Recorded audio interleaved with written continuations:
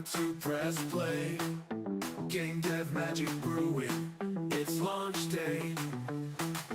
Godot engine power, building worlds so bright.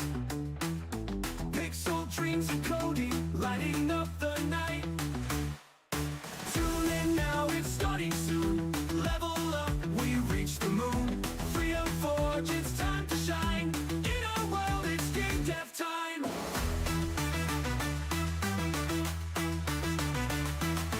Heroes rise from pixels, every quest awaits. Destiny is calling, open up the gates. An artist. XP points for gaining in this epic stream. Every challenge conquer, crafting every dream. Tune in now, it's starting soon. Level up, we reach the moon. Free of forge, it's time to shine. In our world, it's game dev time.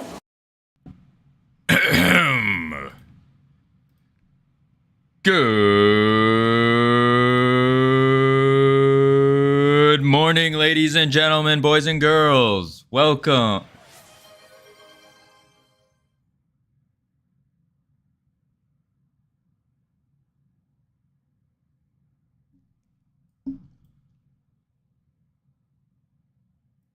Oh, what a shame. We haven't started the stream yet. Looks like that focus on code just doesn't count yet. Welcome, everybody. Good morning. I don't have my chat on. Wait. Oh, I can't see chats or redeems right now. Oh, what a shame. Oh, howdy, Wolfric. Hickatile! Woo! Welcome, Hickatile, welcome. Oh, wait, hang on. Hickatile, listen, you, oh, what up, Ryan? We are in an awkward situation right now. One sec.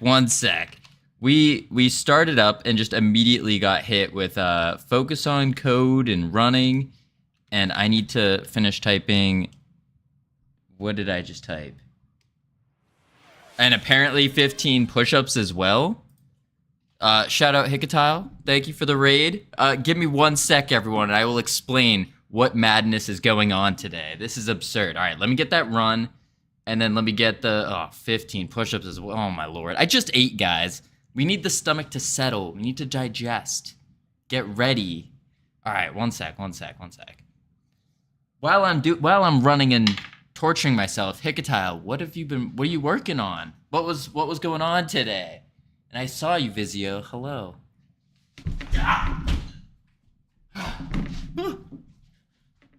One, two, three, 4, 5, 6, 7, 8, 9, 10, 11, 12, 13, 14, 15.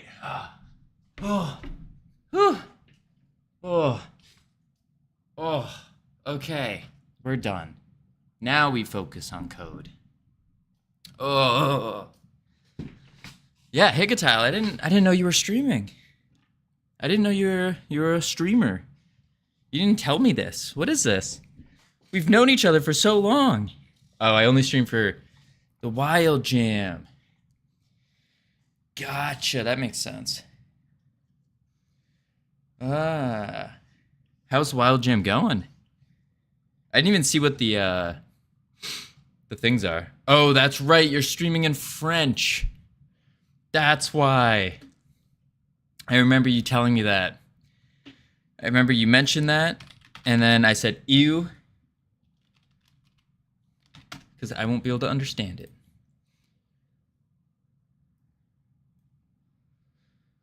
Oh. Ooh. Actually, I could get. This is actually a cool jam. Light and dark. Curses. A duck. And dynamic perspective. Dynamic perspective sounds difficult, but. Infinite Coder, hello. Light and dark? I think that's a cool theme. Definitely not game jam time, Wolfric. Most certainly not. Game jam time is in. For our game, we're gonna be jamming 2D plus 3D for dynamic perspective. Well, not necessarily. It's just using more than one camera. So that could be anything. Hey, whoa, LT, no spoilers. I'm making a game about a duck searching for his friend before the night.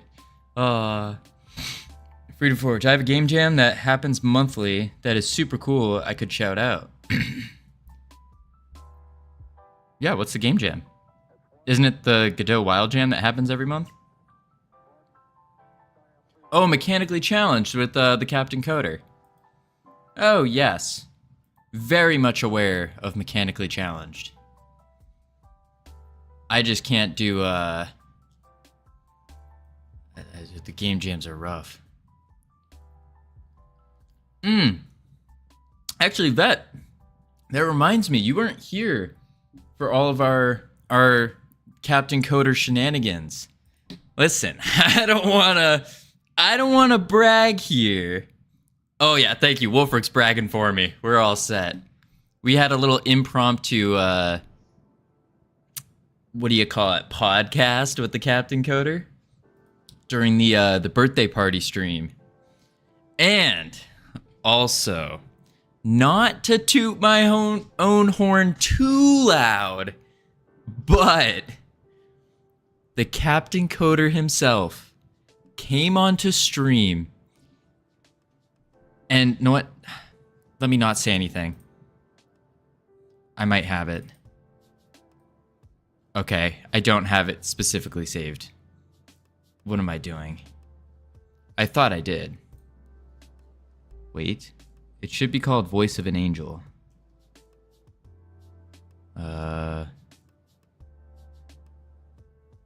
Wait.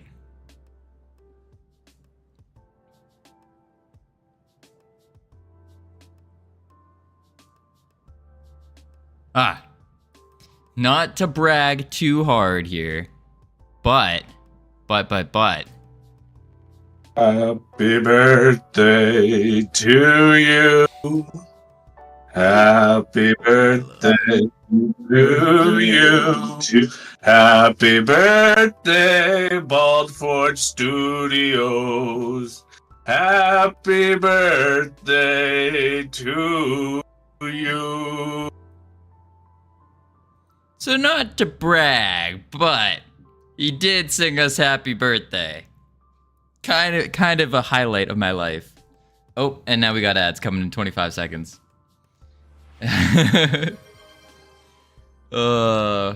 You did end up bald. Well, yeah, I did. All right, we'll give the 15 seconds a 15-second pause here. Howdy, Infinite Coder. Howdy. And then after the ad, I have a little exciting thing that I discovered today. Just a little excitement that was discovered. Something small. Oh. Already went offline. Dang. Interesting. Oh, he only goes for 2 hours. That makes sense. But yeah, just a little interesting nugget of information I found. All right. Oh, no joke. I've been watching Linus Tech Tips waiting for this stream. Wait, what?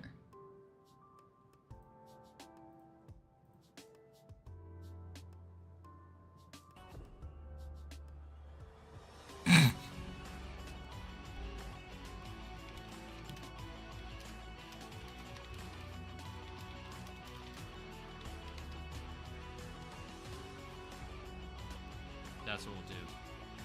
It's way too loud, though. That was pretty intense. Hello, welcome, Jax. Welcome. That's so scary. Wait, what? Didn't ads just run? Am I going crazy?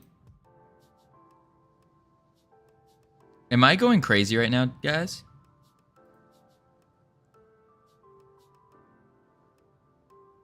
I must be going crazy. Yeah, I'm definitely going crazy. Wait, you're not going crazy. You're already there. What? Listen, I looked over to my left for a second. It said we were at 20 views. And then I look back this way and I look over here and now it says we're on 19 views, but then it said the ads were starting, but the ads already. Oh, what is going on, guys? What is going on? What is this? We followed through. And I'd like to we don't want to watch that. We don't want to watch that. Hello, Jax. Hello. Listen. All right. So this is the exciting news. Oh wait, no. It still says is there an ad going on? Is there an ad running right now? No. Whoa, no. Well, there isn't. Because I just watched them. That's what I thought. But then it restarted. So it's like 6 minutes of ads. I don't know how it restarted. Because it's saying, look at this. It's saying that there's an ad break in progress right now. Where does that make sense? There was just an ad break that was in progress. Was there not?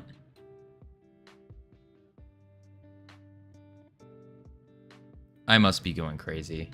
I must. Okay, exciting news. Exciting news. Oh, we didn't even change the... Why do we still have the buttons here? Reload the chat window. Yeah, that's probably a useful tip. Okay, there we go. All right, quick thing. So another game developer, and also someone who has helped me in life without realizing they were helping. Just started streaming. So for those of you who don't know, Tom Bilyeu, one of the founders of Quest Nutrition, those are like the Quest bars and stuff. He started his own game company, and he's making a game called Project Kaizen. Pretty new to the game dev sphere. Did my raid succeed? Yes, Jax, it did. It did. But it's really interesting because his Twitch is very small right now, like way bigger than him. But I'm really interested to see because he's a billionaire. And he's at like 20 views or something. So you basically get full access to ask a billionaire literally anything you want and play games and all that. I mean, that sounds really cool. I'm just saying, take advantage of that scenario if you have like a really good question. I mean, obviously don't ask stupid questions. There are such thing as stupid questions in this example. Just saying. But if you have like a really a legitimate solid question, not can I have $1 billion? Or what is that? What number? I don't even know what that is. No, but not gonna lie, I have good questions. That's good, yeah. I think this is like a prime opportunity you could take advantage of that won't come around very often. And because once he gets bigger, you already know there's no way he's gonna keep up with every single chat message and talk to everyone and whatnot. You already know. And it's very interesting to see how a billionaire's approach, so someone who is able to reach crazy levels of success, what his approach is going to be with improving and becoming better at streaming. Because when I was talking to him, he's mentioned he was going to do this consistently. So I was like, not as consistent as me, but listen, we're in war right now. Phenomenal human being, though. Absolutely phenomenal. I recommend checking it out if you get the chance. I recommend it. Okay. This is what we're doing today, team. We have officially conquered and obliterated the buttons boss. What does that mean? I will show you what that means. Check it out. We come over here. I started working on my game like Call of Duty. Nice. We click here. And what do we got? We got our stats. We got the level of the stats, or upgrade level. And we got how much it costs. Highlighted in red. Why is it highlighted in red? Because we don't have enough resources for it. But we cheat in some resources here. Boom. Green. Now, watch this. You ready? Boom. Click it once. You see that? It went up a level. And the price changed. We click it again. Boom. Boom. But now we don't have enough. Oh no. But now let's look at something cooler. Click it once. Oh wait, we don't have enough. Click it once. Click it twice. Wait, is this not the right one? Aw, nuts. Okay. We might have broken it. My stream is not growing, man. Jax, how long have you been streaming?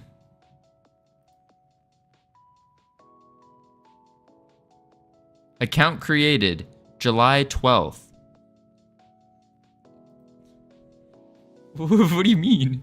Okay, let's not look at this. Jax, in what world would you expect anything to grow in 2 days? That's ridiculous, man. You of all people should know this. With making models, think about it the same way as making a like a 3D model. Can you pump out a 3D model in a day? Well, maybe, but a very complex one? Nah.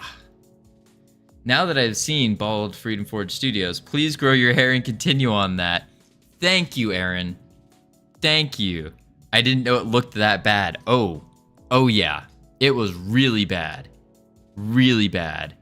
I'm chomping at the bit to see that thing you discovered. Oh no, that was the thing. Was the billionaire Tom Billieu? That was it. That he's streaming, and then you have full access to just reaching out to someone hyper successful and someone who's like a genuinely really good human being. Oh, I thought it was your goot. No, it wasn't anything cool like that. Wasn't anything cool like that. It was just, I was just flipping around Twitch, and then I go, wait a sec. And then I look on X, and I'm like, wait a sec. He posted saying he's streaming. And I'm like, I jump in. There's like 5 people watching. And then it went up to like 20-ish and stayed around there. And I was like, oh. He said X unfollowing. X, formerly known as Twitter.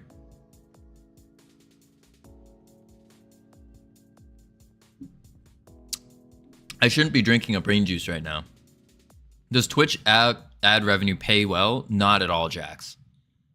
Not at all. If you... Listen, Jax. If you're streaming to make money, I'm going to let you in on a secret. 99.99. That 0.99% of Twitch streamers make less than minimum wage. 99.99. Yeah, you have to be a huge streamer to make decent money. Not even from ads. You don't even make it from ads. Oh, Aaron, you want to know just how bad it is? Who was it that someone jumped in chat and they did the math for like what percentile we're in? Apparently, us as a team, we are in the top 1.4% of Twitch streamers. Because to get to 1%, you just need 27 average views. We average about 20-ish right now. 27 average views equals the top 1%.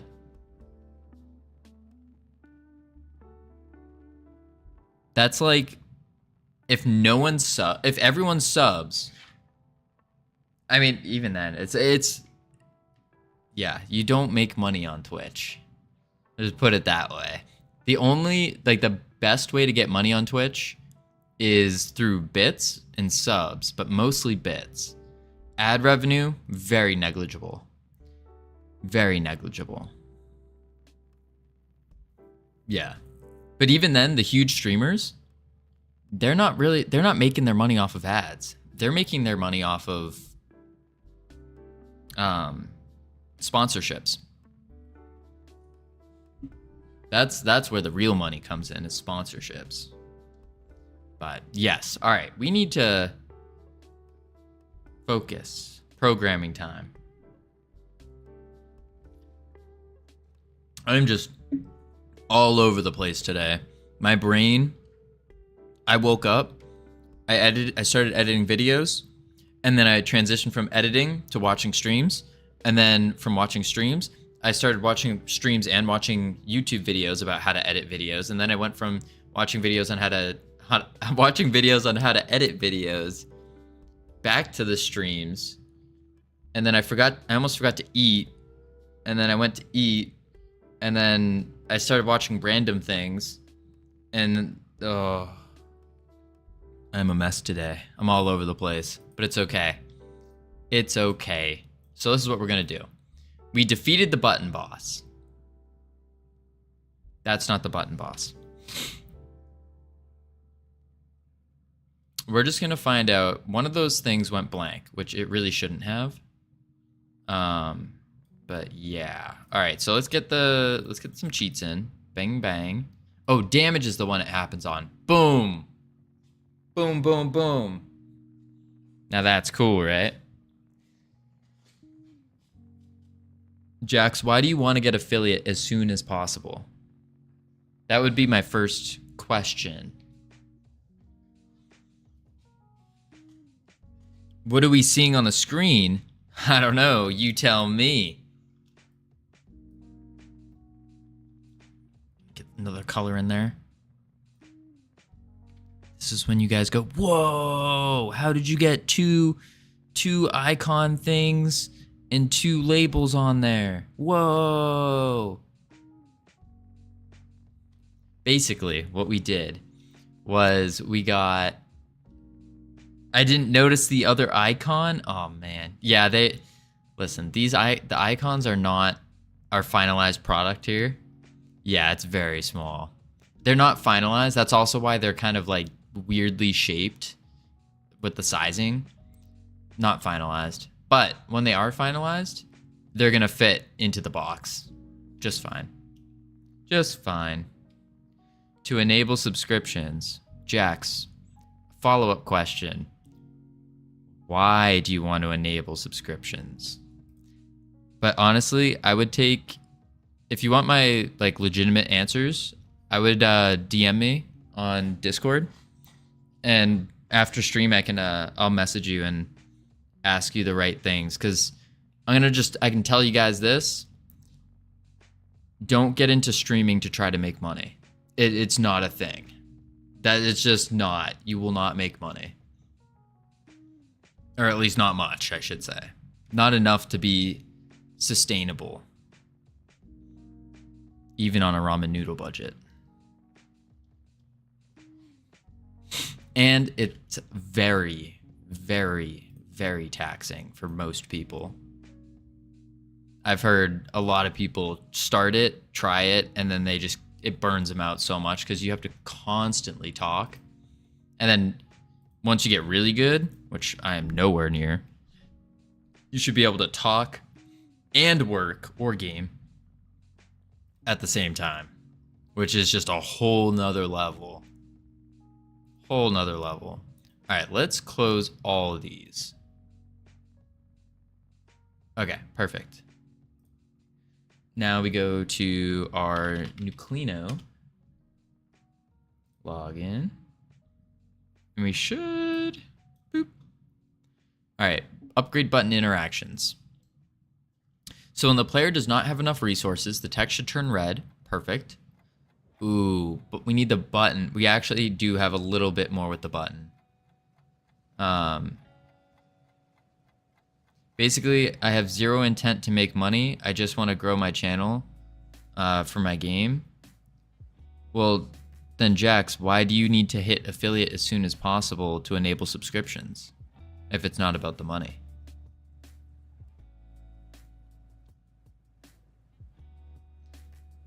When player does have enough resource, text turns green. It looks cool.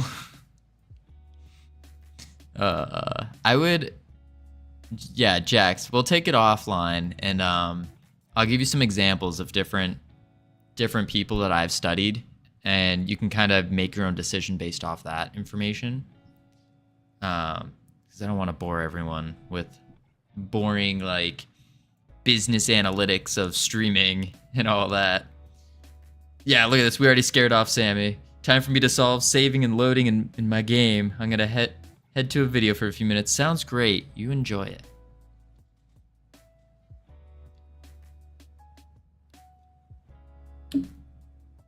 Okie doke. So, no need to apologize. When the player does not have enough resources, we need the button to desaturate and to do the thing. Or not do the thing.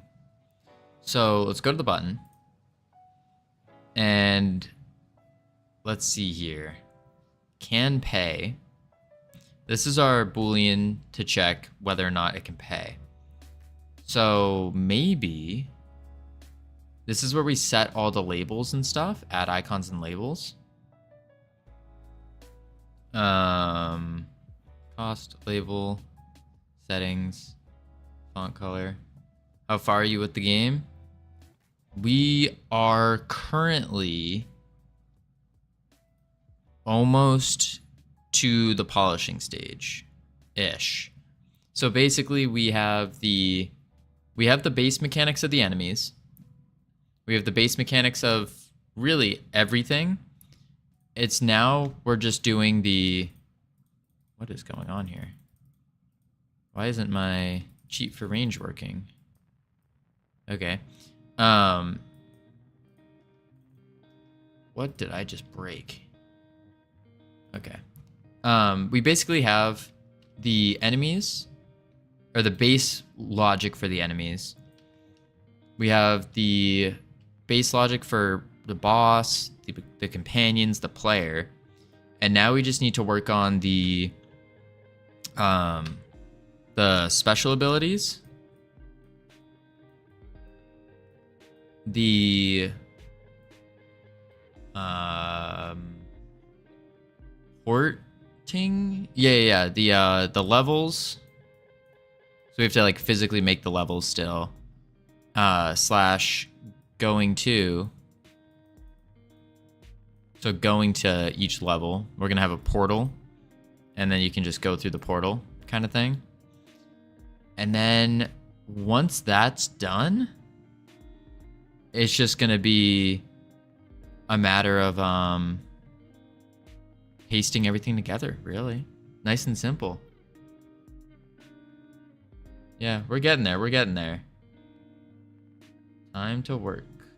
Yeah. If player poor, delete button folder. How's about not delete button folder? That would be a good idea. Let's not delete that. All right, let's see. Okay. Why would we want to delete it? We just got it kind of working. Although we do need to add a little bit more to this button first. I want to figure out how to... I guess desaturating the button really comes with once... Yeah, it's later. If you get everything working, you'll be out of a job. What? Not at all. What are you talking about? Not at all. If we get everything working, then we get to move on to the next task. And then the next one, and the next one, and the next one, and the next one. It's gonna be great. Phenomenal.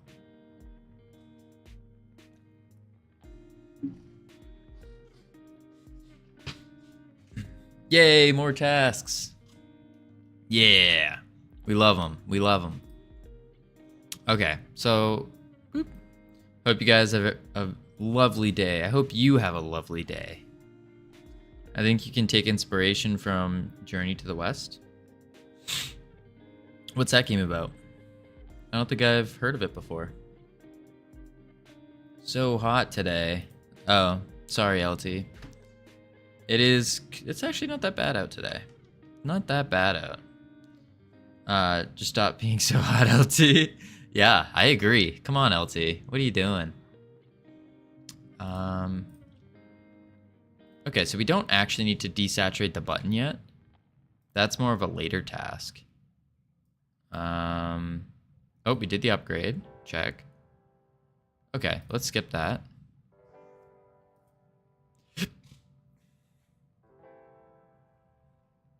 Ooh, that's what we need to do. So when we enter this area, the altars area, what needs to happen is it needs to fully heal us and our party members. So the area is this purple area here. This needs to fully heal us. Just boom, fully healed. Boom, fully healed. And that should be super, super, super simple because we already have, well, one, we already have a way to heal, but two, wait for it, interaction area. I think that's the one. Yeah, interaction area. Open this. Okay, here it is. That's not right. I messed it up. This one, yeah. Okay, on interaction area, body entered. All we're gonna do is we need to get the party, which we did it in the fairy companion. So we go characters, companions, fairy, fairy companion. Gonna texture now. It's looking bad. I can't bear. Sounds good. Sounds good. Fairy companion. And then we got, ooh, we're gonna have to do some blendering. Ooh, yeehaw, that onion. Man, oh man. Whoop.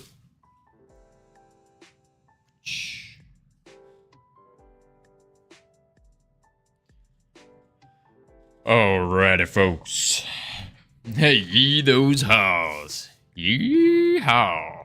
Alright. So listen up here, folks. This is what's gonna happen. We need to figure out how our fairy heals. Demon? What's a demon? You're a demon? Shoo-wee. Alright, so we got the heal here. And what it does is we loop through the node 3Ds in our global dot party. Welcome, Georgester. Howdy do. Oh, man. I reckon we might just be able to steal all of this and then kind of mix it around for what we need it to. Poff champ. Who is Poff? That's my question. Thomcat. Oh, Bobby Poff Gaming. Interesting. They got a lot of emotes. Huh, never heard of them. Alright, upgrade altar. And now here, this is what we're gonna do. We're gonna do a funk. Actually, wait, let's paste. Yeah. All right, we pasted. Now we're gonna do an enter, a funk, heal, like so.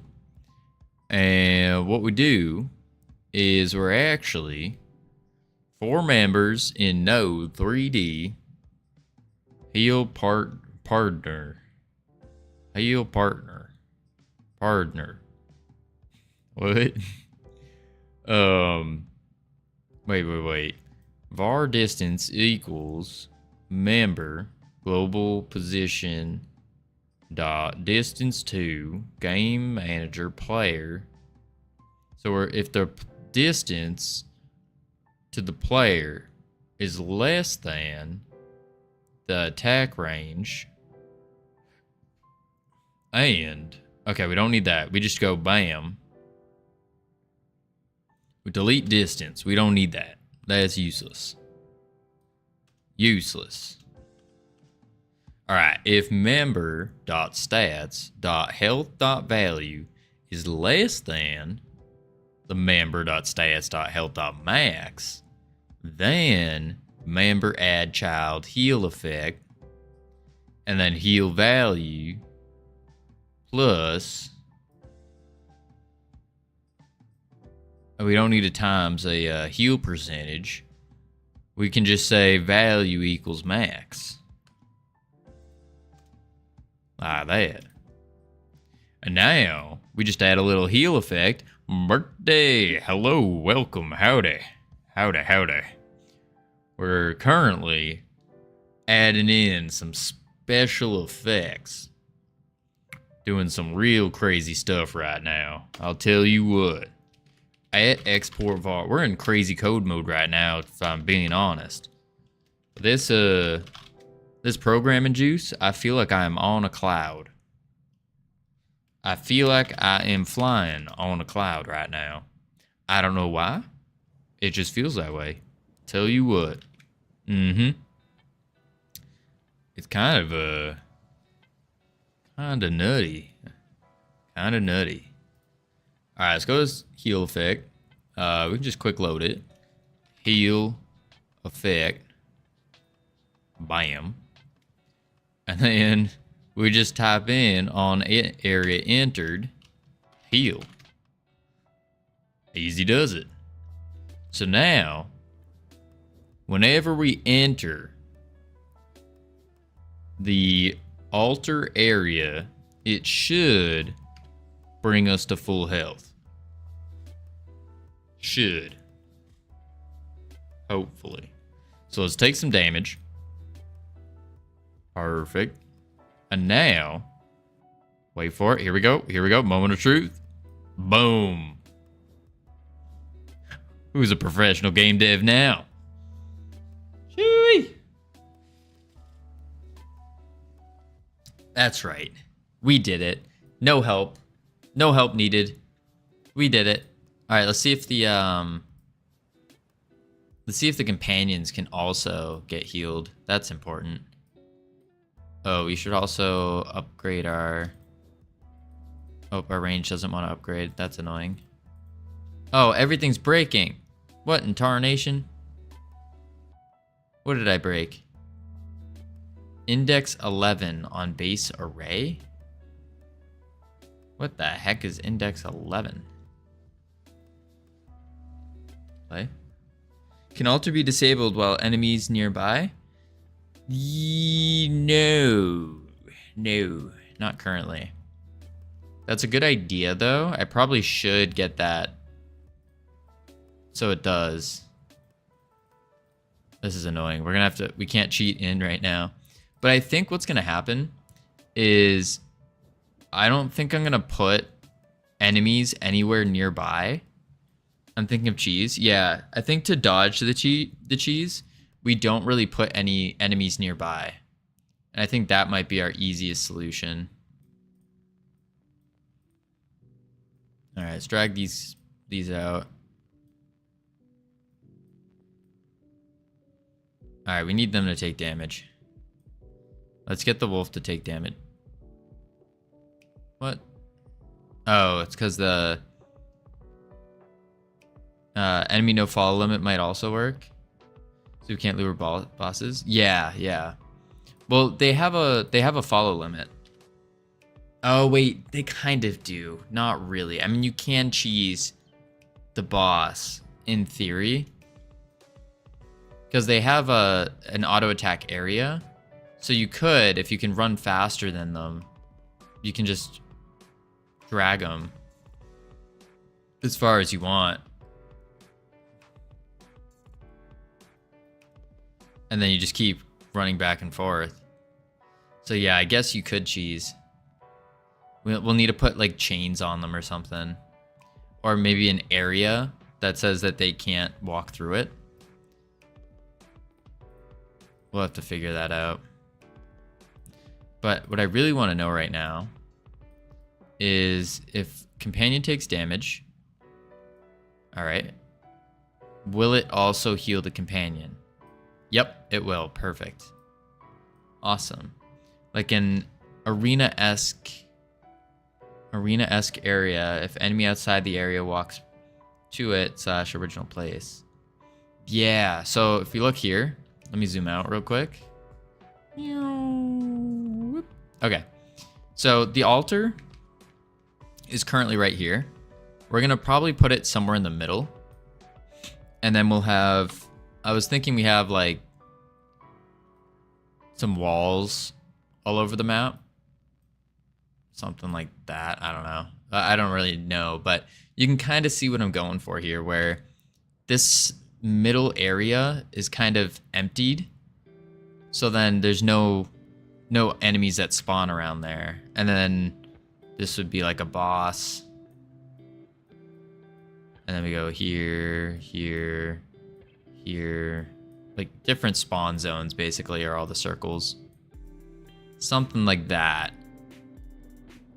And then I guess what we'd have to do is get a we could put some kind of like invisible walling around this so that enemies can't go a certain distance to it. I'm not quite sure. But that's a good point that I hadn't really thought about. Maybe we do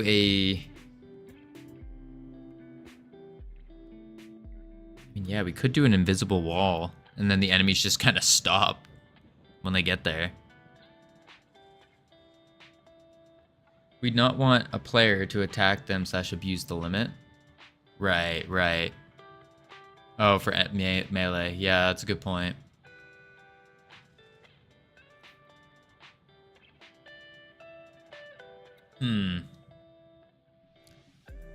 Yeah, I'm not quite sure how to go about it. The first thing that comes to my head is a leash, but I don't think a leash would be a good idea necessarily. Or we could just say if they get a certain point away from the spawn area, they just reset. Yeah, on area exit, walk back to middle. Yeah, something like that. Because we're gonna probably have to give them reset points anyways, don't we? Like if they spawn here, and then can you explain the gameplay? Yeah, what part about the gameplay? Like the whole thing?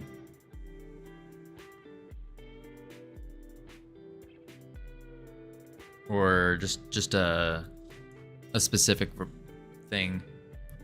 Yeah, the whole thing. Okay. So it starts off, and you are basically the basic gameplay is here. We'll hit play.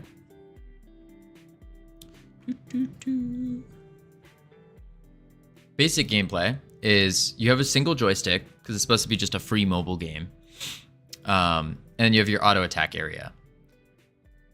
The idea is you attack melee enemies or melee or caster enemies that will also chase you and try to attack you. And when you kill them, wait for it. We just have very low damage right now.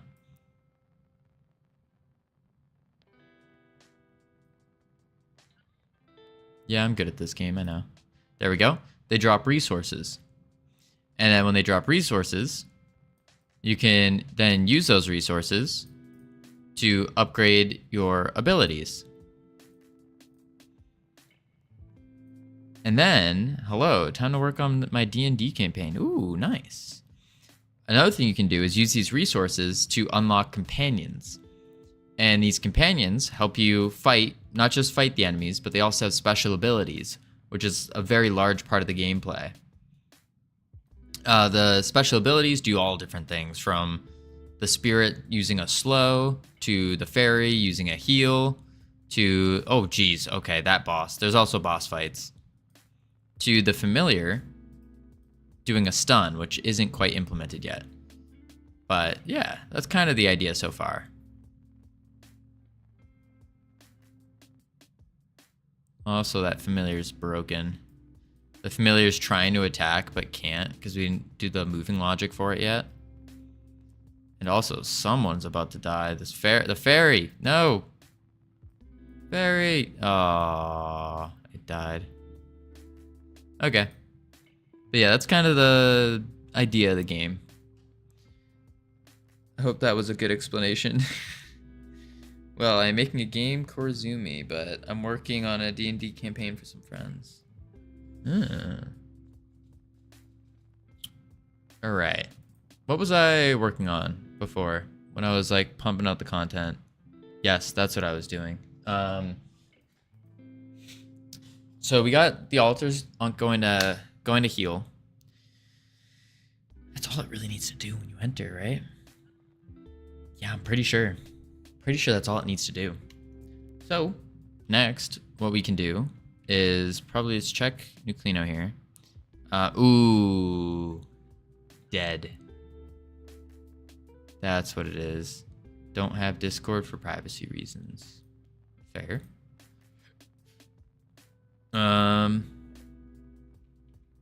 Okay, let's go to our dead function. And it will admit that it died. Its state will equal dead. Now, when it's in the dead state, what we need to do is we need to undead it. If that makes sense. So it needs to show that in our party it's dead, which it does.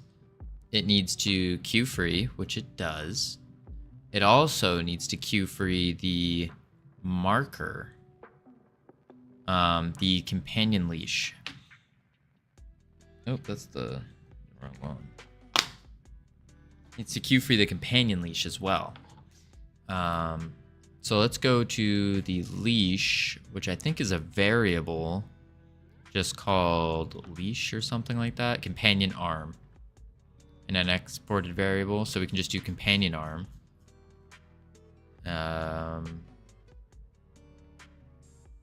Let's see, queue free.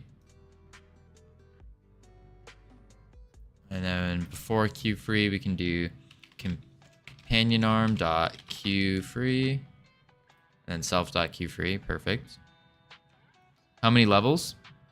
So the game, it has 5 levels, but each level has 3 stages.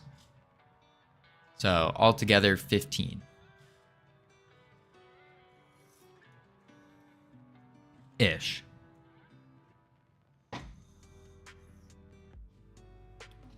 I say ish because there's something else that I want to work on and put into the game, but I'm going to put it in off stream, or hopefully off stream.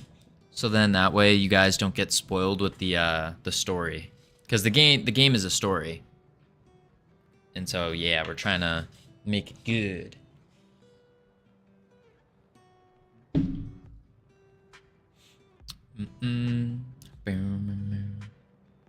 Oh man, I don't know what it is. I was watching. I really just feel like gaming today, but unfortunately, I cannot. Let's see here. Here we go.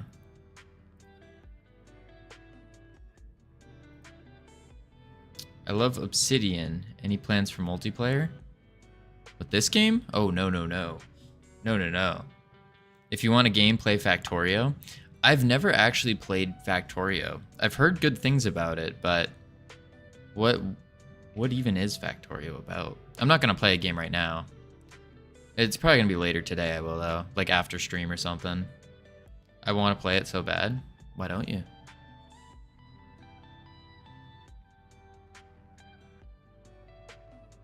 I love Obsidian. Are you talking about Obsidian as in the note thing? Because I'm poor? Oh, it costs money? Yeah, I'm too poor for that too.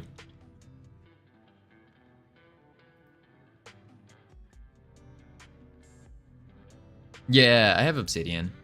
I don't actually use it though, because for my notes, I love taking notes and I take a lot of notes all the time. And Obsidian's really good, but you need to pay money to have it sync across your devices, and that's just not good for me. Like I use my laptop for taking notes, big notes especially because I have a pen.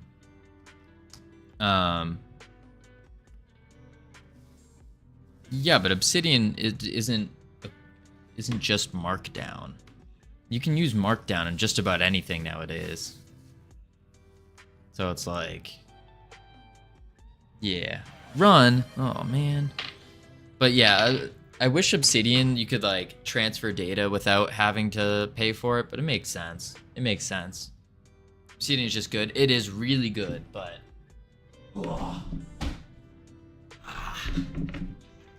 it just costs money, and I don't have money.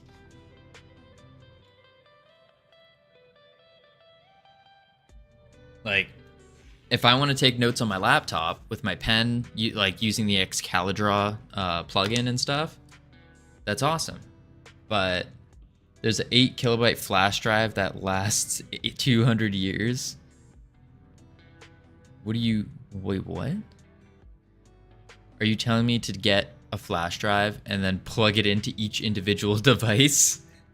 Nah.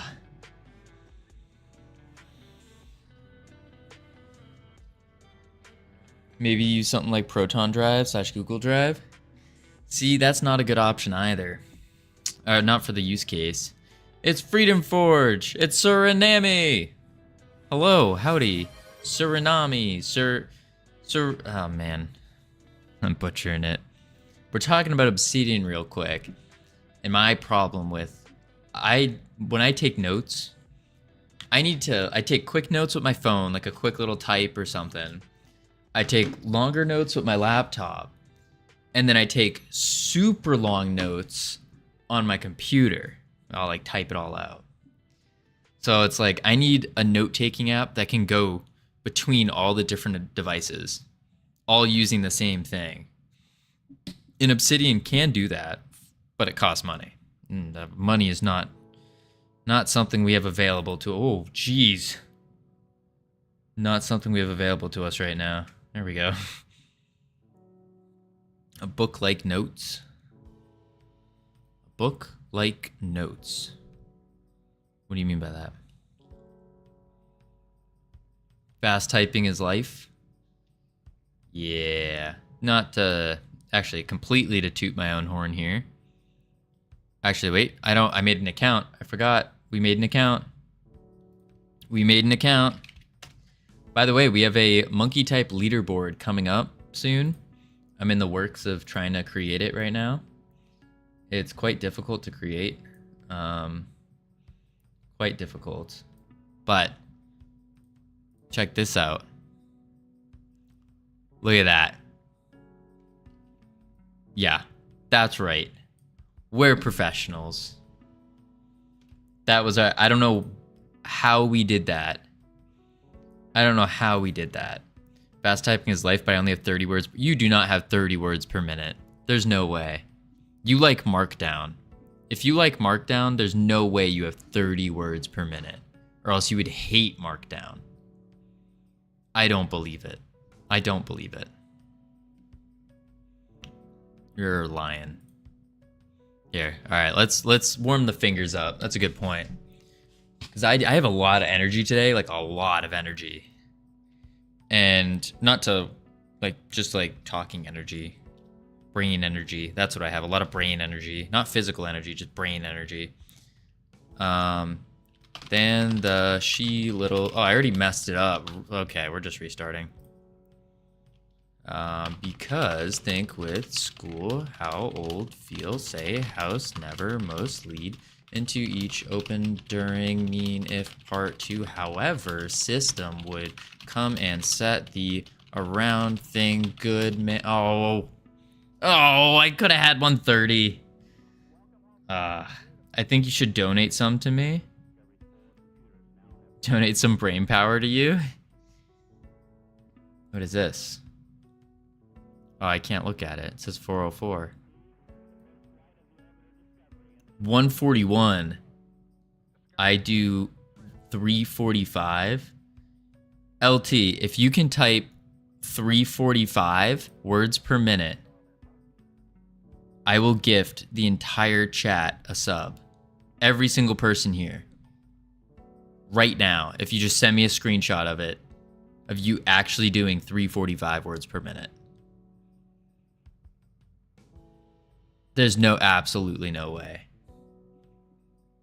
I will gift a sub to every single... Okay, actually, I don't have enough money to do that. Never mind. You better hope they don't do stenography. Okay, listen, that's cheating. That's cheating. Without cheating. No cheating. There's no way. Because the fastest... Look at this. The fastest people today are doing 304.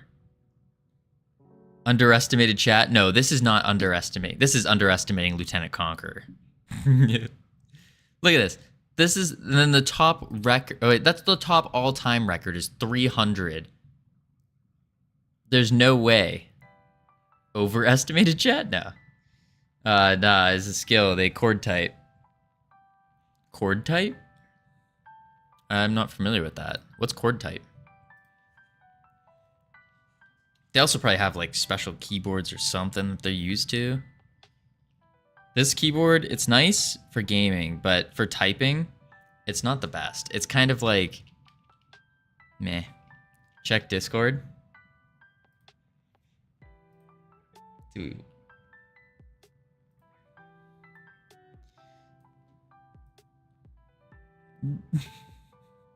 .345 words per minute, 100% accuracy, time 30 seconds. LT, I need the full screenshot. This is a cheat. I need the full screenshot. Full thing. This is a snippet. A video would be even better. A video would be even better. But LT, listen, are you really... I don't see you. Why aren't you popping up here? If that's your 345 words per minute, where are you? For 30 seconds? Someone's messing with the HTML. I'm disappointed in you.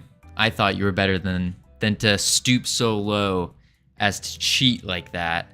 I really thought better of you. I can't believe I'm wrong. Consider they child little back then. Tween system these feel into life real down. Think long. He not down here through real must ask keep. No. I messed up. Check Discord.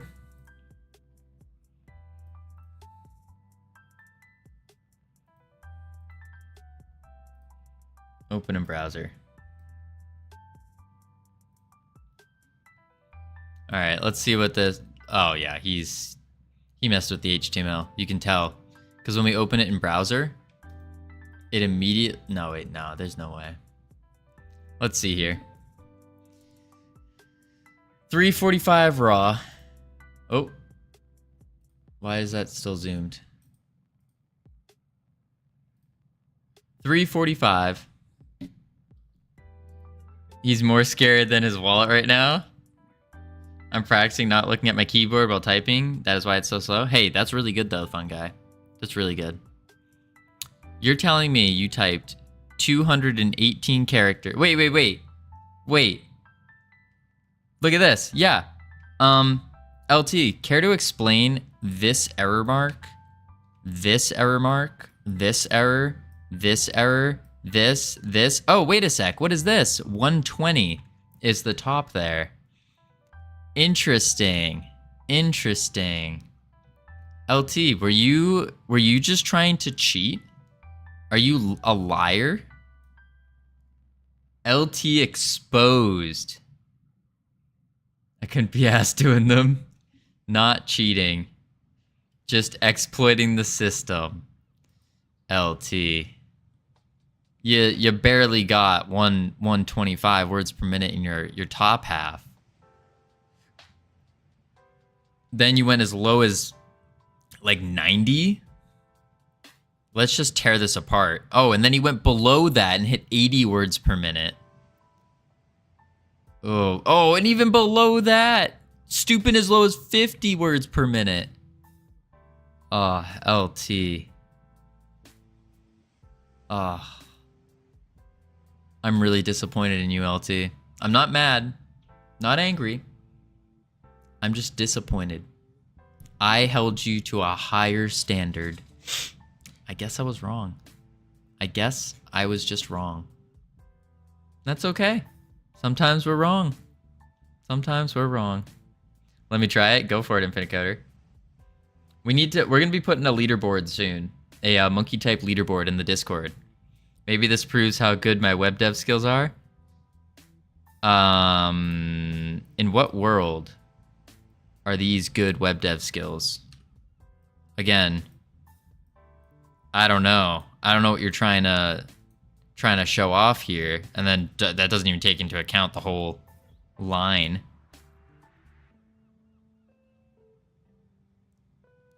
Good? I don't know about that, bud. I don't know about that. Disappointed. All right, let's go to our dead function, or dead state, sorry. So in our fairy, when our fairy dies, we're gonna swap to the dead state. 59% accuracy, 59 words per minute, accuracy 96%, test type, time 30, English, raw 63, CSC 68, 30 seconds. Oh my, Infinite Coder, really? In monkey type, doctors use English medical to practice how to spell vaccines. They do have in monkey type, they do have a Godot version. Let me pull it up real quick. They have a Godot. So you can come to, I think settings, and then go to, where is it? There's like a language button, because I was using it on Godot earlier. Maybe it's not settings. Oh, duh. You just press the language, and you can do GD script. And they have 2 different GD scripts. And it's like just all random Godot functions and stuff. It's kind of cool. Useful? I don't know. Maybe a little bit. I don't want to learn how to code faster. I want to learn how to code better.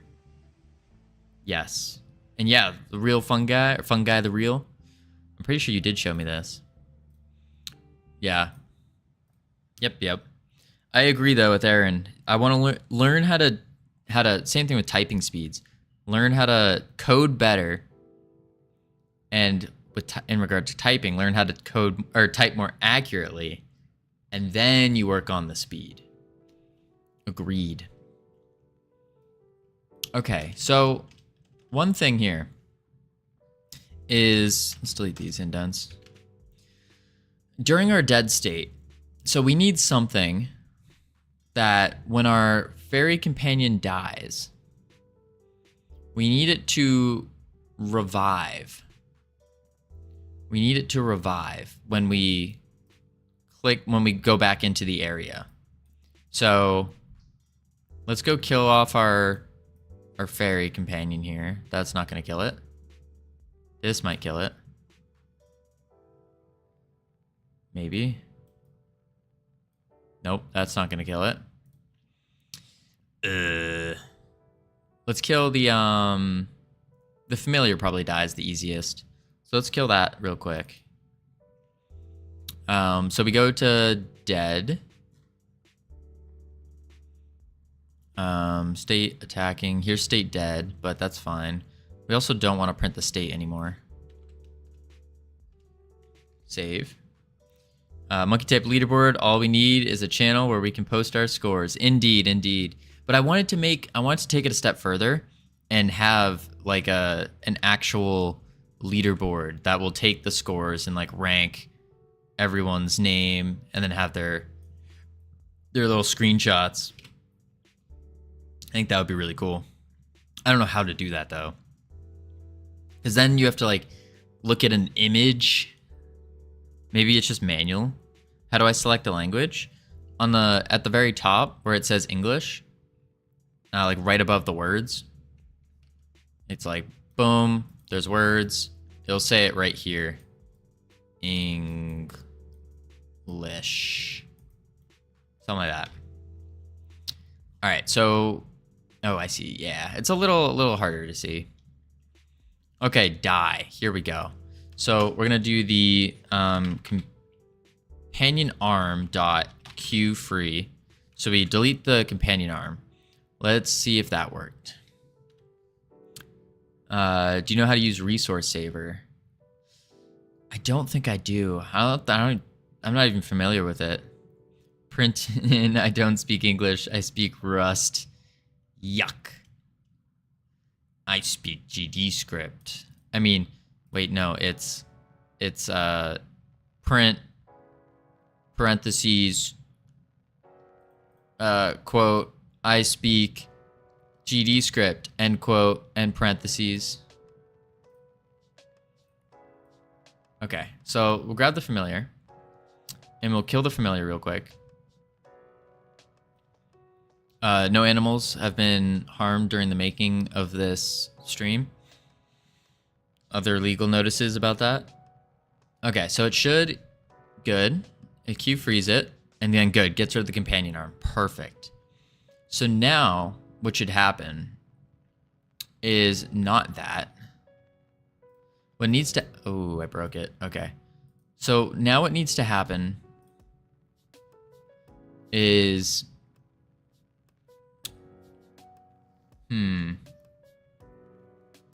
Words per minute, 43. Accuracy, 95. That's not too bad. Not too bad. This is my first programming lang. Huh. What language is that?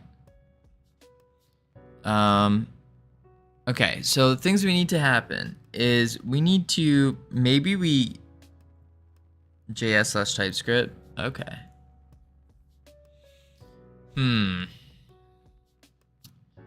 I think we need a... Echo, also this. Isn't it at echo? That's bash, right? At echo. Also. Or is that power? I'm just thinking of like PowerShell. Just echo.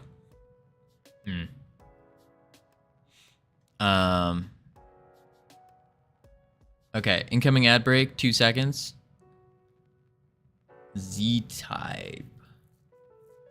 All right, after these ads, actually, after ads, show and tell. Real quick. Let me change the title. Boop, delete this. Quick show and tell time.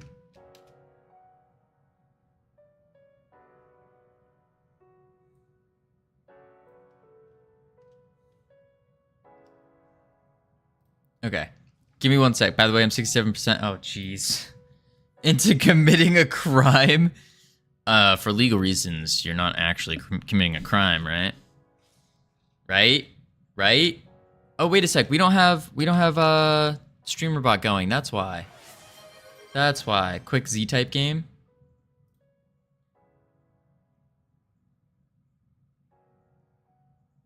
What the heck is this? Also, 1 sec. I need to pull up this. Boom. There we go. Now we're gonna get the better. Oh, that's loud. Must Oh, wait, I have to actually type these? Oh, geez. Wait.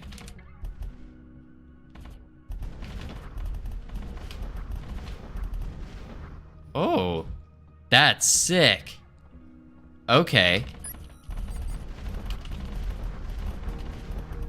Dude, I'm good at this game. Hold up.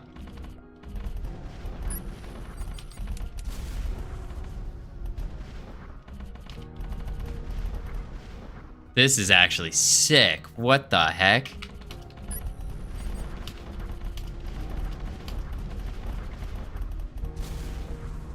Dude, why am I just knowing about this game?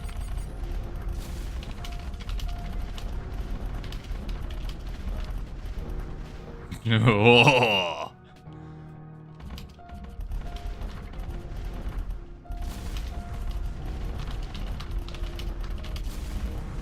I found out about it from a streamer. Oh, what streamer? This is Z-Type.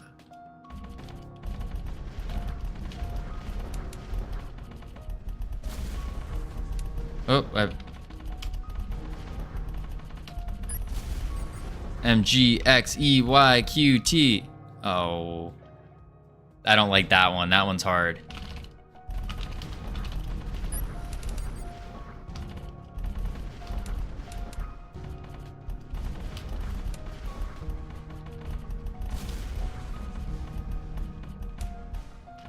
I had to look there. That's bad. I had to look at my keyboard there, I'm not gonna lie, guys.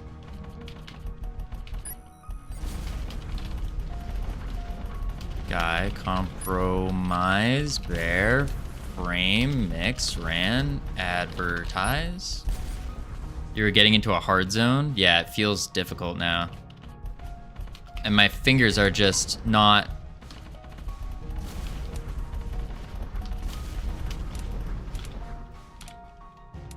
What? I can't type up? Why can't I type? Oh, I have to lock on to the... Okay, I get it now.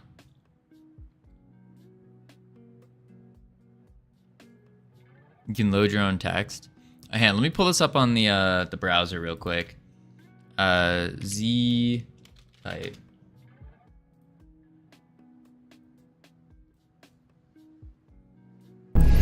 Oh, that got really loud. I just had to turn that off because we started. Paste your script into it? That sounds very difficult.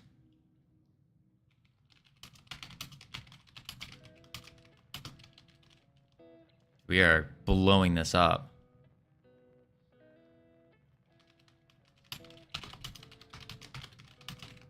Clock. Discourage. Seen, hours, Y, inches, heard, force, decide. Let me do this for Orca. That sounds awful. Rush, fell, huge, trial, net, binding, operated, do, serve. Kind of had like a little surfer accent going on there. Question, some, differ, wait, OST, differ, post, tried, interpreted, B, M, S, I, Q, G, U, K, K. Yikes, yikes. That's how you test if your code needs splitting into more files? Is it? Hit, claim, fire, drove, being, ever, moral, versions, trash, act.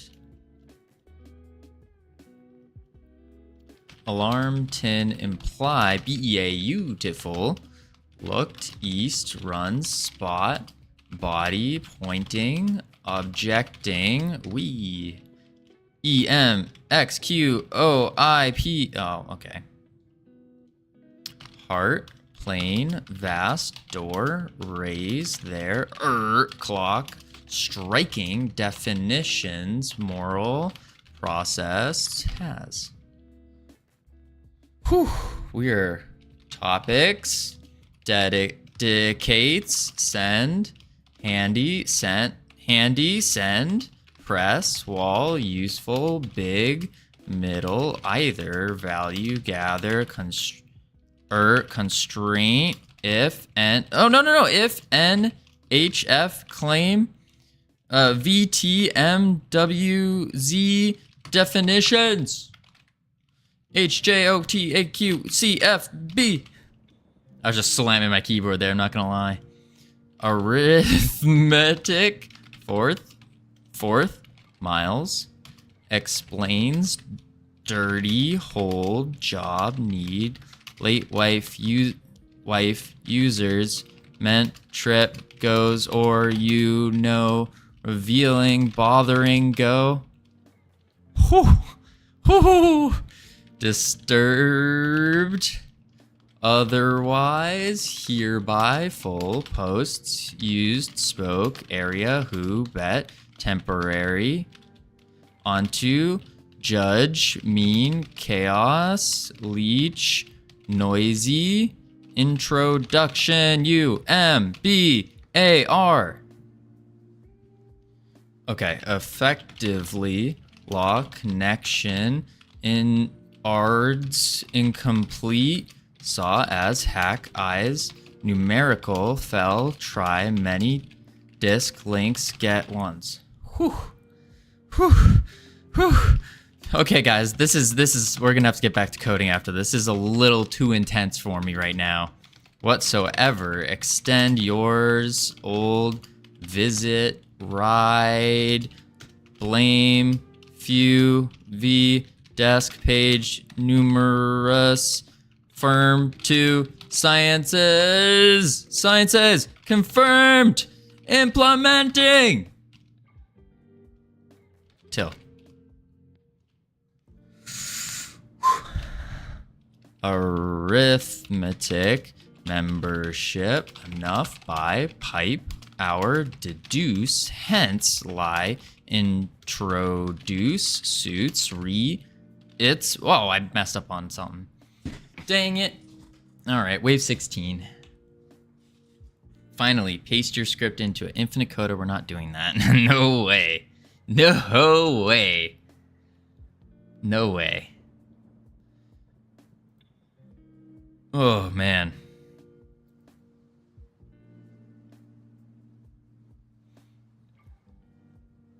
That will be cool. It will be kind of easier.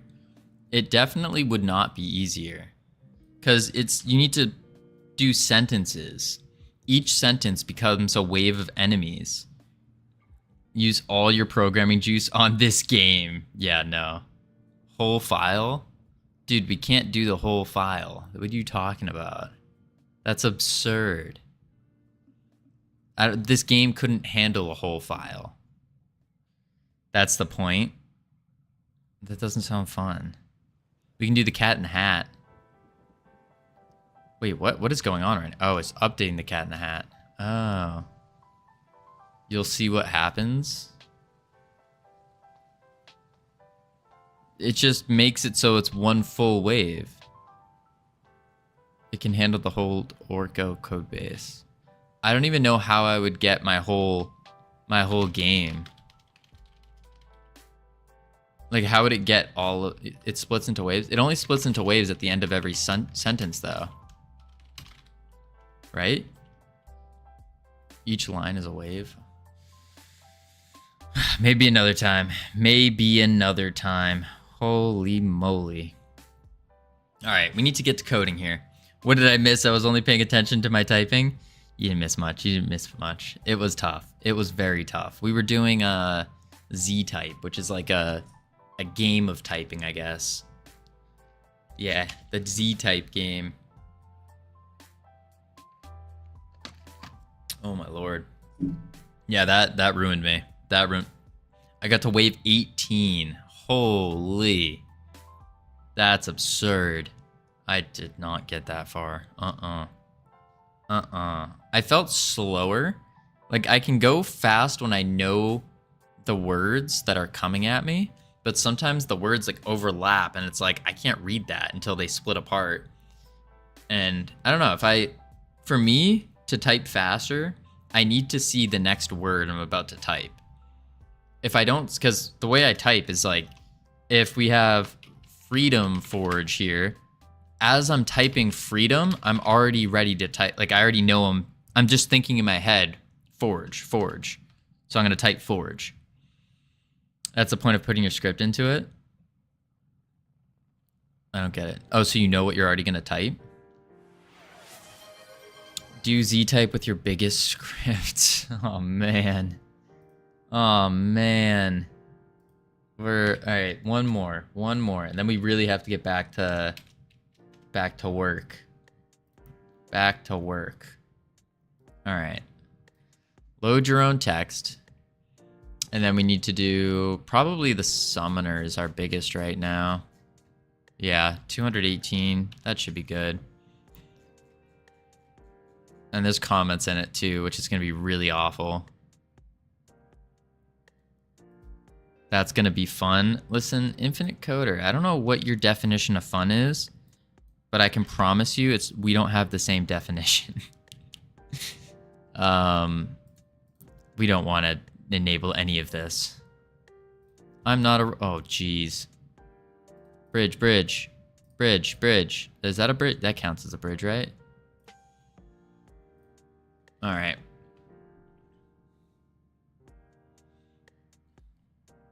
My definition of fun is laughter.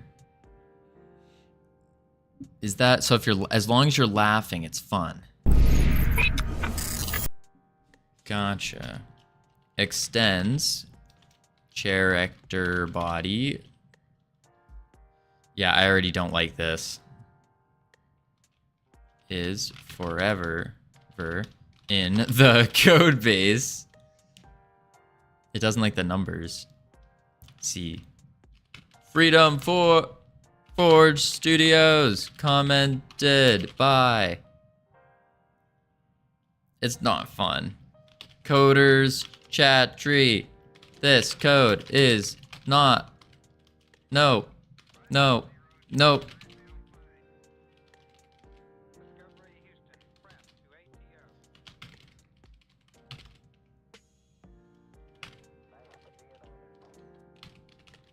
It's just all about licenses.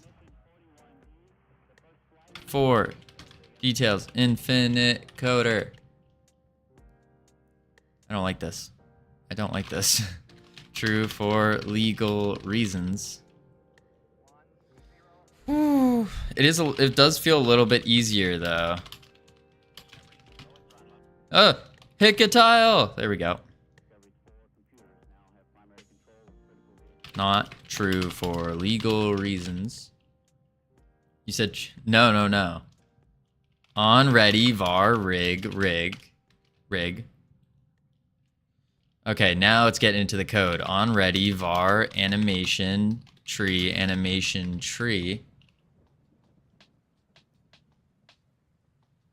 On ready var target finder. Ooh. Okay, now you accepted licenses? No, I did not. Joystick. Player UI. Joystick. Wow, I really cannot. Listen, we're losing all the programming juice. We're using it up. It's not good, team. Not good. What are we doing? Drag area mesh. I don't like this. Wait, are you typing the source code for the game you're playing? I'm typing the code for... Oh, no. Hang on. Flags, range, melee, var, type. Okay. I'm typing the code for this game. Are the waves getting harder? Yeah. Everything's just moving faster. That's really what's going on. Like, that wave was really easy. Export var inventory. We're just typing like line by line, basically. Var death and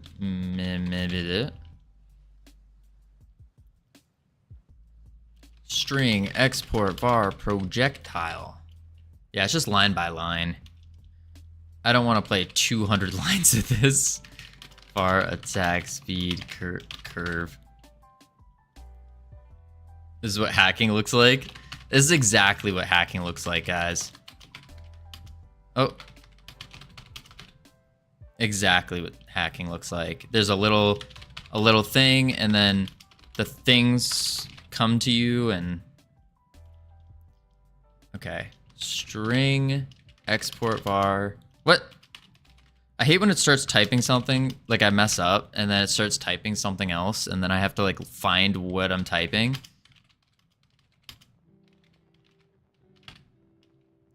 Really annoying. Really annoying. Const ray length. We almost done? No. Signal took damage. I have like a show and tell I wanted to show you guys, but I'm gonna have to hold that off for the next on the next ad break. I'll go get it. Signal set player. It's gonna be another signal. Oh no, it's not. Get the gravity from the project to be setting. What? It did synced instead of settings. Dumb game. Dumb. Let's go. Ooh, show and tell time. I got a new t-shirt today. I can't wait to show it off. It's hideous. Wait, you talking about your Dr. Pepper shirt? Is that a new t-shirt? Is that the new t-shirt? Later, though. And then we gotta do... one sec. We gotta do the... Godot.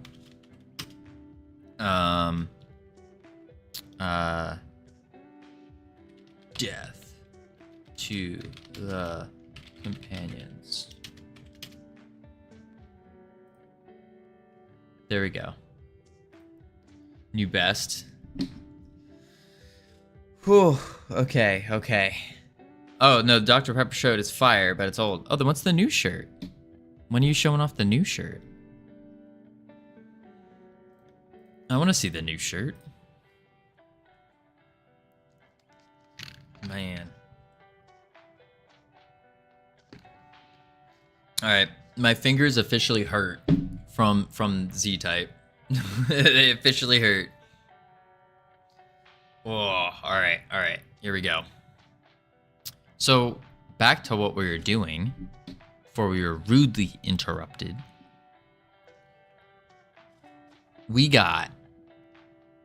So what we're going to do here is Admirin. Welcome, everyone. Thank you for the raid. Oh, you guys came at the perfect time.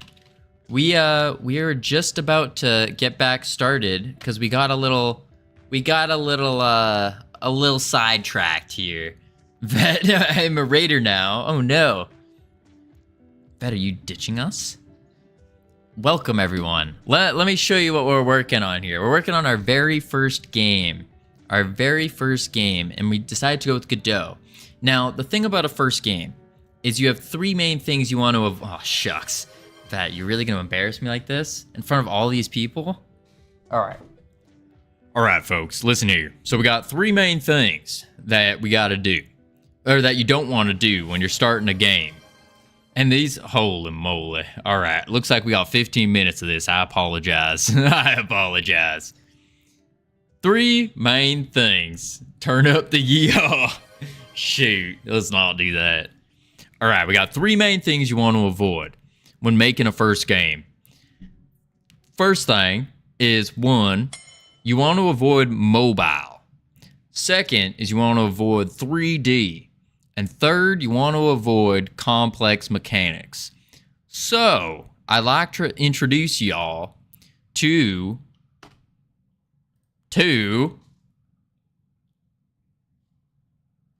our 3D mobile game with complex mechanics.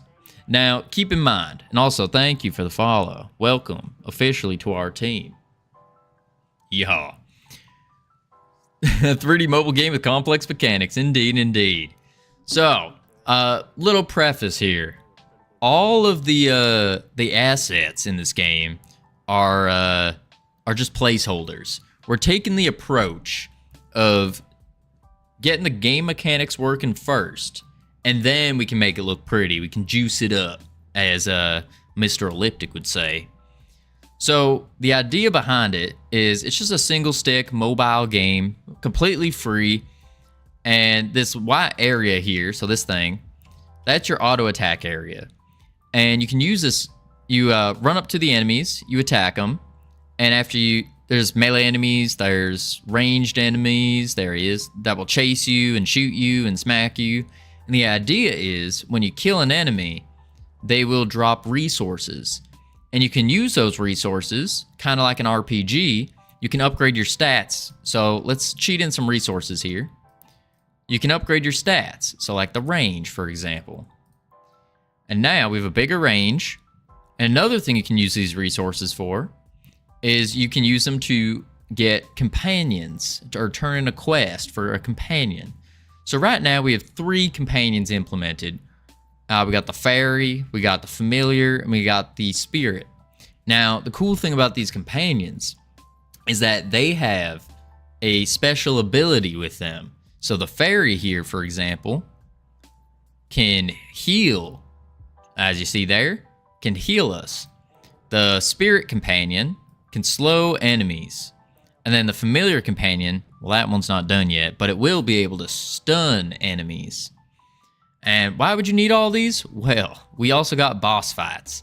Now this boss in particular does knockback and also spawns these little areas of scary looking grabby hands. Now if you step in those areas, you get slowed. There's a bunch of other boss fights that we're in the makings of making, or fixing to make. Texas term right there, fixing to make. And that's about, whoopsies. That's about all we got so far. And I broke it. I broke the game. Okay, it's fine. That's about all we got so far. We're about 6 weeks into this, so not too bad, not too bad. What were y'all working on over there, Admirin? Y'all working on anything fancy, anything cool? All right, so let's see here. What was I doing? Shucks. All right, this is what I was doing. So what we were doing here is right now, the pixel art, hoo-wee. What kind of pixel art, vet?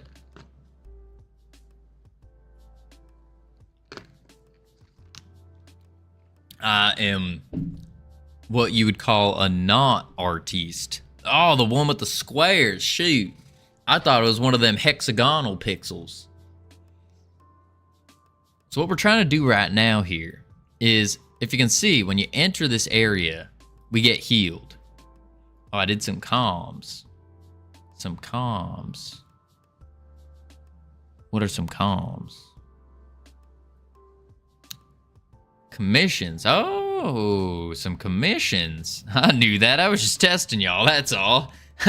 Hey, I definitely am familiar with the comms, as everyone says. Oh, man. Oh, man. Sorry, doing this voice for too long ruins my voice, my vocal cords. Welcome back, the fun guy. Made some dope emotes. Oh, some dope emotes. Let's go.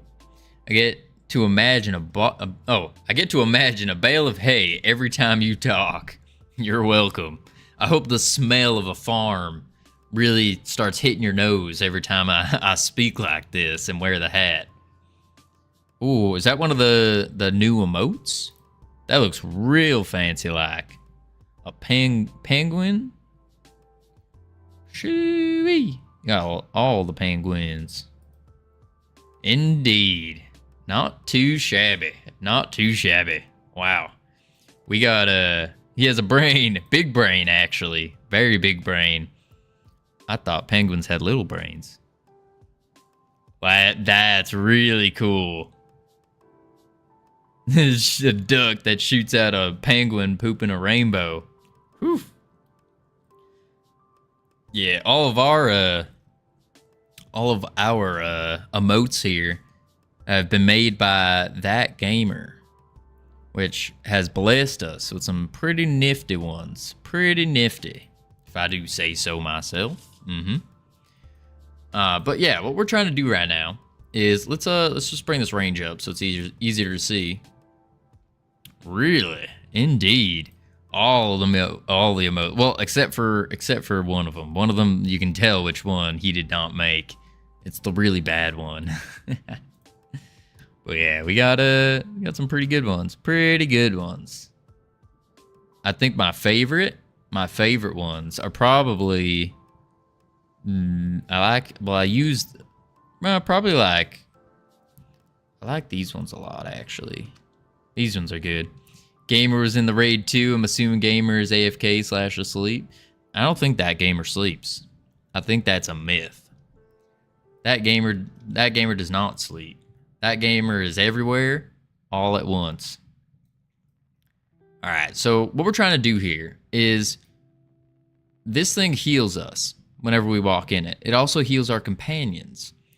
But he is a bot. Maybe. Is that a Stetson?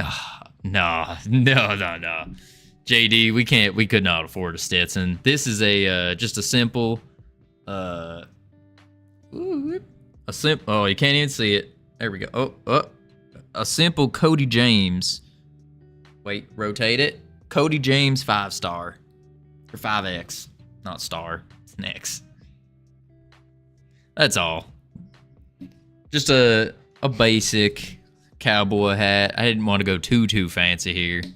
Boo. I mean, listen. It's all about them X's. That's what I've learned from cowboy hatting. You wanna have at least a 4X. Next Twitch check goes to Stetson. JD, I don't reckon you realize how little our Twitch checks are. Maybe the next like 50 Twitch checks, maybe 60. You can't fit 10 gallons of anything in that hat. Well, no, this hat ain't meant for 10 gallons. You kidding me? Oh wait, I'd have to put it on my chest. No, oh my lord. All right, that don't work. This 10 gallons of ramen in a hat when? Listen, vet. For those of you who don't know, we decided on August 20th. So that's in, oh shucks, I really gotta catch up. That's in 9 days. We are having a, oh, you can go invisible. Yeah, I have a superpower if you didn't know that. In 9 days, which I gotta get going on, we have a competition going. Now this competition, because we're over here, we're on a ramen noodle budget, so that means we, cowboy power, yee! I didn't want to do a full yee, that'd be way too loud. But, yeah, we got a ramen noodle budget, so we're gonna do, in 9 days, we're gonna do a ramen noodle cook-off. Name still in progress right now. Where we're gonna test and see who has the best ramen voted on based upon the criteria of cheapness, how cheap it is, how good it tastes, and how easy it is to make. Maybe some creativity in there. I haven't quite figured it out. Listen, we'll get it done. That's my birthday week. I'm celebrating by not streaming for 500 hours straight. JD, what are you doing? Not having a birthday party? What are you doing? You gotta have a birthday party. The FSM would be proud. May you be touched by his noodly appendage. Oh, jeez. That flying spaghetti monster. I'll tell you what. The secret is egg and MSG. Well, hey, Captain Anosa, if you wish to enter the competition, I'm going to be posting a full competition guide on the Discord. Probably that's what I'm going to have to work on today after stream. That's probably the priority right now. I'll put that up on stream, and then we'll set it up. So what's going to happen is, more than likely, because again, we're on a ramen noodle budget here, so more than likely what's going to happen is if we get more than like 5 submissions, we'll have y'all on the Discord vote for which 5 are going to enter the competition. Yeah. I'm going to have a birthday stream and streams during the week, but I'm not having a brave/foolish enough to say 2 hours per sub. Well, hey, JD, what about 1 hour per sub? Or you one up me and you do 3 hours per sub. There we go. That's something. All right. What was I doing? Oh, yes, that's right. So what I'm trying to do here is we're trying to add a revive mechanic. Revive. What that means is when one of our companions, one that dies, let's watch him. Oh, he ain't gonna die quick enough. Let's go kill him in the fire. Put him in the fire. Whoop. All right. When one of our companion dies, wait. If I do a subathon, but channel points instead of subs, well, then it's a channel point-a-thon. Nope, no hours per sub. If you like me and have the means, you sub. If you don't, you don't. That's fair enough. I reckon that's fair enough. All right, so what we need to do here... Oh, yeah, nope, it just breaks. Okay. I wonder...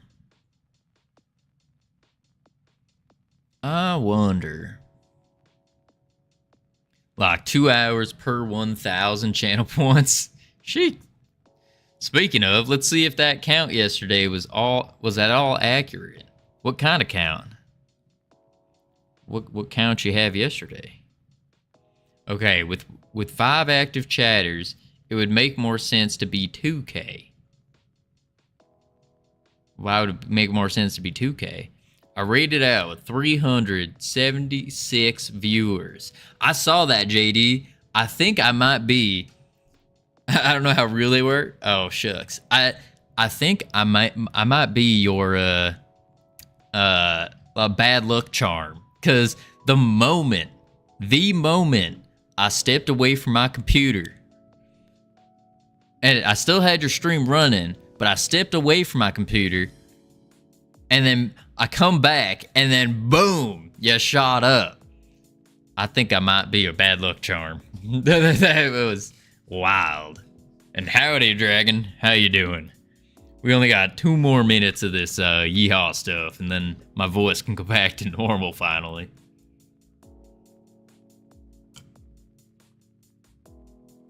Whew. I maxed out at 485, but then again, no idea if they were real. Oh, why wouldn't they be real? Oh, Admarin. Oh, what do you think? 2K per hour? Oh, I forgot about subs. 3K per hour. Infinite Coder? I think that's ridiculous. I think 1K per sub. Or 1K per 2 hours. Or even 1K per hour. No, 1K per 2. Yeah. Listen. Subs earn 1.2 up to 2x. I'm aware.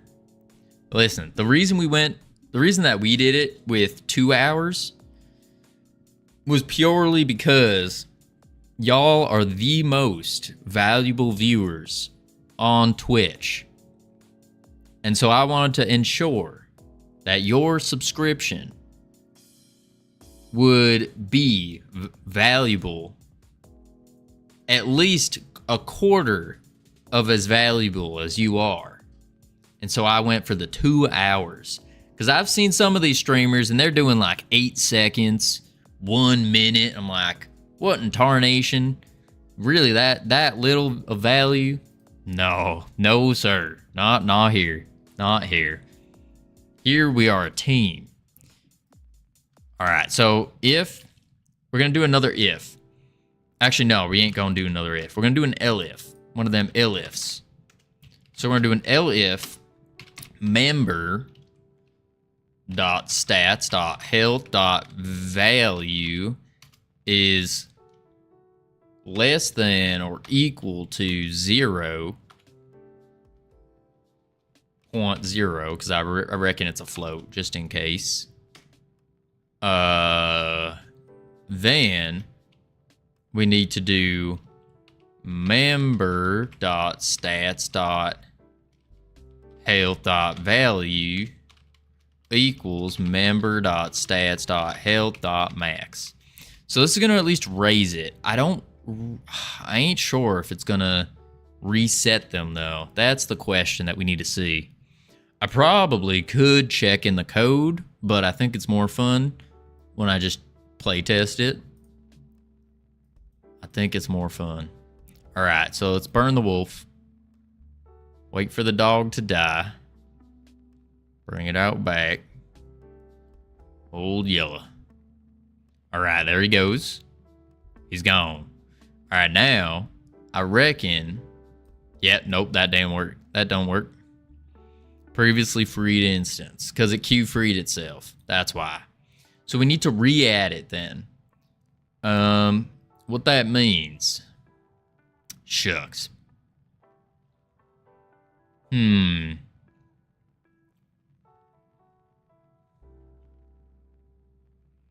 do we do this?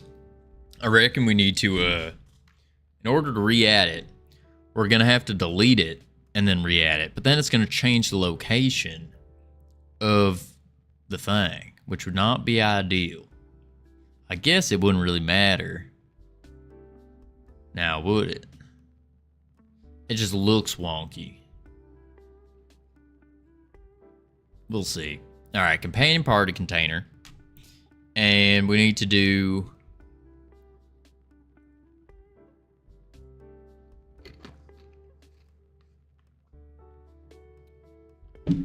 Let's see here. Companion type. No, that ain't it.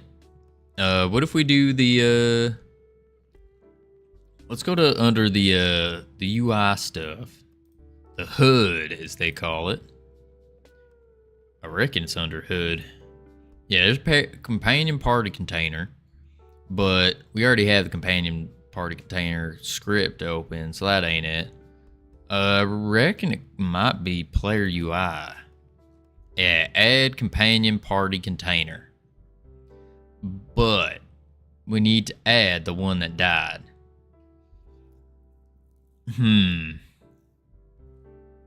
That's tough. It's not hard to look at the keyboard, but I do help my fingers find the correct position. Then I don't look at it.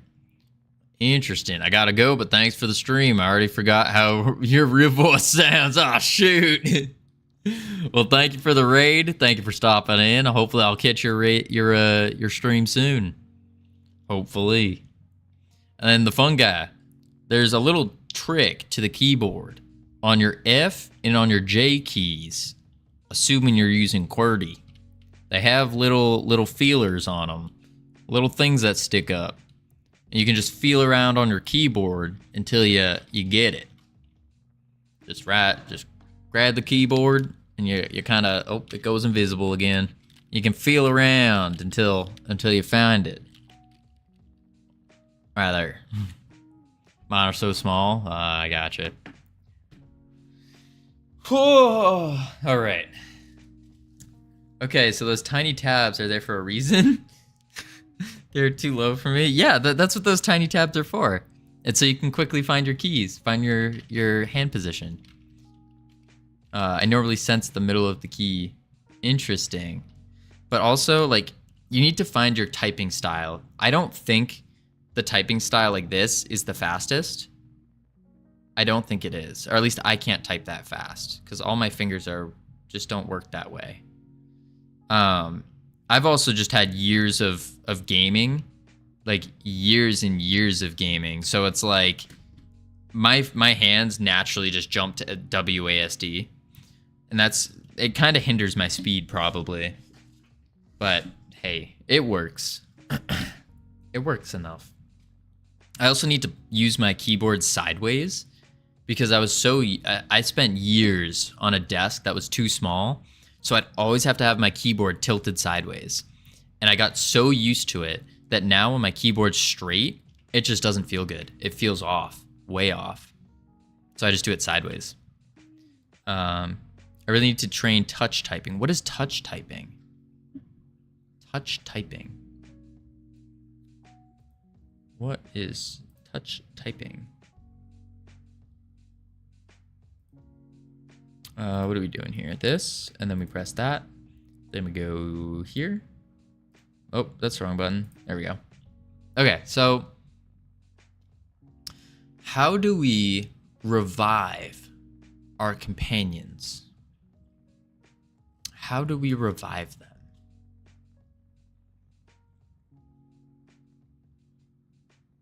Because when their health goes to 0, oh, maybe if they're, let's do this. So else if their health is 0, then we can do member dot well, the member doesn't exist anymore because it's dead, or it's Q freed. So we would have to do, but it still has the party container. That's tough.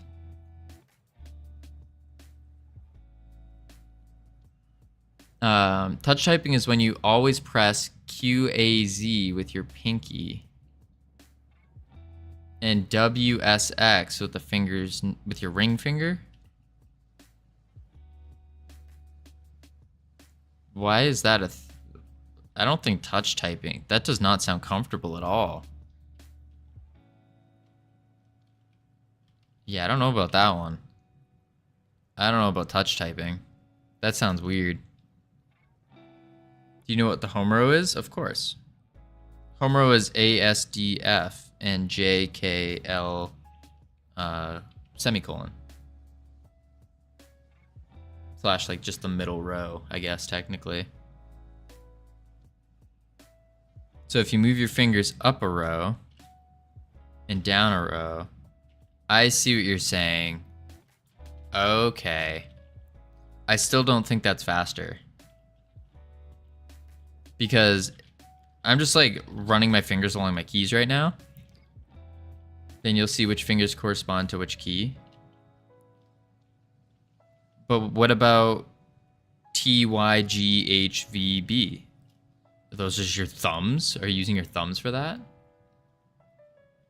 It's optimal because moving less. I don't know. That feels weird. You'd have to like really get your shoulders into it. All right, so I don't know how to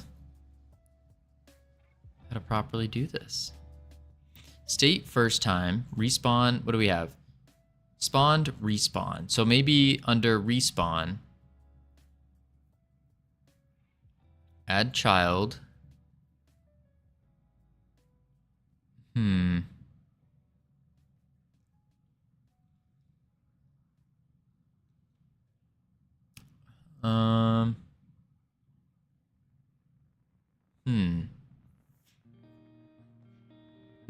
Not can, just move.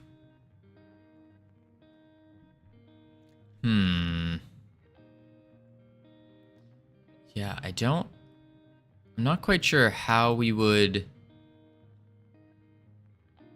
get it from the altar to the,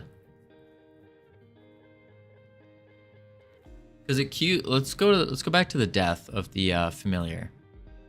So when it dies, it Q frees itself.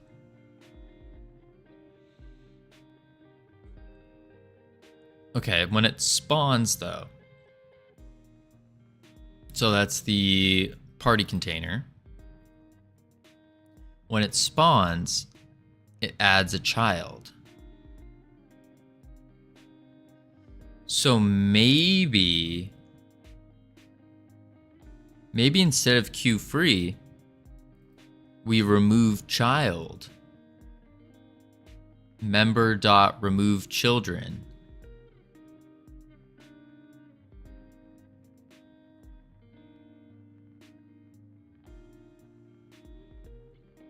We're setting the state to dead though.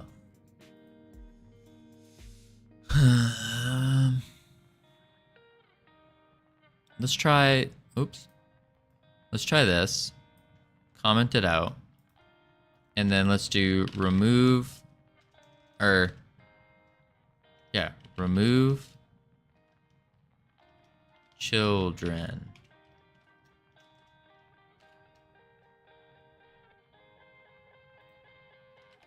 Self.remove children? No, it's not finding. Guess because it won't have children, but it. Huh. What about.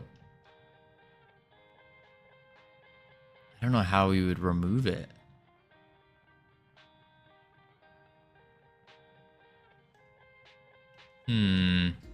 Does anyone have any ideas here on how we would do this?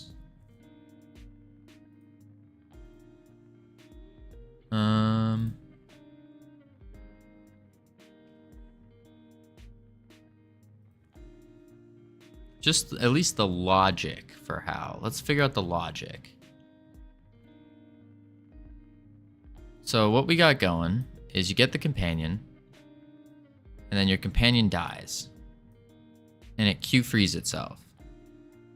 The container is still here, but because the companion is queue freed, it won't know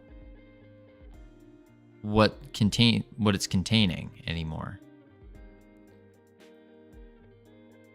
So then when we run over, it's going to break because the member's dead. So maybe we don't even do member, but we do global.party, get free and queue free it, get tree. Well, we don't want to, that's the thing, we don't want to get rid of the party, like that party container. Hello, Robotech. You're here. Oh my lord. Welcome. I feel like you're always stopping by at the end. Get like the parent. So you're saying get the parent and then queue free it.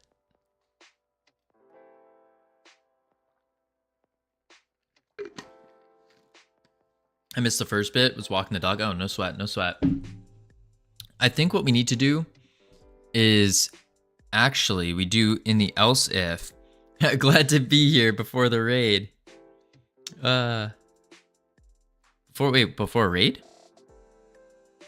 Which raid? The last one we just got? Admiral?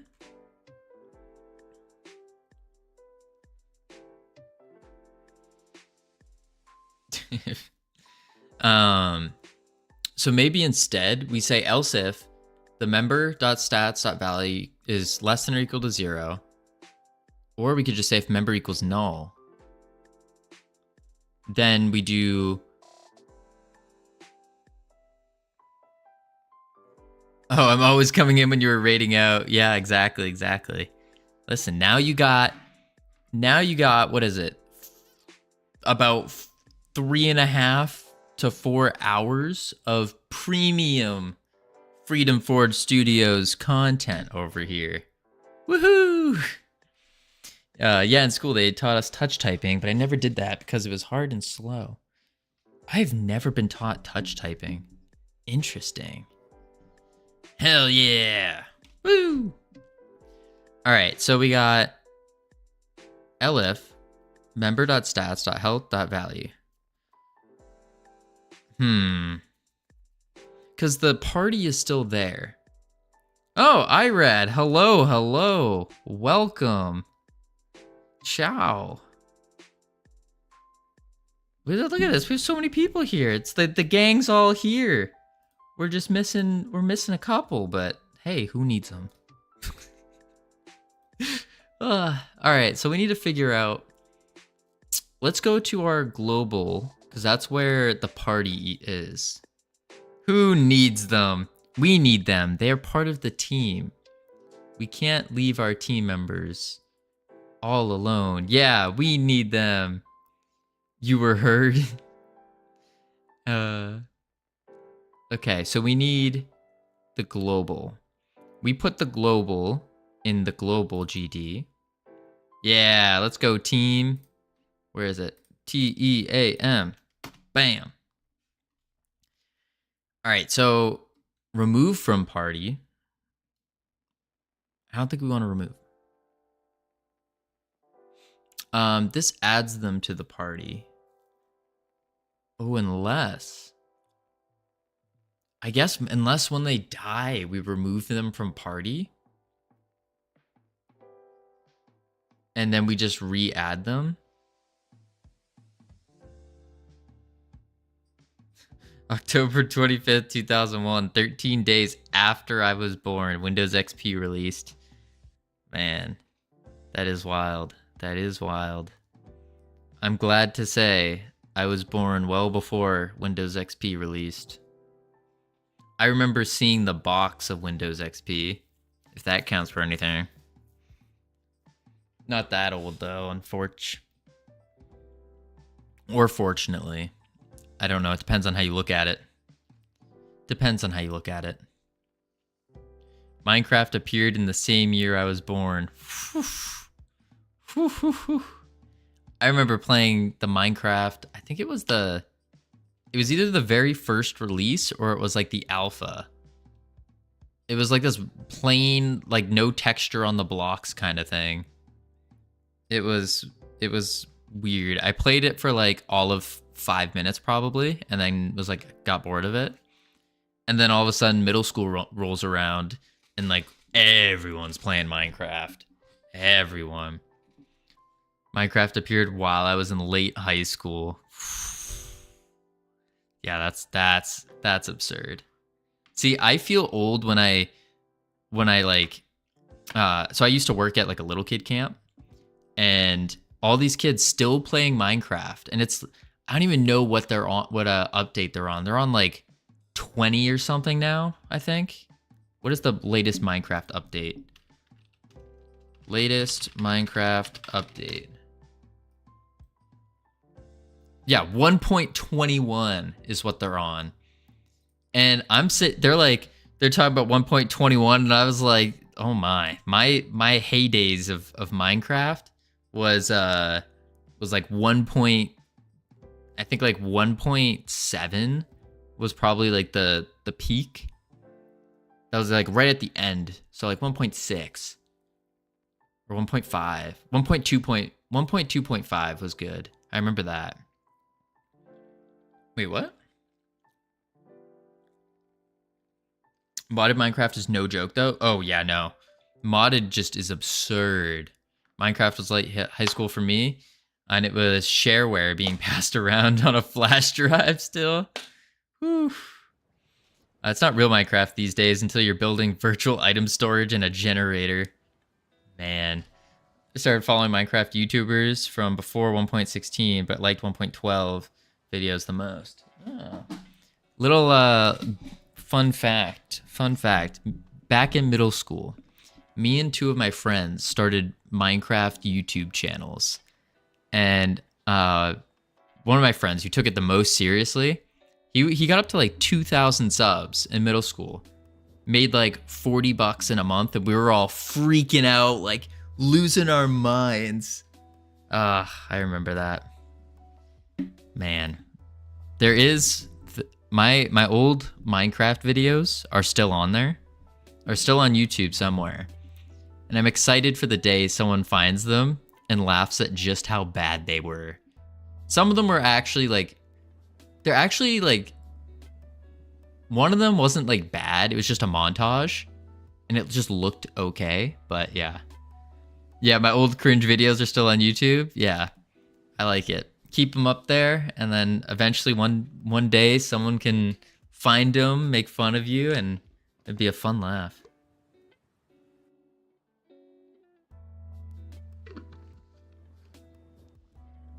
Oh, and they don't have any editing? Oof.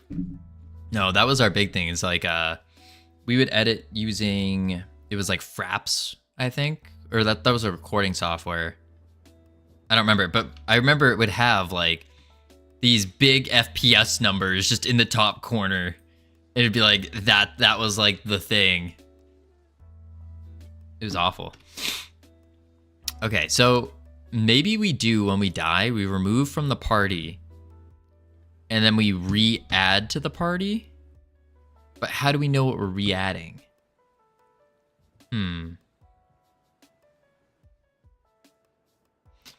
My actual channel started with KindMaster, an Android app for video editing.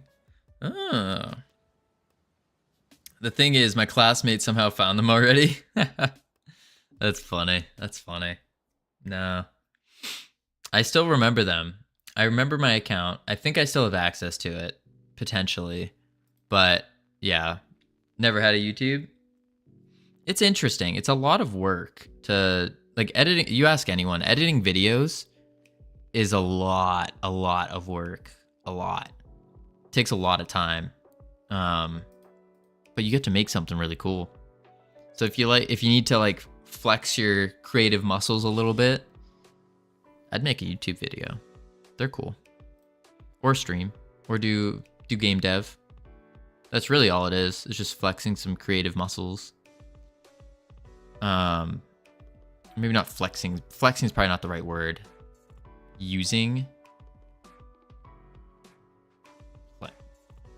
Not that word. I don't know.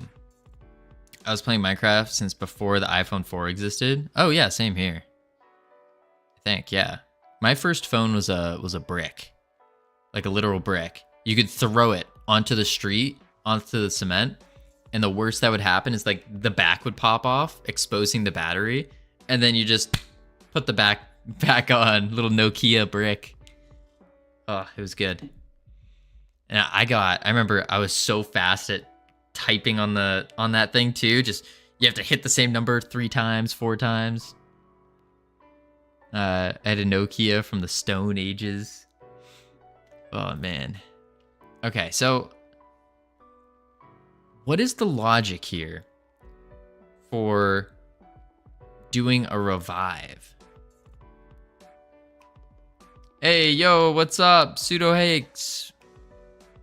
We are trying to figure out how to revive our companion. And those old videos, Kai Master ones, are still on the main channel as the cringe they are. I'm not planning to delete them. Watched one recently to recall my OpenGL journey. It was so cringy, my voice, the quality, as opposed to my friend who made a few cool videos, got to 500 subs and deleted all of it because it was cringe. Oh man, yeah. See, listen, if I have a thought process that if it's cringe, if like something old that you watched is really cringy, that's good because it means that you've improved since then. Because at the time, it wasn't cringy to you. Man, stop flexing your oldness. It is cringe. I'm leaving it up there. Perfect.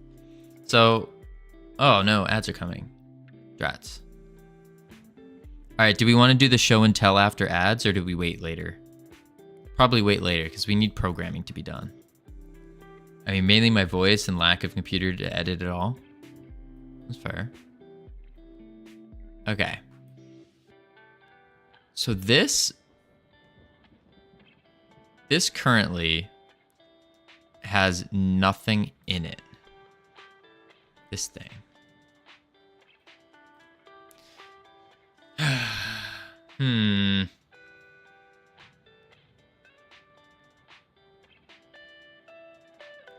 Currently has nothing in it. So what we could do here is we could just straight up delete it. That's an option. We could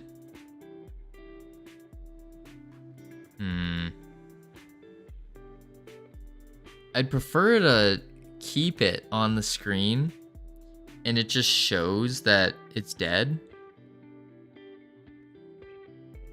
But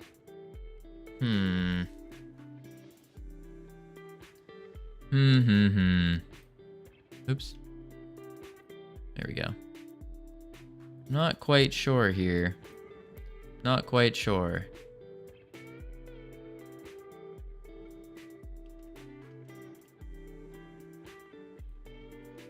Let's see.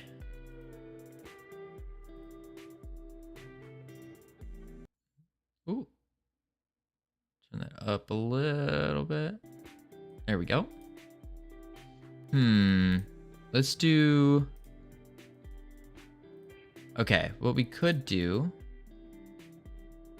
is mark as red. How do we... Oh wait, let's update our daily goal thing. Revive the dead. Yeah. Yeah.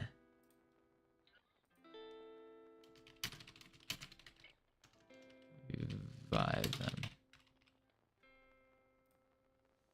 All right. So let's think about the logic here. What is causing, what's happening when they die, and what's happening within specifically within the party container when they die? Oh, also we have ads going for a minute. Drats. That's fine. That's fine. We'll keep chugging. We'll keep chugging. And then we'll just catch everyone up.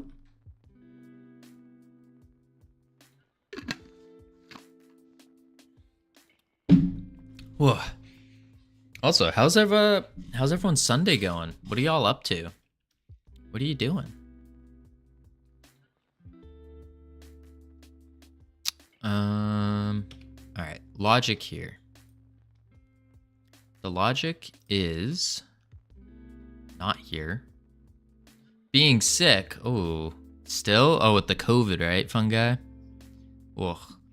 You're doing what to your keyboard? Suda, what are you doing? An infinite coder going on a vacation? Ooh. That sounds fun. You got any big plans for the vacation? Oh, custom firmware. Oh, yeah, I knew that. Flashing your keyboard, yeah. Whew. Yeah, that sounds cool. I don't know what would be the purpose of it though. Loading custom firmware on the keyboard. What are you trying to accomplish with doing that? Like what is the purpose of flashing custom firmware? Welcome back, everyone. Welcome back. We're just talking about what everyone's up to today. While we try to figure out how to properly die in game. It's like my 5th vacation in this summer, but really it's the second one from when I'm going out of the city. Not a question mark. It's your your second vacation leaving the city. That makes sense.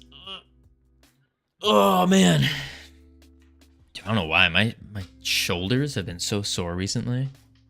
I think it's because I'm like hunching. I had to sit up straight more, but it's just this chair is not. Recently got a custom keyboard. In order to get full flexibility, you typically have to compile your own keyboard software. Oh, interesting. It's the norm for custom keyboards. I had no clue. What about the keyboard makes it like custom? Is it just like different locations for keys, kind of like an ergonomic keyboard type deal?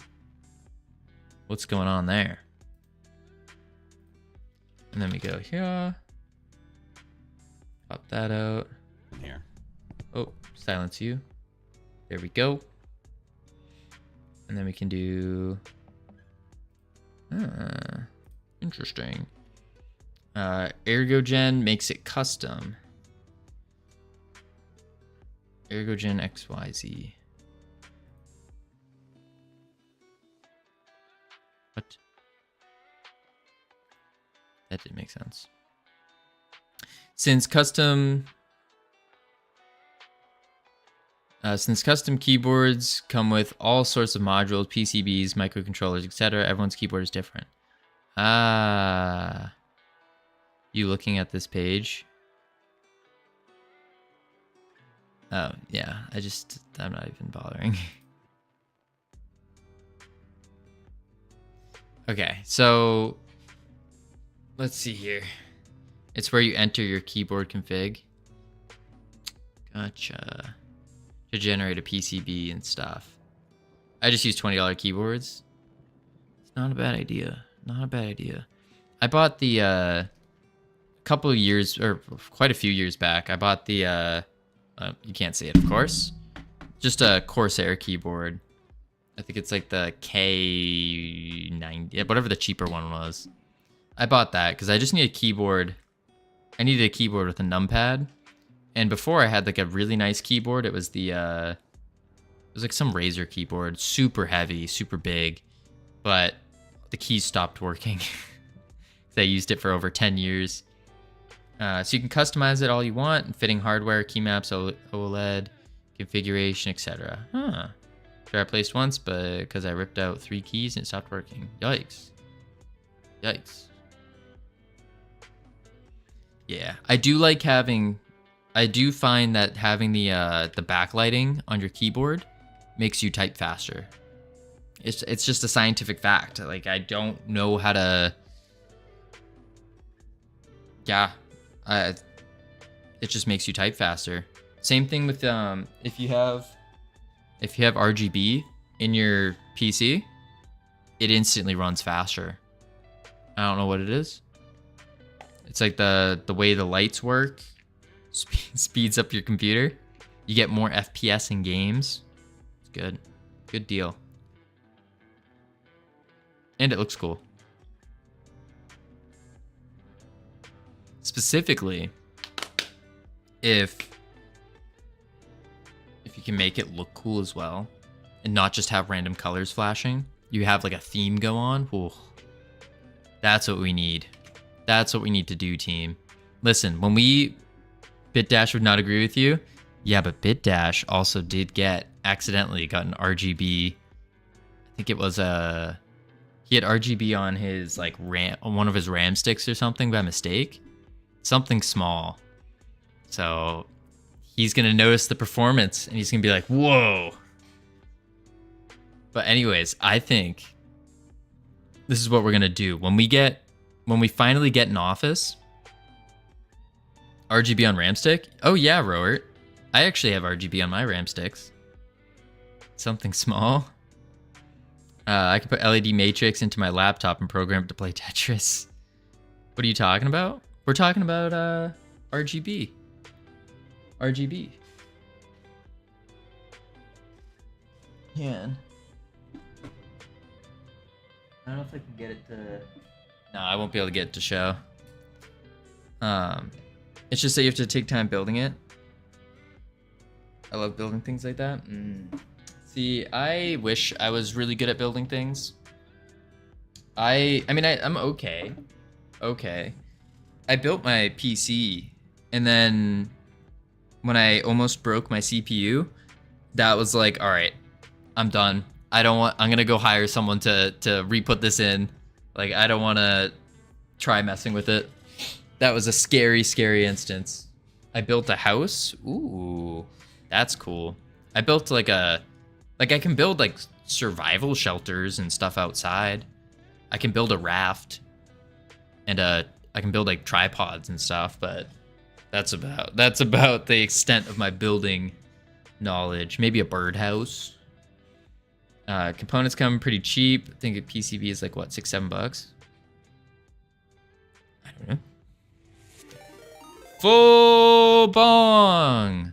Welcome, welcome. How was your stream, buddy? Yo. We are trying to revive the dead here. Revive the dead. That is what we are doing. Why is Foolbox not streaming? Wake him up, somebody. Robert, Foolbox is on vacation. He's on vacation right now. I don't know, just bored. Gotcha. Yeah, Foolbox is on vacation. He's gonna be on vacation for the next, I think, half a week next or something. I think he has still half a week to go. I don't remember. Something like that. Announcements. FYI, for those of you who didn't know, on vacation a week and a half. And he said that on the 5th. So it's been, yeah, so like the end of this week, or this coming week, this week. Sunday's the first day of the week. Something like that. He's unemployed. What vacation? He's on everyday vacation, Robert. I don't know about that one, Chief. I mean, I think he's technically self-employed. Yeah. Technically. But I don't know. Being self-employed, like, I cannot imagine taking a vacation. Because personally, I would just be constantly thinking about work and be like, oh God, what am I doing? And like I'm sitting here on this beautiful beach, but I shouldn't be enjoying this. I should go back to work, and there's so much to do. Like, just keep going, keep going. I couldn't do it. As much as I like the idea of going on vacation, there's no way I'd be able to do it. No way. Or on the opposite side of that spectrum, I would end up commit Lapanopa. All right. On the other side of that, I don't even know what this means. Coding is trash, modeling is trash, animating is trash. What? Lapanapa. Lapanapa. It means nothing. Gotcha. It's kind of like Hakuna Matata. It means no worries.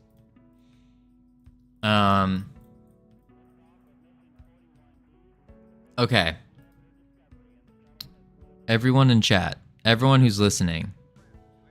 Did you animate, by the way? Blender or Godot? Yeah, I did it in Blender. Well, sort of. Not really. What I did for the animations is... Ooh, that speed's way too fast. There we go. So you see how he's kind of doing this breathing thing? This is actually from a free Adobe website called Mixamo. And basically, you can just input here, let me log in real quick. It's just loading. Basically, you can go to Mixamo here. I just want to make sure it doesn't show anything. There we go. You can go to Mixamo, and of course they have models for you and stuff that you can use. But the cooler part is you take a model and you put your character in. So for example, I put this guy in. They do have to be humanoid. And then you can pick from all these different animations. And then you can change like their arm spacing if something's wrong, their directions, their impacts, how fast it goes, whether or not you use root motion, that kind of stuff. So they have a bunch of these, and they're really good. Like they have some really good ones. So I was like, oh, just do this real quick. Bada bing, bada boom. My brother's planned a trip for my entire family to go to another city for 5 days. Worst timing, especially when I'm at the intense work phase. Oof. You know, Aaron, that's a very difficult thing that I had to kind of come to terms with. Is I had one of my friends, he had their buddies, I guess. He invited me to his wedding, but his wedding is halfway across the country.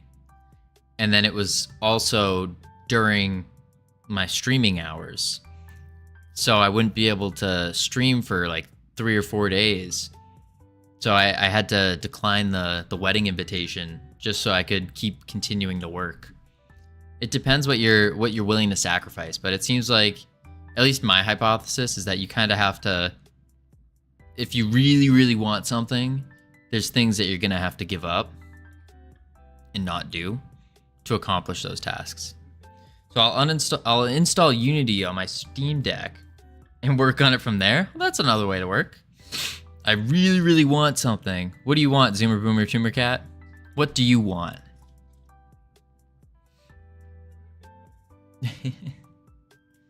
All right. So, wow. Oh, man. All right. I cannot... Dang, developing in Unity on my Steam Deck sounds like something else. Yeah, it sounds awful. I want Factorio. Well, hey, the fun guy, don't let your dreams be dreams. Go get it. Go save up some money and get yourself Factorio. And then play it for a week. And then get bored of it. And then come back to game dev. Thanks, I'm installing Unity on the Steam Deck while copying my files, BRB. Aaron. I love automation games. You excited for Satisfactory 1.0 on September 10th? Ooh. Wait, Satisfactory 1.0? I thought Satisfactory was already out. I need the new laptop, which costs like $2,000. That's true. That's true. Just start saving up for the new laptop, and then think about it this way: if you can save up the $2,000, then saving up the what, $40 or something it is for Factorio, bam, easy. Does have the cynicism? Wait. Dreamforce Studios does have the cynicism necessary for game dev, in my opinion. Got some hope we someday get real games here. Hey, Zoomer Boomer Timbercat, I promise you, we will have the real and good, high-quality games from this studio, from this team. Satisfactory is out. Oh, but it's in early access. Gotcha. $30. But yes, Zoomer Boomer Timbercat, I promise you, that will happen. But it will take time, because until we can start hiring people and paying them like legitimate, like livable salaries, it's gonna take a lot. Until we can do that, it's gonna be a slow process. $1 per hour, hire me. Full Bong, you want to be hired for $1 an hour? I don't think I can legally pay you $1 an hour. I think I legitimately have to pay you at least minimum wage. Yeah, I think the only way... No, not even. You can, because it's not official employment. Well, it would be considered official. At least here in the US it would. They could like self-employ and then work as a contractor now. That might work. Full Bong, you might be able to self-employ yourself, and then I hire you as a contractor, and then you just charge as your commission or your fee, you charge $1 an hour. That could work. All right, Full Bong, hit me up in Discord with your resume, your contact info. Let me know what skill sets you have and we can make use of, and then we'll make you an offer. Who would argue with I want to be paid less? I would. I have 23 days of Godot. Hey, that's just about as much as I do. Well, I guess six weeks technically. Who will pay taxes? We both do. I was in and out last night watching, was trying to get some sleep. Oh, you're talking about Penguin Brain. Wait, that gamer, you sleep? Huh. Professional. Alright. We need to get game dev done today, though. It has been a little over 2 hours, and we haven't gotten barely anything done. Sometimes when I can, that's good, that's good. 2 hours 30. Ironic. Just the man we were looking for. Man's gonna make me write a new resume for game development. Well, hey, Sammy, if you want, we need, I mean, not a new resume, maybe like an updated resume, or even like a cover letter. Cover letters are very useful. Or you just go straight to the interview. Straight to the interview process. ChatGPT resume. Look at the full ball game, please, kindly. Yeah, I already know about it. The 3D shooter. Yes, pretty please.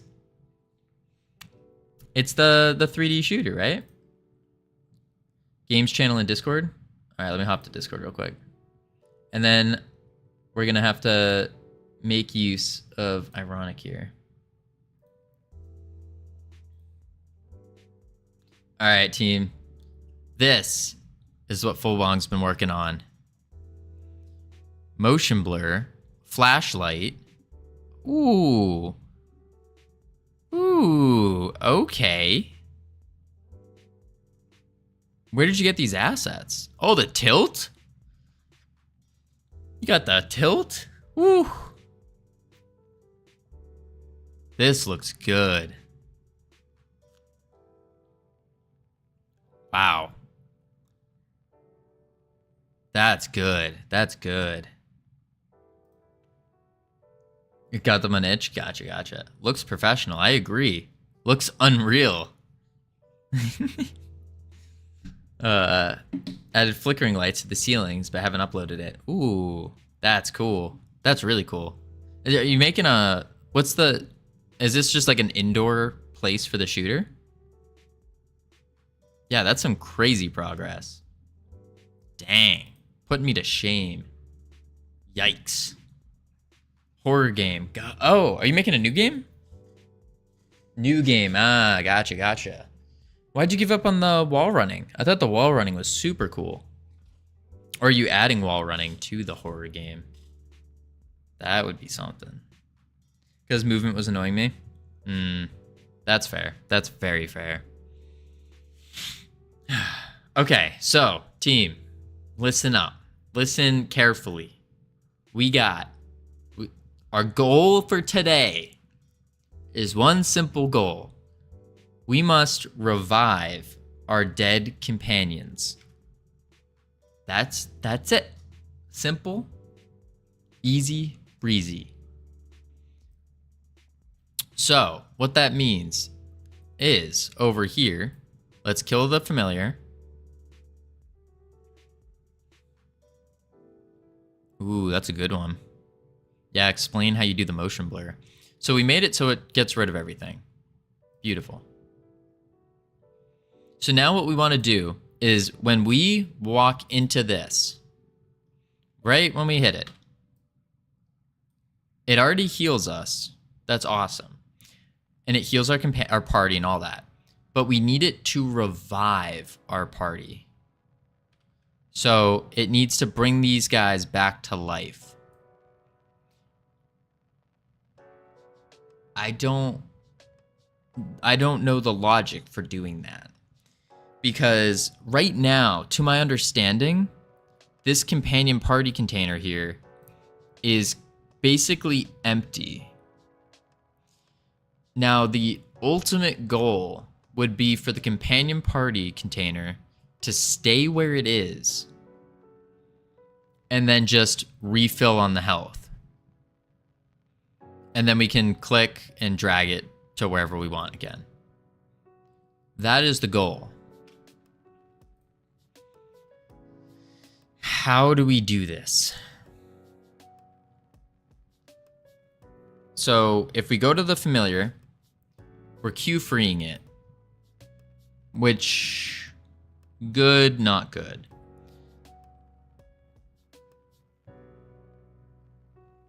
And then in the companion party container,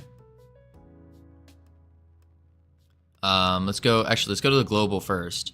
So the global we have to add to party, which is where we go.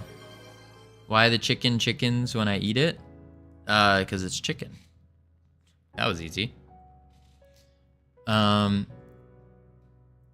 to party. So we add the new member to the party, and new member is based on, let's go to the player script.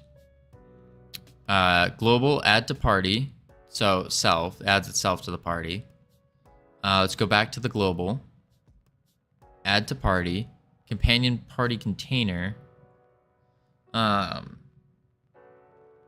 Where's the companion party container? So on the ready, we get the companion scene and we instantiate it.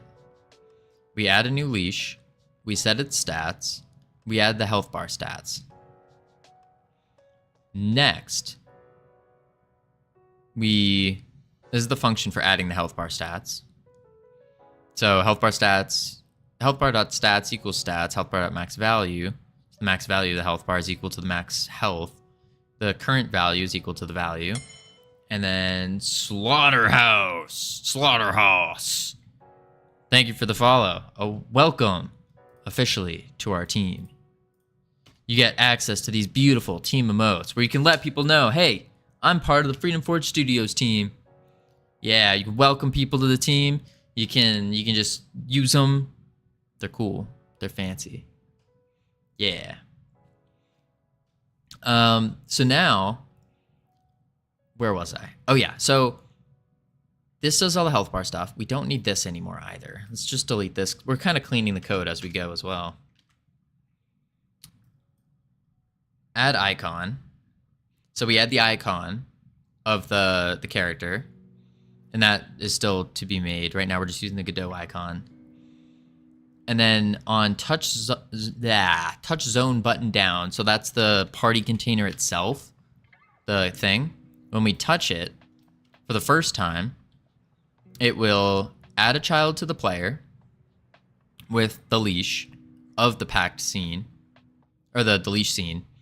It will add a child companion being the packed scene, and then it will take the companion arm and make it a new leash, or set it to new leash. Set its state to spawned, and then it will also, because we're touching it, so we'll get the drag area mesh sizing. It will show the drag area mesh, so that's the big circle that you see by the player.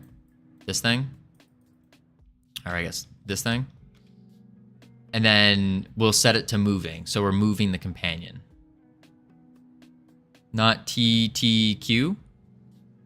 TTQ. And then we have respawn state. Respawn state adds the child again, makes the companion arm placed false. So really this state happens when we press the companion again and we move it around, remove it around. And then when we let go of it, as long as the companion arm is not null, we'll set it to true as placed, and then we'll set the companion moving to false, and we'll hide the mesh. Huh. So maybe instead of Q freeing on the die, what if we remove child instead? Do we think that would work? So to our familiar companion, instead of Q free, we do companion arm, or GameManager.player.companion arm remove child. And then self.remove, or GameManager.player. I don't know how to remove the children though. Because right now we're just obliterating the children. We just need to kindly remove them and then re-add them when we revive. Or revive.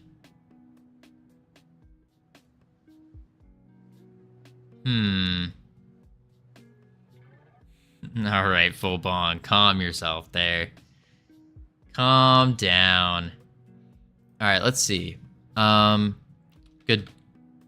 Godot for how to revive player companions. Let's just see that.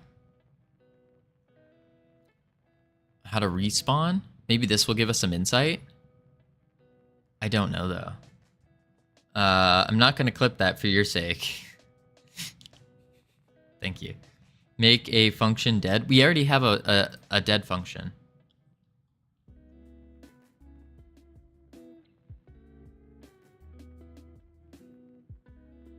Then dead false. Right. But what we have, so we have function die, and it's putting out it's emitting a signal dead or died, and sets its state to dead. Dead to alive function. Right, but what is that function doing is the question. That's what we're trying to figure out. How does it revive them? So I'm hoping, let's read what this guy's doing. If they're dead, the player respawns. No, the player's not respawning though. Like the player's not dead. We're talking about the companion. So the little wolf that chases or not chases, but like follows the player.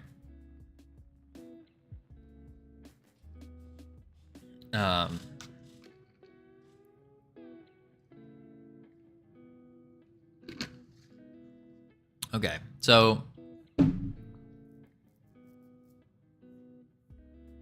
They respawn after a random float time.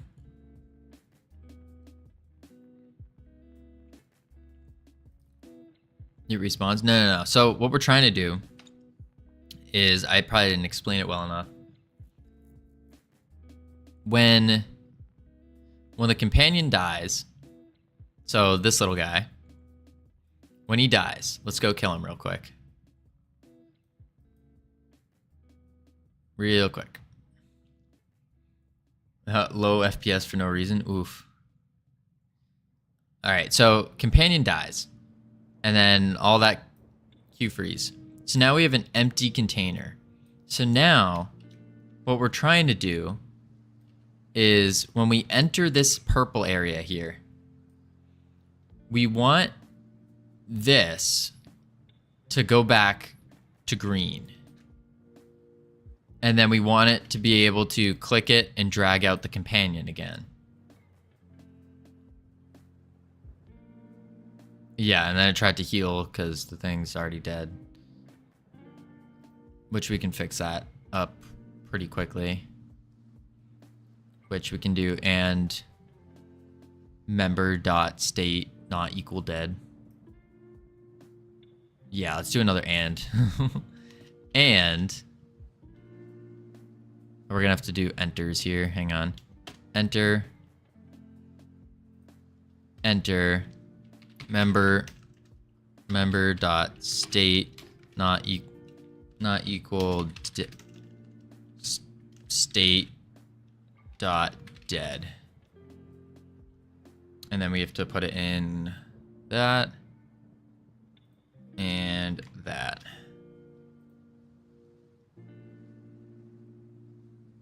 Something like that. Okay. Low FPS for no reason. I haven't turned it off in 3 days. Well, that might be the reason. It's good to turn your computer off. It needs to sleep.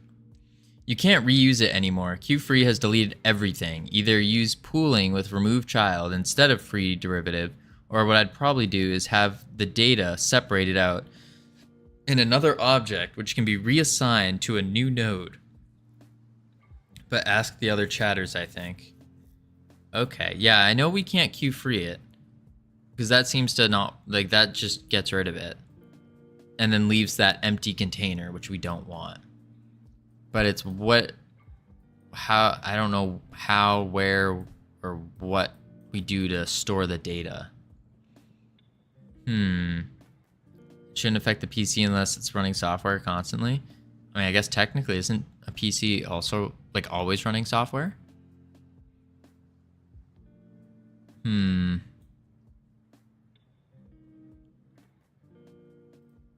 Let's see. Is maybe our savior Ironic is around and can give us some insight, some direction towards what we're supposed to be doing or where we should look. Ironic, if you're here, could you please answer our prayers and let us know or point us in the correct direction for reviving our lost companion. What is the struggle? So a dragon. We have this companion party container, and it currently is empty because our companion died. And when it dies, it Q-frees itself, which we need to change, but I just don't know what to change it to yet. And what we're trying to do is when we enter this area right here, that purple thing, we want it to come back to full health. And then we can reuse the functionality of it where we click and we drag out the companion and put it wherever we want.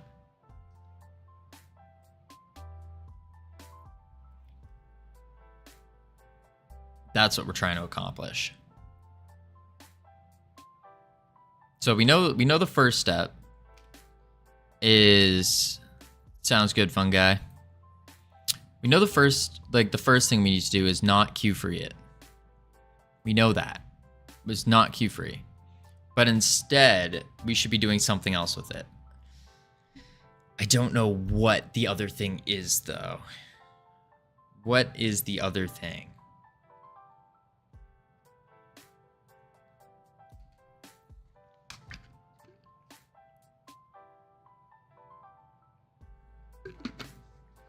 Give them full health? Well, that's the thing.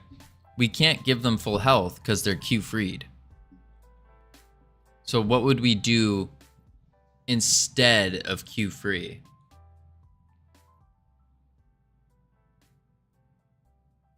I don't think we can un-Q-free them. Is that a thing? Companion arm dot get parent remove child companion arm. Oh, and then do that the same for that. You can fake it, hide and enable. Right, but when we hide it, it still will move around and will be there, which is an issue because of collide. I think last time we tried that, it was like there was an issue with the colliding, and then there's an issue of them still attacking even though they were like invisible. Let's try here. Let's try comment this out. Let's try Zoomer Boomer Tumor Cat here. Companion arm dot get parent dot remove child companion arm, and then we do the same thing for self dot get parent dot remove child self.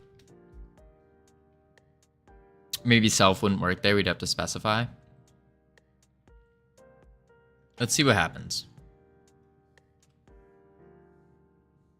You can disable everything. We could. And then hide it. The companion does have a dead state, yeah.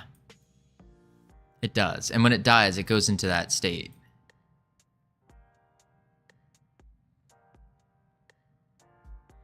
So, boom, boom, it dies. And then it breaks. Remove child on null value. Yeah. It can't remove itself. Because it's null. Group character stats. Now we can set deferred disabled on the collision shape.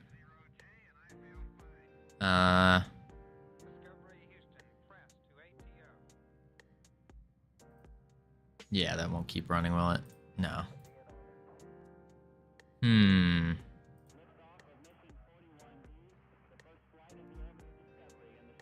Yeah, so we can't get parent. Welcome back.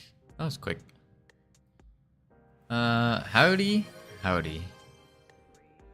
Companion arm dot get parent remove child. So these won't work, unfortunately.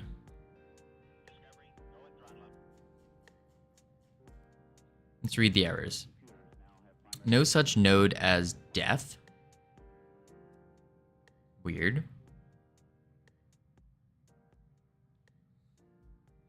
No such node as death within the familiar. Wait, did we not add a death in the animation tree?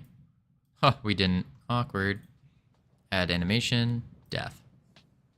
There we go. Now we did. Okay. But these errors didn't really do anything.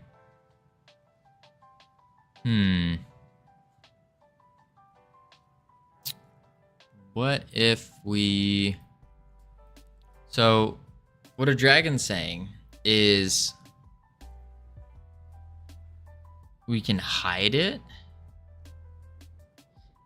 and then just full health show it. But then the problem is our companion fairy, which heals people, would still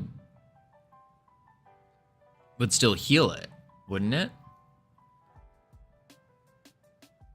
Because it's just healing everything in the party.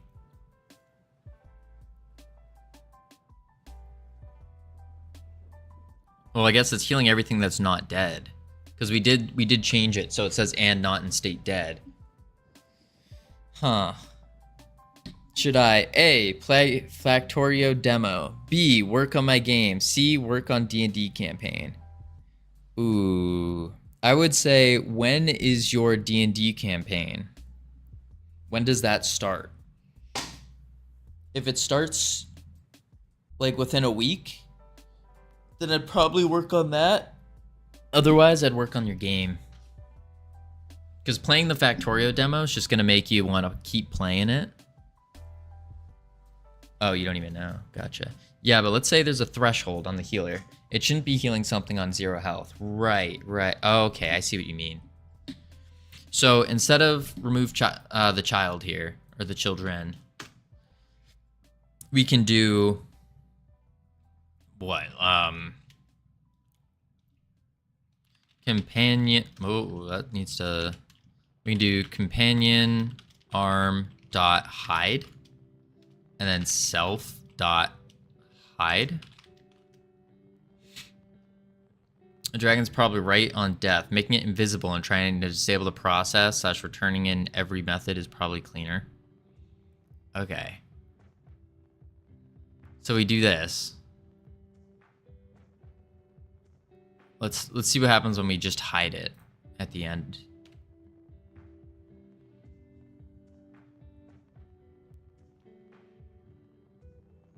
But now the problem, another issue that I just noticed, is it's tweening when it dies.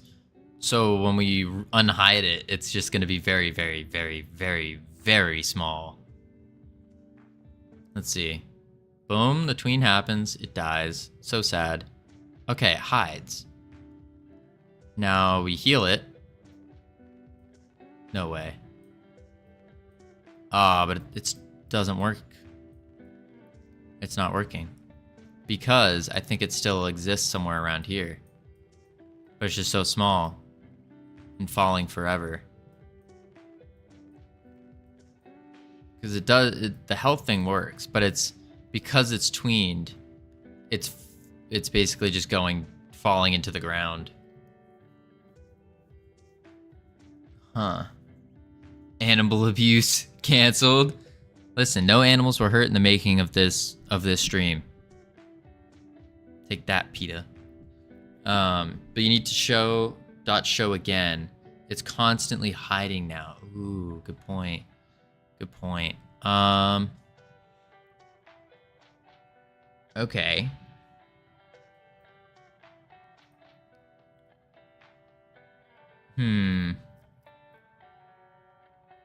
My project lagged on the Steam Deck heavily. Oof.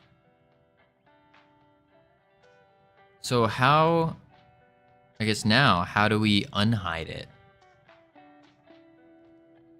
We probably need a new state or something. Or maybe a new function.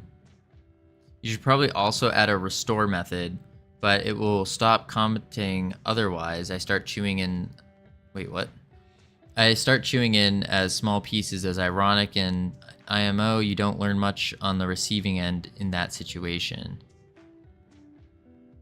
Wait. You should probably also add a restore method, but I will stop commenting otherwise. I start chewing in as small pieces as ironic, and in my opinion, you don't learn as much. Ah. Gotcha. So hide. Area checks if companion enters. Is companion 0 health / dead state? Area can call a revive function or something. Just tween it back to the scale and show it. Okay. So we need to do a revive. Let's do a revive function. Func revive.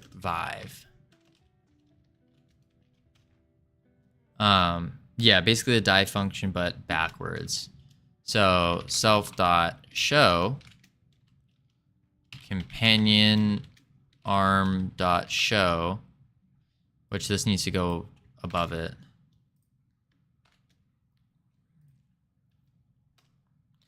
And then we need to do tween.parallel.tween. Oh geez, property self scale vector 3 2.5. Oh, whoops.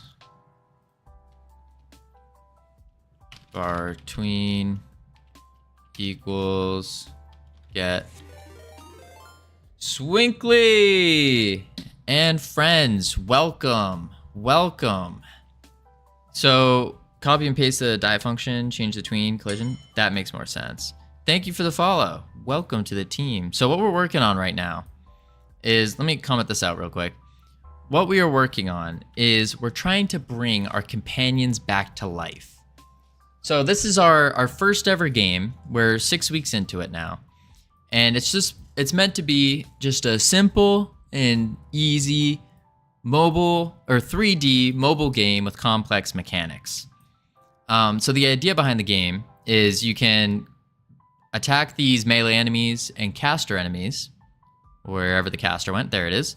They chase you. Oh, I broke it. They chase you. They attack you and all that. All the assets, by the way, are just kind of like placeholders. Our goal is to get the mechanics done first, and then we can move on to making it look pretty. But the idea is those enemies will drop resources, and then you can use those resources to turn in a quest or 2 or 3, whatever. And the quests will give you companions. And then those companions have special abilities aside from attacking. So the fairy special ability is it will heal, but it's broken. I think I know why, but it's broken right now. And then like the voice ASMR music. Whoa, what? And then we got the spirit companion that slows enemies, and then the familiar companion that will stun enemies. Then the other thing you can do with the resources is, let's give us some resources here, is you can upgrade all of your like RPG stats. So things like your range, your health, that kind of stuff.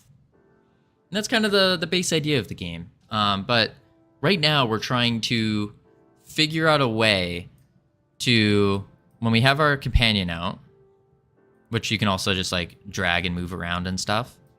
So when it dies, no animals are hurt in the process of this thing.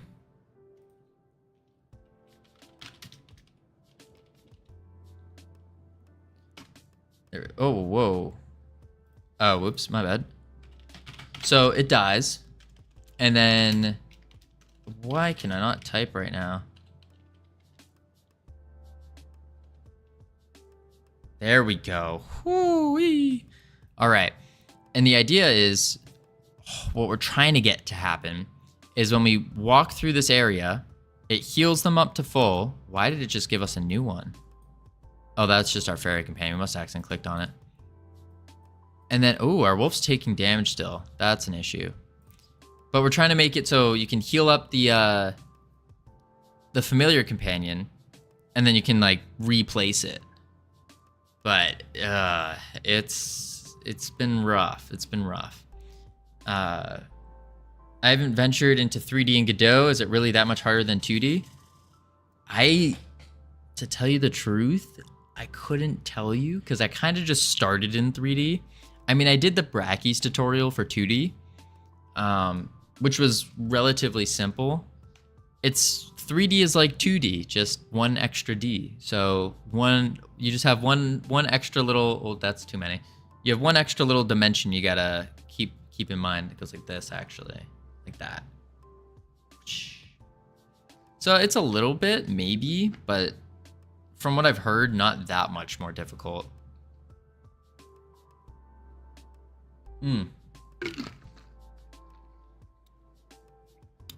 Since 3D is not that much harder, Freedom Forge Studios, can you please explain quaternions? Oh, most definitely. Can I explain quaternions? You know what?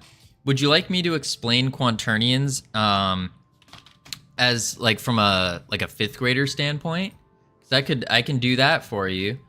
So explain to me as if I'm a 5th grader. What are quaternions? So just to like put it in simple terms and stuff, quaternions. All right. Imagine you have a toy that can spin in any direction, like a fidget spinner, but in a 3D space. Now, if you want to describe how it's spinning, you need to keep track of how it's rotated in all directions. Usually, to describe oh, my neck hurts, one sec. Usually, to describe something's rotation, we can use angles, like saying it's turned 45 degrees to the right. But in a 3D space, using angles can get really complicated because you have to think about how much it's turned in all 3 directions. That's up, down, left, right, forward, backwards.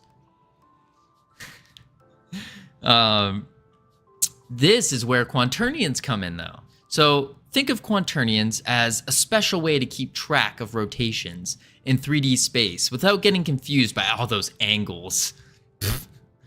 They're like super smart. Oh, they're like a super smart way of describing how your toy is spinning in any direction without running into problems like weird flipping or twists.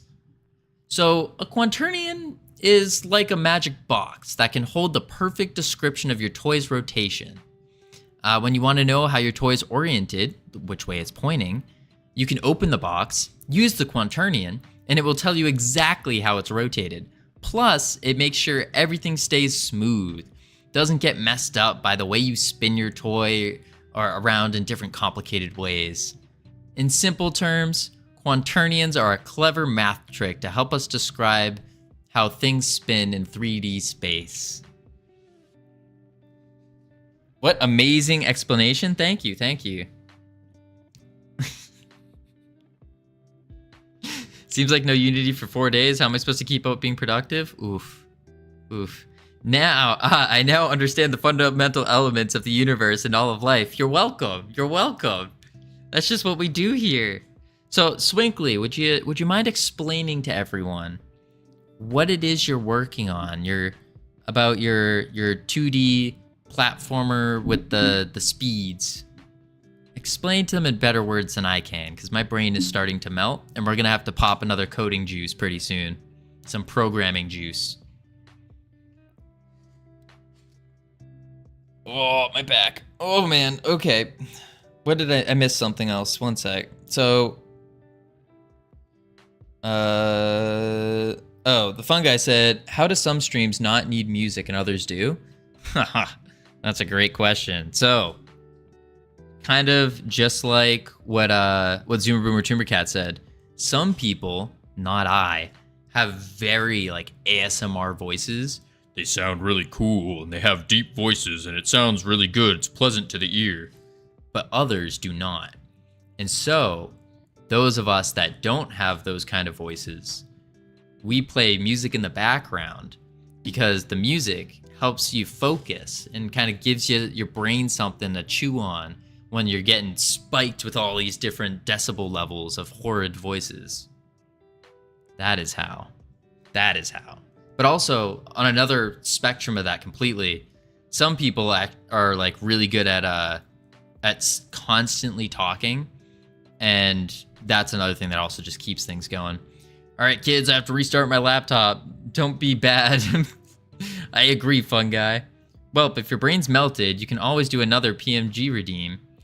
Been cracking on adding mana cost to spells over here, as well as disallowing synchronous attacks and aiming fire. Oh, let's read Swinkly. So, sure. Lost Resolve is a high-speed platformer with an emphasis on momentum and movement abilities that have a low skill floor, but a high skill ceiling. It's set in a somber and moody world and has an emotional storyline. I love it. I love it. Love it. That's a great explanation. Somebody works in marketing.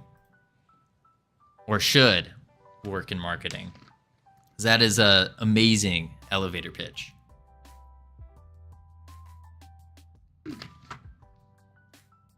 Amazing elevator pitch. That actually just gave me an idea. One sec, I gotta write down this idea now.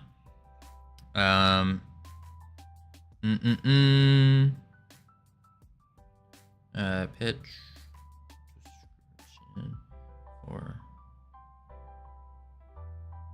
There we go. Beauty, beauty. All right. Back to some high-level programming here, team. So, what we're gonna do here. Whoa, that was really quick, fungi. Really quick. Wow. All right. Anyway, or I'm just very slow. One of the two. So, we're gonna go back to our familiar companion. And in this revive function, we're literally going to do this. Whoop. Not that much. We're gonna do this. Whoa. Control copy. Whoop. Paste. And then states dot, we're not gonna say dead. And instead, we're gonna reset the state to, I think it's attacking. Yeah, attacking. And then we're gonna set this to false. We're not gonna play the animation. We're gonna do a tween, but we're gonna do position positive Y as relative. And we can keep the little parallel thing. And then instead of hide, we show. Show. Save. So now we have a revive function that will hopefully work. At least do something. But we need to call this. Ooh, when do we call this? Oh. We could do member.revive. Can't wait. So we do in the where is it? Alter. Ooh.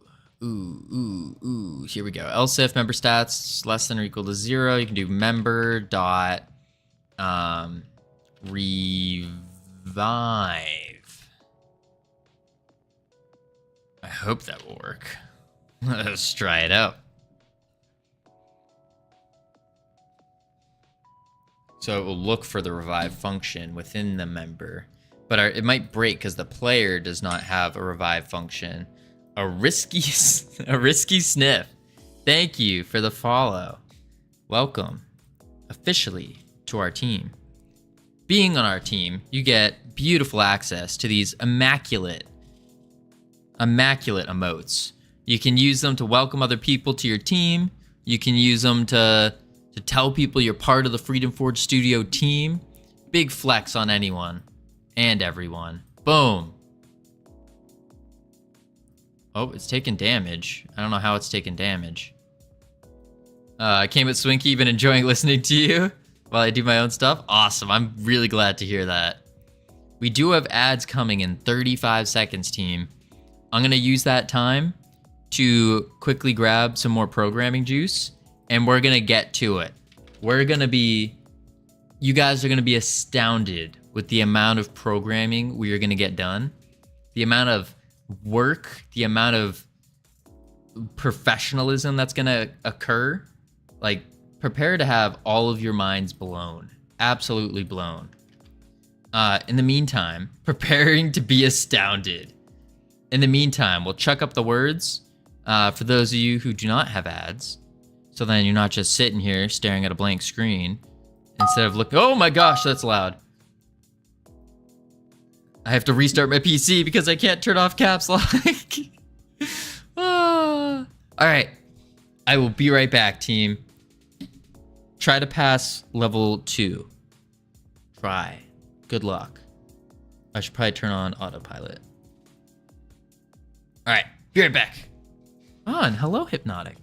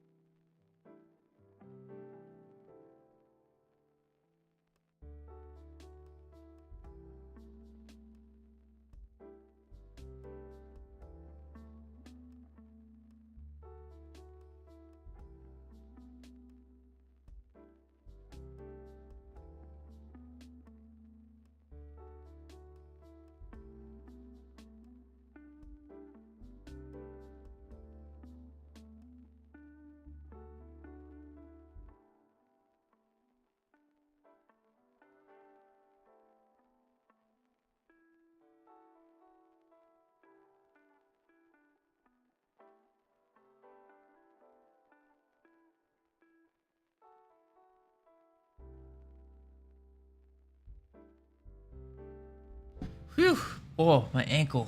I twisted my ankle trying to walk. Oh, okay. Let's turn that off. Boom. Good job, team. I'm proud of all of you. Hicatile, Hypnotic, Dragon. Good work. All right. Oh. I'm gonna turn off my VPN. Ooh. Yeah, I found VPNs tend to slow you down as well. Or slow computers down as well. All right, 10 seconds. 10 seconds. All right. I also found some very, very heartbreaking news. I only have one more programming juice left in the fridge. One more. That's it. Only one more. And we're about to crack it open. Well, this isn't the one more. This is the second to last one. So, you know. All right. Caps Lock is now set to open Godot version manager. Interesting. Very interesting choice. I will say, Caps Lock is probably one of my least used keys, but with its location, I feel like it should be used more often.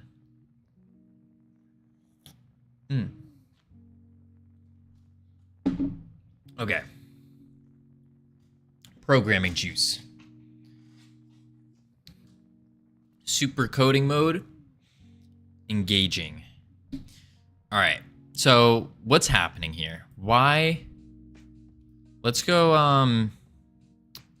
over here. Let's increase our range real quick. And let's try to find, where is our companion? Is it like, I feel like something's happening to it where it's just not, I think it's falling it through the world. I think that's what's happening. So what we can do to counter that, go in remote, check if if it's been tweened back, duh. That would have been a good idea. But first, before we do that, I'm gonna do this. I'm gonna move this line down here after the tween, because this is the thing that is going to, that's gonna make it so it can't go through the world again. So I think what's happening is it falls through the world. Oh, but then it's gonna continuously fall. That's tough. Let's see. We'll check the remote. Check the remote. All right, head over here, grab it. Also, I gotta fix the cheats, because our cheats should, oh wait, never mind, that worked. Never mind. Our cheats still work. All right, let's kill our familiar. Should probably set the familiar's health lower to make life easier. Okay, there it is. Dead. Gone. Now we head back over. It heals up to full. And it's not here. So go to the remote. Fairy Realm. Player. Familiar companion. Interesting. It's still not, its visibility is not showing. Very interesting. What if we do show its visibility?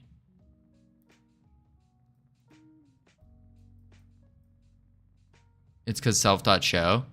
Yeah, we would need to do visible, or .visible equals true or something like that. But interestingly enough, it's still not there. So let's come over here. Where is it located currently? Check the Y position. Yeah, that's what I want to do. Yeah, there it is. Y is at -4, 9.4. Oh, that's rotation. Position Y0. Is the rig in a different? Position 0. So it should be there. That's interesting. And we're not doing a negative y on the tween. Parallel tween property. 2.5. What does the parallel do? Makes the tweener run parallelly to the previous. Okay. So it runs it with this one. And we're taking the scale and we're scaling it 2.5. But that should be positive, right? Because since it's using a parallel with this, which is a negative y, then it would make it scale negatively. I believe. And then we await tween finished. So when it grows back, then we set its collision shape to deferred or disabled or enabled, and then we're showing. But even when we manually show it, it's not showing in game. Huh. What if we run over here? I'm curious if it's going to attack. No. Huh. Is the visibility true or false on the wolf? It's visible. We can see it here in the remote.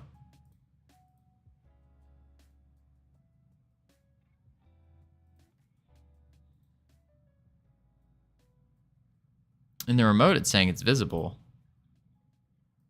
But even if it wasn't, we should be able to just click and find it, but we cannot.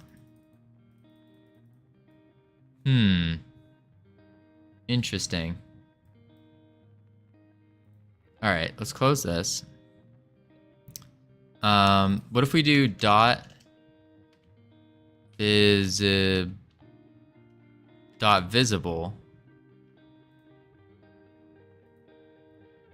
but is a bool. Oh wait, dot visible like that. Now we try it. And let's also do dot visible. And then instead of hide, we're gonna do dot visible equals false. Dot visible equals false.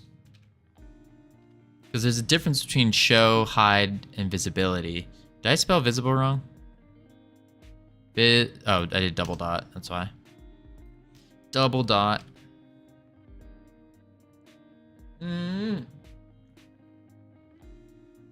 Alright. Ooh. I can feel the programming juice kicking in already. We're about to go to a whole nother level here. Alright. Die. Kill the companion. Alright. And any moment now. Boom. Dead. There it is, right there. It's dead. So now we come back over.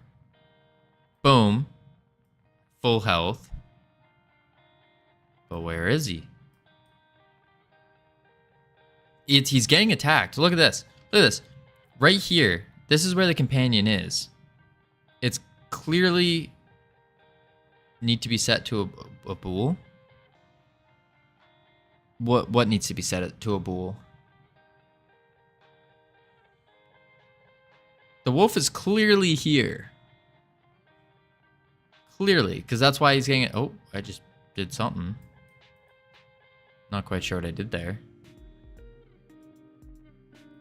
It's clearly here. Now, if I come back over, it should heal it again. It should be visible in the remote. Let's check. No. It's still not visible. Huh. Why is dot visible not making it visible? Okay.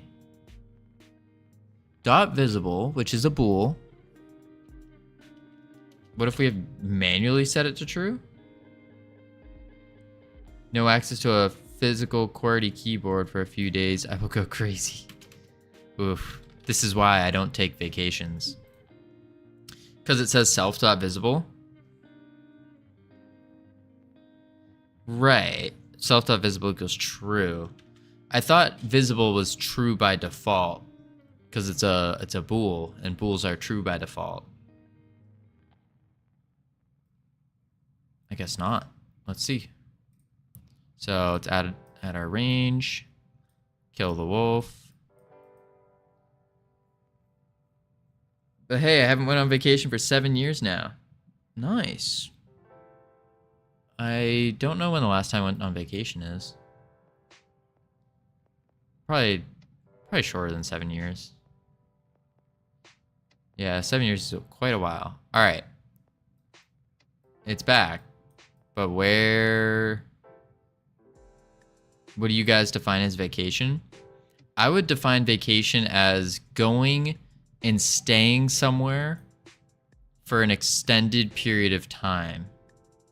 So, is it possible revive never gets called? That's a good question. Let's print it and see if it is.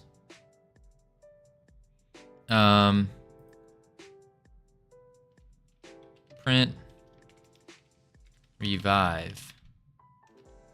Revive. But we also need to check member.revive. I don't know how to check if this is running though. Honestly, I can't imagine not going on vacation. Does a weekend getaway count as a vacation for y'all? I don't think so. Do it revive. Oh, that's a good idea. Within the revive function. I don't think a weekend vacation or a weekend like getaway counts as a vacation unless you're going somewhere very far away. Not very. I guess it counts as a mini vacation, is what I would call it. A mini vacation. So yeah, a weekend getaway, mini vacation. Has method.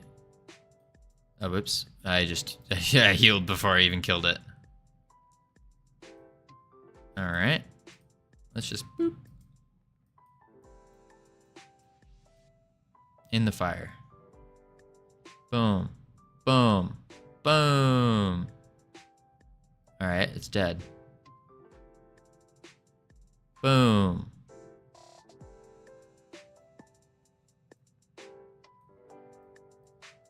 Yeah. Let's see. What are these errors?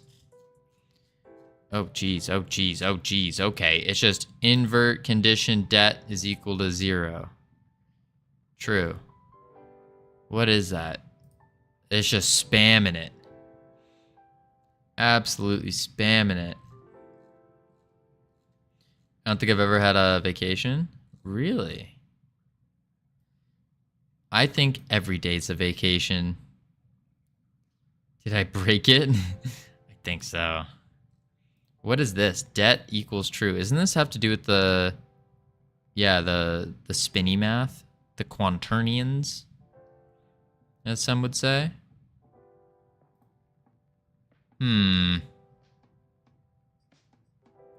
Okay. So revive's not even being called because the child is removed, so it's no longer a member of the party. That's what it is. Right? Well, it should still be a member. It's just invisible. Huh. So member.revive should work. Right? You break everything? Yeah. That's very true. That is very, very true.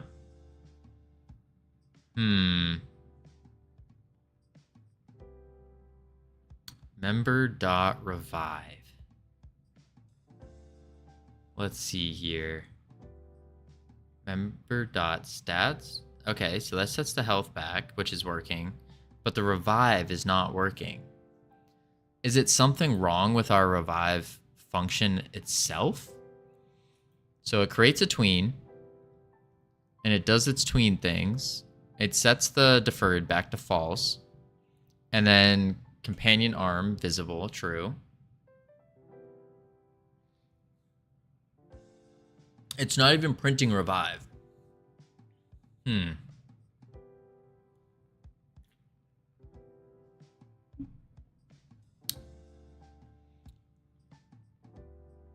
Interesting.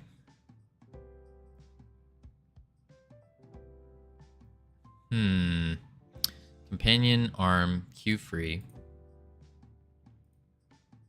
No, we're just setting the visibility levels. So what could be the thing?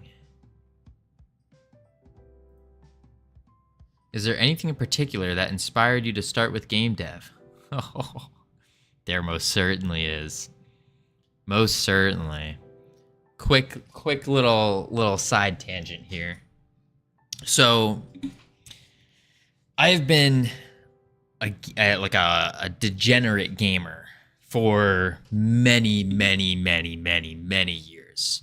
What I define as degenerate is literally waking up from my bed or from the computer itself, and if I'm in bed, physically roll out of bed, crawl to my computer, and then sit down and immediately start gaming. Sometimes forgetting to eat, sometimes overeating, sometimes just having a bag of chips next to me and a bunch of monsters or energy drinks. And that's all I did for years. Like complete degeneracy. Like I guess I'm a degenerate coder. No, but that's literally all I did. And I ended up gaining weight. I was like, so just so you guys know, I'm like an average heighted person. I'm 5'8". I weighed 200 pounds with a 5'8" stature. 200. I am currently around 150-ish. It was bad. Freedom was a neckbeard. Big time. Replace the word degenerate with passionate. Overly passionate should be the word. I have a very addictive personality. And so I channeled that addiction into video games. And basically what ended up happening was there's a couple different things that kind of inspired it to go. The first thing was when I finally kind of got myself out of that funk, because I was also highly depressed, like super depression, super sad boy mode, awful. When I got myself out of it, I kind of was like, dang, I wish I didn't, like I did something with those years. Something useful, something that I could have I wish I could have gained a skill set or something, because I was still trash at these games. I mean, for the amount of time I played, you'd think that I would be good. No, I was still bad. But I wished I had something. So that was part of it. Second half was I was getting increasingly more frustrated with watching all of my favorite games kind of turn into something that felt as if from my perspective, I felt that the developers were kind of losing their love, or at least it wasn't being shown their love for the game. And instead, the company was taking revenue and putting that as their main objective. And then the player gameplay and the experience was at the bottom of their priority list. And that's what it started to feel like. Then I started seeing things like microtransactions going in, different almost predatory practices, like pay to win, that kind of stuff. And I got so frustrated with all that, and I hated the direction that the games were going. And I was like, all right, well, I'm not doing anything with my life right now. Let's instead try to do it a different way. So I have a hypothesis that if we can take the benefits of like indie games, when you think of an indie game, you think of super passionate developers that make a game that they really want. I want to take that, make that the forefront of Freedom Forge Studios, the main priority. And then I'm not ignorant enough to not know that money's very important for a studio. It's quite literally the oxygen of any business. So, but I still think, or at least my hypothesis is, you put the experience first and then the revenue secondary or even tertiary. And that would breed a better work culture, so a better company culture, a better environment for the players, a more fun experience. Now, kind of jumping back to the part where I wish the games that I was playing, like I took a skill back from it. So our mission at Freedom Forge Studios is to make games accessible and rewarding for all. And so we want to incorporate some kind of skill set within our game that the players can learn, whether that's preferably a skill set that they can take from that game and apply it to something else in real life. So that's kind of the idea behind what we're trying to do here. And what inspired me to start making games, because I figured, I was like, hey, if I really want to do this, I need to first learn game development. I kind of have a very base level knowledge of business. I used to run before game dev, I started a lifeguard training company, and I was going around training different camps and community pools, stuff like that, on lifeguarding. So I understand how business works to a at least a novice extent, I would say. So yeah, that's kind of the idea. We're trying to build up a community. Hopefully we can start getting money through providing value to everyone, whether that's entertainment value, the games, stuff like that. And then use that money to start hiring people and build up a bigger studio. Because at the end of the day, if I truly want to make, or I want the company to make a really top tier game that has that passion first, I need more people. I can't do this alone. That would be dumb of me to think I could do it alone. So yeah, that's kind of it. I feel this so hard. Oh wait, I spent 5 years playing Overwatch and never got past Diamond. Swinkly, I played 5 years of Overwatch as well. I made it to gold. That's how bad. Now, I wasn't playing Overwatch every day. I was mostly playing other games, but yeah. I got up to 265 in my funk, but I'm 6 foot, only 200 now. Well, I had pizza yesterday, so probably around 210. I feel that gamer. Yeah. Well, yeah. Listen, you're 6 feet. That's a lot taller than 5'8". 5'8" with 200 pounds. No, I swear, I had a rounded face. Ugh. I feel like every company starts out like this. The challenge is keeping the ideology long term. Well, that's the thing, Pseudo. That I agree. A lot of companies do start that way, but they end up, over time, they start selling themselves out, and that's not something I want to do. From my research, it typically seems to happen when they go public, because now you have actual investors and law you have to keep track of to appease them, ensure that their profits come first. So I wouldn't plan on ever going public. I don't plan on it. I don't think that's the direction that we should be taking. So that's kind of part of how I'm going to ensure that doesn't happen. But on the other side of things, hiring people that will also keep myself accountable. So keep me accountable to ensure that no matter what happens, like, we're all keeping each other accountable. We're a team. So what do teams do? They look out for each other and they go, whoa, man, you're going in a weird direction here. Come back. And then we can kind of set each other up to all succeed as a team. I really, really like the vision you have. That's awesome. Huh. I'm glad you think so. I really do wish it turns out well, though. Listen, Pseudo, it will. It will. It's gonna take time for sure, but I've dedicated 20 years of my life is I'm just going full into game dev, nonstop, 20 years at minimum. Now, after 20 years, if we don't get anywhere with this, then I might need to pivot for my own sake and try to find a different way to provide value to people. But yeah, here's to the future success of Freedom Forge Studios. Thank you, Swinkly. It means a lot. Thank you so much. LOL, same as you. I was gold in Overwatch, but I'm champ in Rocket League. Ooh.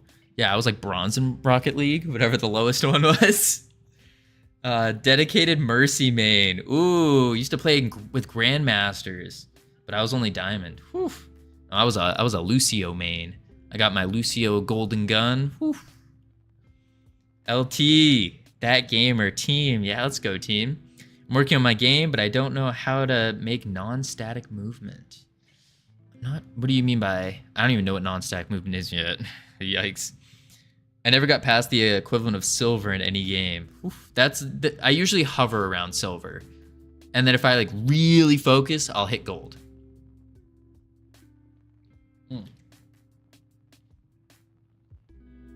Your mission is honestly very admirable. Love to hear more people wanting to fix the industry. For sure. For sure. And that's kind of the thing. Like,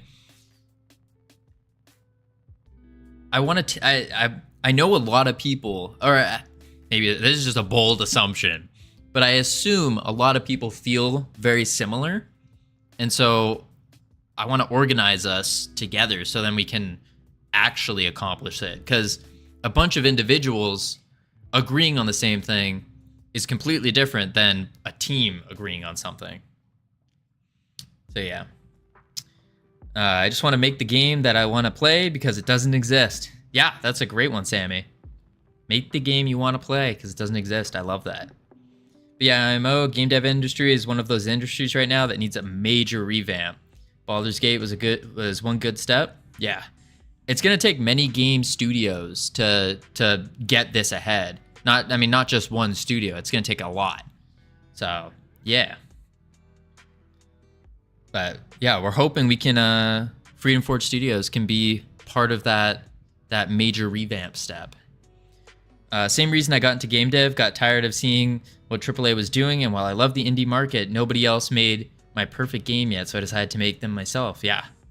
I just make games to have fun. Yeah, that's another great. I mean, they're all great. As long as you're making something in life, I feel like that's pretty positive. Pretty positive. Yeah, as long as this is your goal, you can never fail. I agree that, gamer. I agree. I just make games to have fun. Yeah. For me, and what we're doing here, I think the only chance of failure is if we stop. I think as long as we're continuously progressing forward and doing something, then we're winning. At least that's how I'm seeing it. The only way to lose is if we just stop. So for example, we stream every single day consistently and have been for the past, since we started, which is the past 6 weeks. And we're going to continue on to that. I've told y'all before, but even if I'm in the hospital, I will start up stream on my phone in a stretcher and at least try to stream for 5, 10, 15, 20 minutes, something like that if needed. I lost my computer a couple weeks ago and still managed to figure out how to stream. It was only for an hour or so, but hey, it was still there. In my case, I'm so utterly burned out with working a 9 to 5 that doesn't allow me to do anything creative or meaningful and takes all my energy I would have to do things I love. At this point, I'm of a similar mindset. It's either game dev or nothing, and won't stop till I get there. I love it. Absolutely love that. Yeah, I think it's very important to... I think working in general is very important, but on top of that, it's working towards something that has a similar vision or a vision that you can get behind that is also equal or part of your own personal mission in life. So I think everyone has their own their own vision of themselves for life, what they want to do with their life.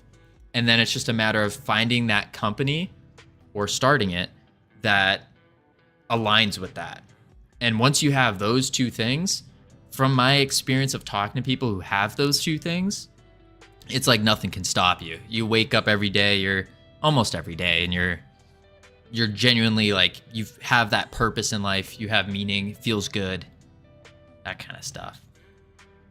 I lost his internet and we got a point of view cam. That's dedication. Indeed, that gamer. Indeed.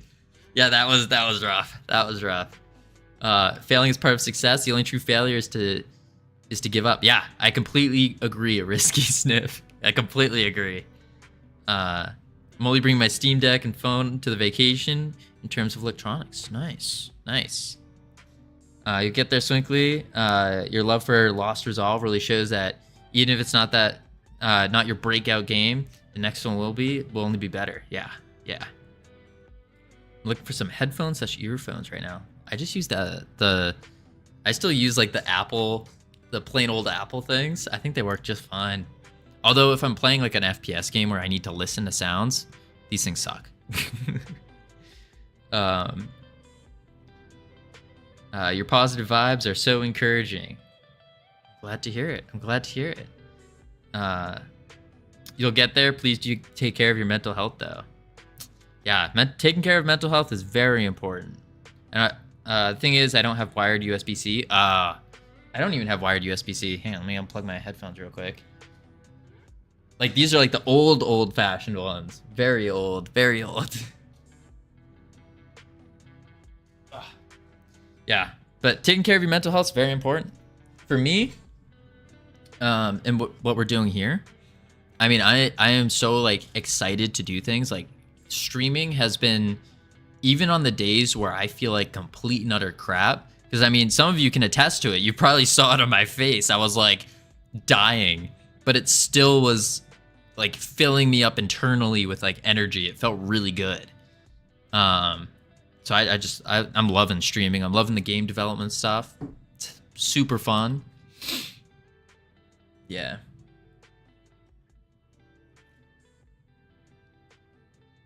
Getting a new phone soon anyways. My S21 is in bad condition. You don't need to explain. I've been an Apple user since they switched to Intel. Yeah. S21's absolute pog. Interesting. Yeah. Oh, that's gonna be a big hurdle. This game, trying to put it on iOS store. That'll be fun. We're gonna take the stream. Listen, when we get to the point where we actually need to put it on like a Mac to go into Xcode and do some magic to make it get on the iOS store, we're gonna do an IRL stream. If I can't like make a friend in this area with a Mac, we're gonna do an IRL stream, and we're gonna hope to. Yeah, you do need a Mac, you do. But we'll do an IRL stream of me just walking around the street, asking random people if they have a Mac, and then hoping that like enough of you would be spamming chat to make them think like, oh, this guy's a big deal. Yeah, I'll let him borrow my Mac, and then we can upload the game. That would be ideal, but we'll figure it out. Maybe like the library will have something. Hopefully, I don't know. All right, just rent a Mac. Yeah, but how much does that cost, Aaron? Because again, we are currently on a ramen noodle budget. Ramen noodle budget. We don't have the money for that. Yeah, install Macware. Mac malware. Buy an old Mac. That might... Mac... I wonder. Buy like a used Mac. Oh geez, they're still like a $280, $300, $600, $50 for a MacBook Pro 2022. That doesn't sound right. 600, 700, 200. Okay, so it's like probably around $300. We might be able to save up for that. We might. That could work. Yeah, get an old mini Mac. They can't cost that much, right? Mini Mac, but would it be able to do the things we need it to? I don't know how, like, exactly about using Xcode and bringing a Godot game over. Mini Mac. No, mini Macs are about the same cost. 200, 165, 99. Yeah, they're all about the same cost. 300, 500, $60. Oh, okay. That's an i5 mid 2011. It's a 2011 one. 8 gigs of memory. Oh, 500 of storage. That might work. That might just work. Yeah. As long as it's Mac OS, as far as I know. Ah. Mini Mac will do just fine. They're cheaper too. Yeah, okay. Well, we'll definitely look into the Mini Macs then. I think, yeah, that could probably work. Mini Mac. Okie doke. We'll do that then. Mini Mac. Ah, hello, Uki. Welcome. Welcome back. All right, I'm gonna eat lunch now, so when I'm done, Quella stream starts. Indeed, it does. I think it does. Xcode needs to be the latest Mac OS version, which is 14. Ooh. Yeah, finding a Mac that's a cheap old Mac that still supports 14, or that does support 14, I don't think that's a thing. I know on the phones it was like certain phones or iPods wouldn't update past a certain amount. Yeah, just rent it.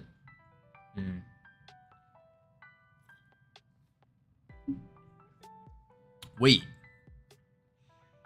I've heard there's lots of nightmares in developing for iOS. Oh, there is. For sure.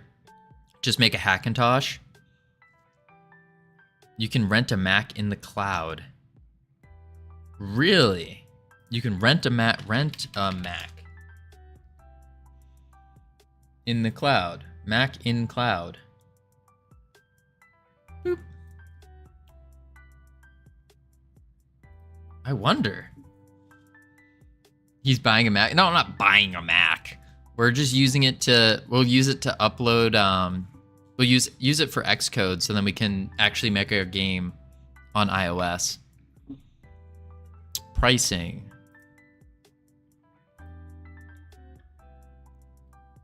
$1 per hour. Oh. 100 megabyte port speed, 1 gigabyte port speed, no admin root access. I don't know if I'll need any of that.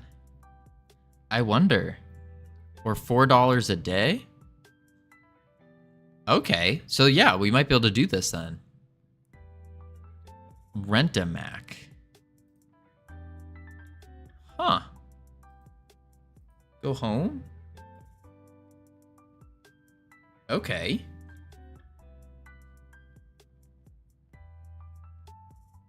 Yeah, that sounds... I mean, heck, if that works, let's save this to Godot. Yeah, bookmark that. Get ready for it. He can't afford $1 per hour. I can afford $1 per hour now. We just got 5 hours.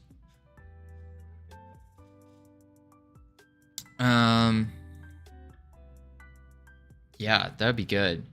You might not even need a GUI and all that, just the command line. Oh, I have no clue how to even port a game. You need a Mac to publish to iOS? Yeah, you do. And it's $99 a year to keep it up on the App Store. It's crazy. You need a Mac to build. Yeah. I don't even know, how do you, like, I don't understand how this port over thing works. Like, how you build it on a Mac. Do you have to rewrite the entire code in Xcode or something? There's still a verification process and all that stuff. Right, that too. I am so not a fan of Apple in general. Yeah. For Godot, I don't really know. Yeah. That's tough. Just publish on Steam. See, that's the thing, Uki. We made the decision to make this a mobile game, and it's not very fun if you're not, because it's supposed to be like a game you can just pull out when you're on the train, on a plane, in the car, going far, in the shower, when you lose power, that kind of stuff. Like you can just jump on your phone, boom, boom, boom, boom, mess around, little casual game. I think you can compile for iOS. You need the Mac for signing. Oh, maybe. Can't you just compile for iOS right in Godot? Or is iOS Store different? Hence why I said that you only need CLI. Don't quote me. I'll just pull up my Steam Deck. That could work too. But not everyone has a Steam Deck. Not everyone has a Steam Deck.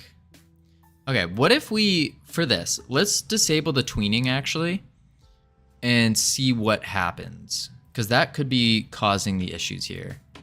Whoa. Boom, boom, boom, boom. And now let's disable tweening on the death. Boom.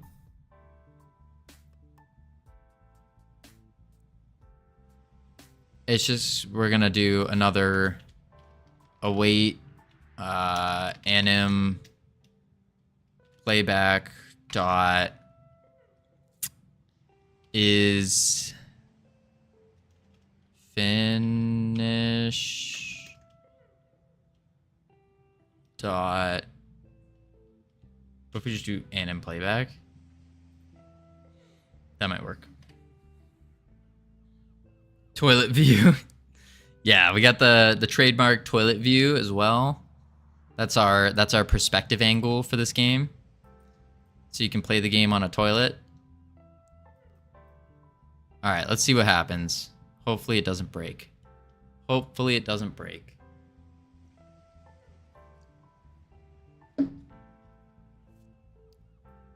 Okay. It's dead. It's revived. It didn't say it was revived. Okay. Okay, that's an issue. Let's close this. Look at the debug. Literally nothing to do with this. Okay. Blah, indeed. Quick search shows, yeah, it seems that the main reason why you need a Mac is for signing. That's annoying. Very annoying. So Revive isn't even being played. That's so awful. Okay. So maybe we can't do Revive. I mean, $4 a day. Yeah, that's probably our only option. Is the $4 a day. That might work. Hopefully it will work. Will the game be on the Google Play Store? Oh yeah, for sure. It most certainly will. It'll be on both Android and iOS. And I know Google Play Store, it's $25, I think. Something like that for the ability to put it on the store. And it's just a one-time payment, which is awesome. All right, so yeah, it's $25. Sweet. Yeah, that's not bad. So Revive is just not working here. What about Windows phones? They use Android, I believe, right? Does Windows? Do they?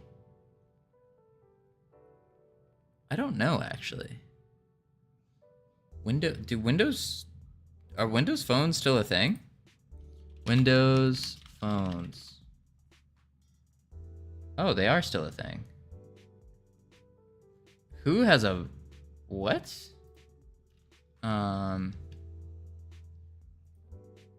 There's no. Oh, they did come out with a new one recently.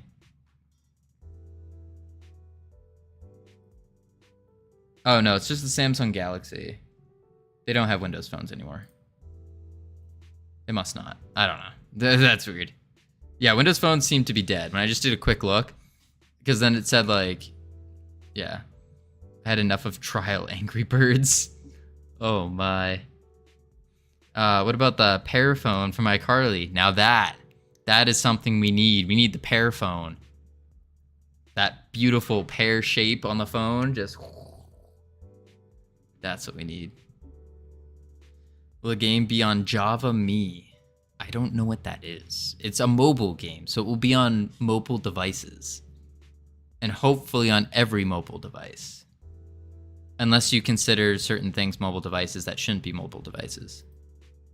Then it won't be there. Mobile devices with touchscreens.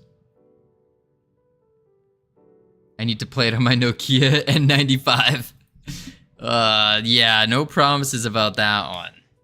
No promises about that one. iCarly.com, theslap.com. Oh, man. All right, so for some reason, member.revive does not work, which is weird. You would think, because it's going to the member in our party, but it can go to member.stats.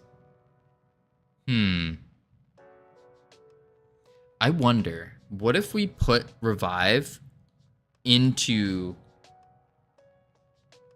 our stats? No, that wouldn't work either. That would not work. Oh, man.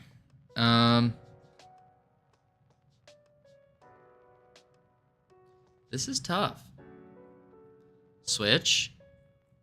Might be able to put it on Switch, but I don't know. Because then, if you put it on Switch, then you're putting it on console.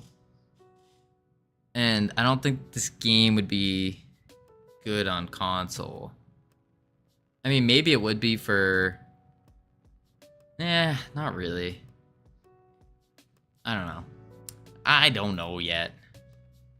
Maybe, but probably not. Probably not console. Member.revive does not want to work for us.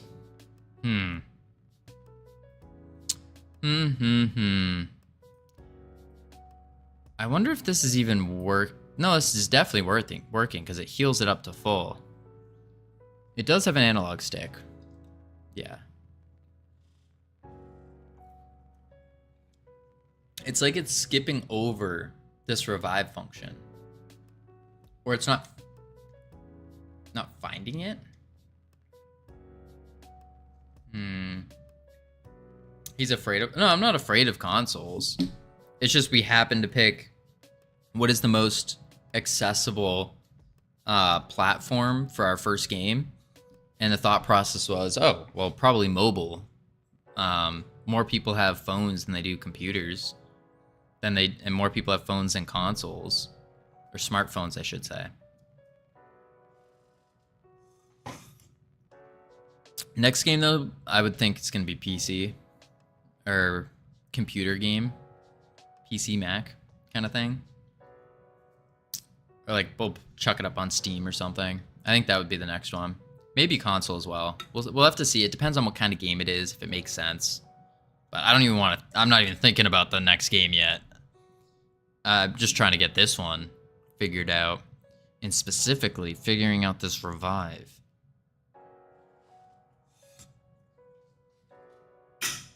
Boom. All right. So, stick to PC and phone. Apple and consoles don't exist.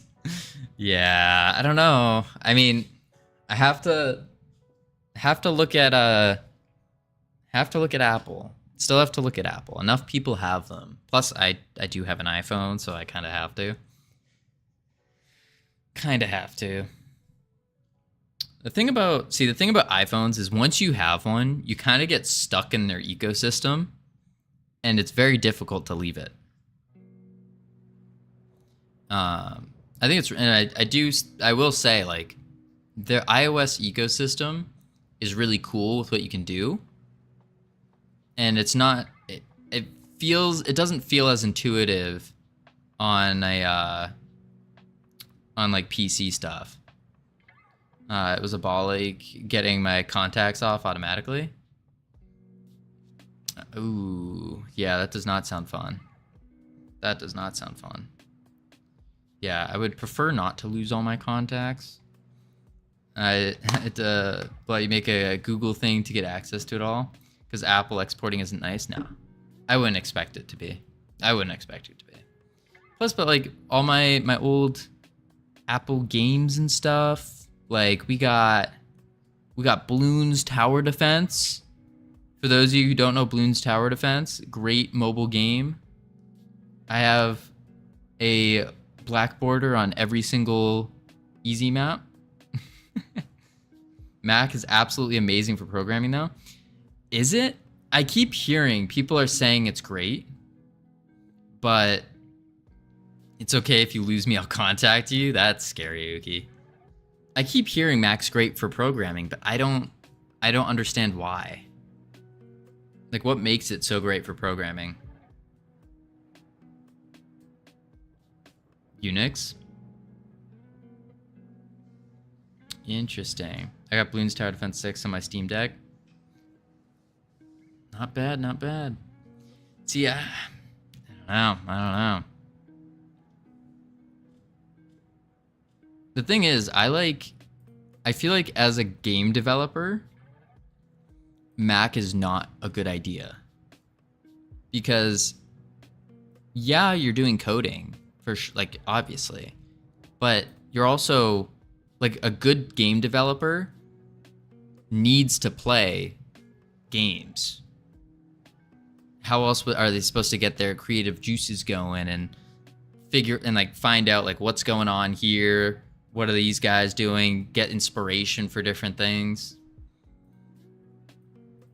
I think it's very important for a game developer to play games. But I've met a lot of like successful game developers that don't play games. It doesn't feel right. Doesn't feel right. macOS is great for programming, exactly the same reason Linux is. New mobile Macs are hardware-wise probably the best machines you can get. Makes sense. Yeah, hence the reason why I said Mac is great for anything but gaming-related stuff. Yeah. So install Linux on a good Mac and then you're sorted. Or you install Linux on a really good PC. Because I think PCs are better than Macs hardware-wise if you make them that way, right? Or they have the ability to be better. I think like a baseline Mac is probably better than like a baseline PC, but yeah. Or install Linux on a PC and you're able to swap out hardware. Or you just run Windows, you run free Windows on your PC, and then you're golden. And then you just pretend like you know what you're doing. Linux is growing. We are 4.5% of the desktop market share. There are proper laptops out. No way. Linux is growing. I don't know though. I know Linux isn't great for streaming. I don't know. I've used Linux in the past. I just don't think it's. I don't know. I'm okay with Windows so far, or my free Windows. They use software encoding for prop NVIDIA drivers. All right. It's really annoying though that there's no solution that fits all right now. I don't really have high hopes there. Yeah, I feel like that's kind of a thing that is always going to be there. Like there's never going to be a one size fits all kind of thing. It got hugely better recently. I think 2 months ago, finally they saw screen sharing with hardware acceleration for both AMD and NVIDIA through Wayland. Oh, interesting.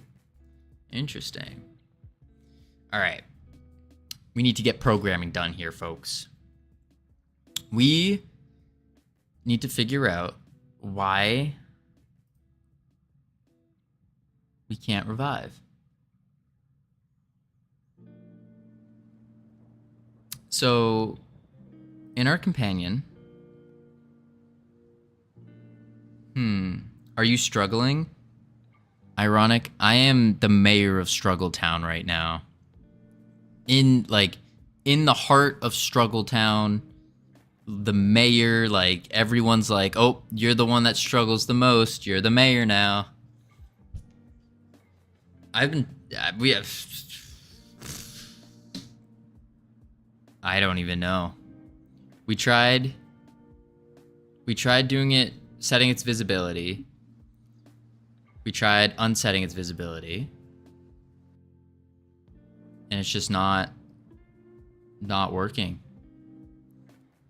You really don't want to revive the dog, do you? No, I really do. It's just, it doesn't want to get revived. That's what's going on. The dog doesn't want to live. It's so annoyed at us constantly burning it. How does it not revive? That's what I'm wondering. So we come over here, we grab it, we put it over here. Yeah, the function's not getting called, even though it should, I would think. So we kill the dog. Boom, it's dead. Now we come over here. It heals up to full. But our function's not getting called, and instead, we're getting spammed with these errors. I don't know what this is, like debt is equal to 0. Does the member notice it has a function? Apparently no, I don't think it does. But I also don't know what debt is equal to 0 means. I thought that's for rotation stuff. So let's go to here. Let's go else if member dot has method or function. Is there a has function? I think it's method though. Yeah, method. Has method.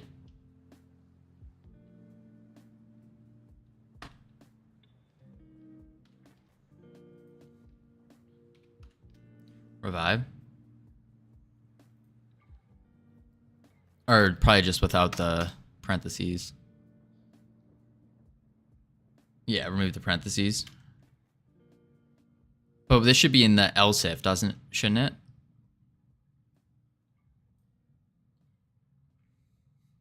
So we do this and method has revive. Then we use revive, method.revive, method.stats, health, value. Ads are running. Drats. All right, give me 10 seconds. I gotta go. I gotta pee real bad. And then we will try this out. Are you just hiding the dog? Yeah, we are currently turning its visibility off and back on. All right. Like 20 seconds, 1 sec.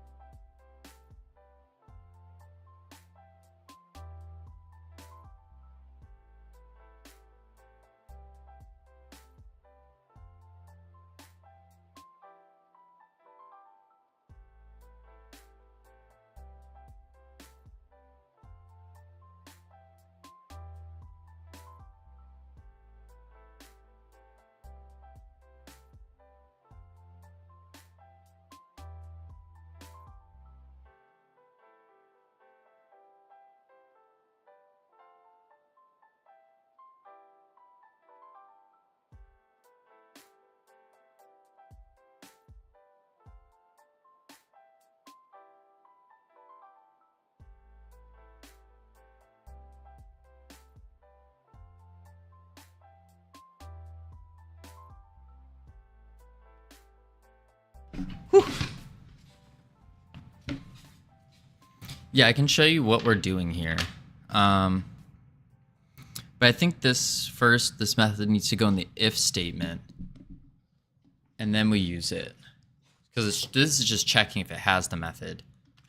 So we do and member has method. And then we do member dot revive. And then we save that. So this is what we got going on. So the death, or when it dies, it'll do all the things that we need it to. And then we just replaced Q free with visibility. Don't just hide the dog. Okay. What would we do instead, though? We do have the ability to remove it from the party, but we don't want the party container to disappear. And if we remove it from the party, then this container disappears. And then it looks like we no longer have it until we revive. Now it would get confusing for the player. Does it? I think it does. Welcome back from ads, everyone. I think it does.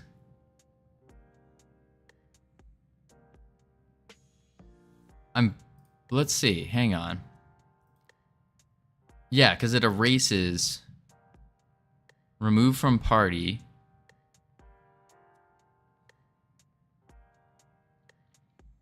So global dot remove from party. Don't remove it from the party. Well, that's the only function we have that would remove it. So we don't want to remove it there. If you queue free the companion, does that remove the party container? No, it does not. Queue freeing does not remove it from the container. So if we do this, boom, boom. I very dislike this disparate logic. What do you mean by that? And how can we make it better?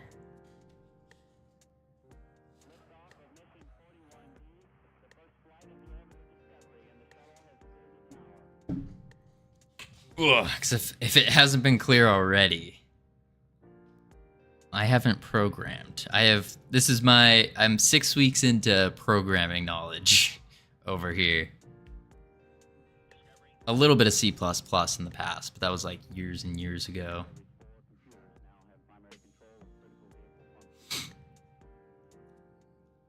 So if we queue free it from the party, or queue free it, the party container still stays there, but it becomes an empty container. And then we would have to re-add it back to this container.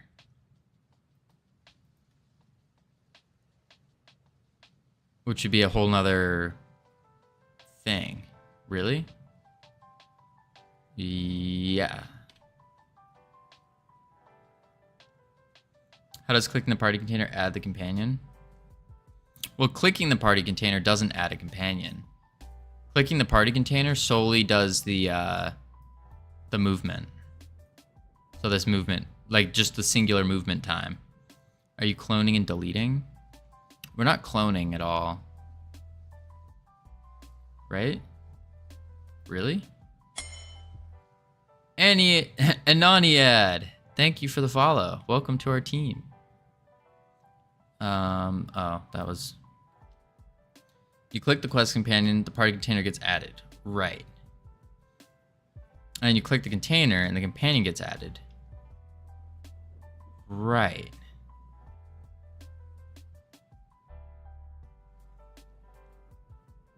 Isn't that how it works? Yeah, I'm pretty sure. Let's go to the companion party container. So these are where it re-adds the child for respawn. Okay. Then we go to the clickable.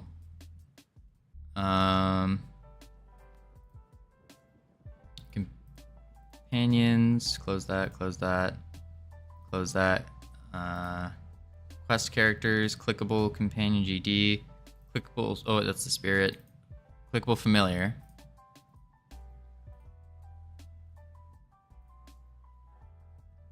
On input event, it'll use the special, and it adds companion container, companion scene. Add companion container from player UI. So we go to the player UI, add companion container. So it loads loads the party container, then adds the child, health bar container dot add child companion container. So it adds it to the set health bar thing. It also adds the companion scene.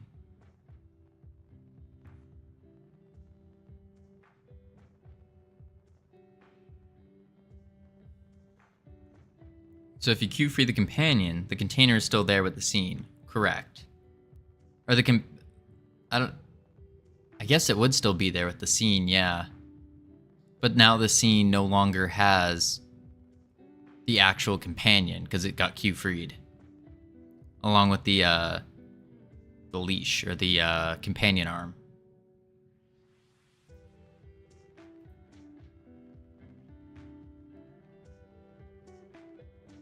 No, you queue freed the instance. Oh. Oh. Not the pack scene. Hold on. So then what you're saying is, since we still have the pack scene, we just need to re-instantiate it? And that would add a new, like, re-add the companion? When your companion dies, you just reset the container scene. Oh.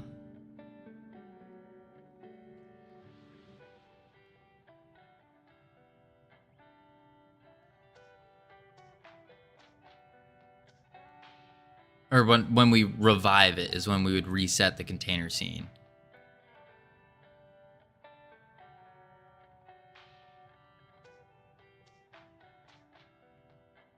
So how do you reset a scene in Godot?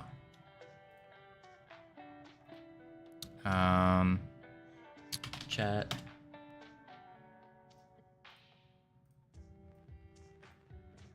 With code. Companion dies, you just reset the container.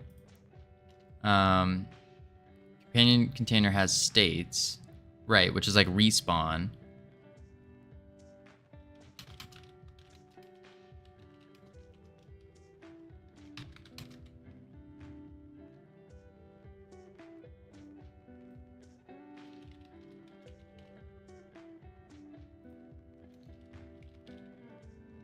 Don't ask chat. Oh, okay. Don't ask chat GPT. It's not gonna help. Companion container has states. So let's go to the companion container and respawn. If it's already instantiated, you can just add it back as a child. Well, that's what we tried doing before. Or no, I guess we didn't. We just made it visible and invisible. But it doesn't go away as it does it. Hang on. Let's go to the ChatGPT is good to understand the functionality of things. Yeah, but not necessarily the how to do it. Just the definitions. Let's go to the upgrade here. And let's remove these two.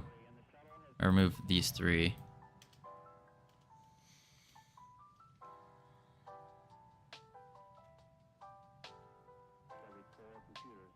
So instead of this, we could do member dot. I guess the member doesn't exist anymore.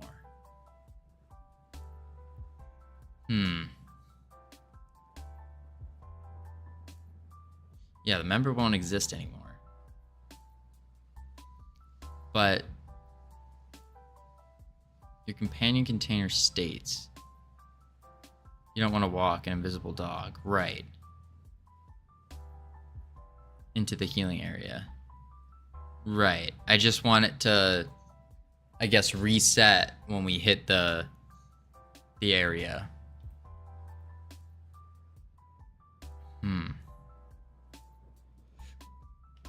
I need to see what...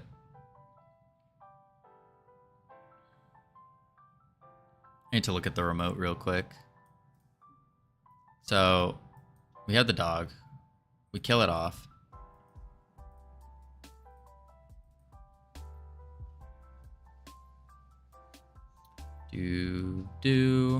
All right, it's dead. Q freed. Now we go to the remote and look at the player, and the player no longer has the companion. Okay. And then the player UI container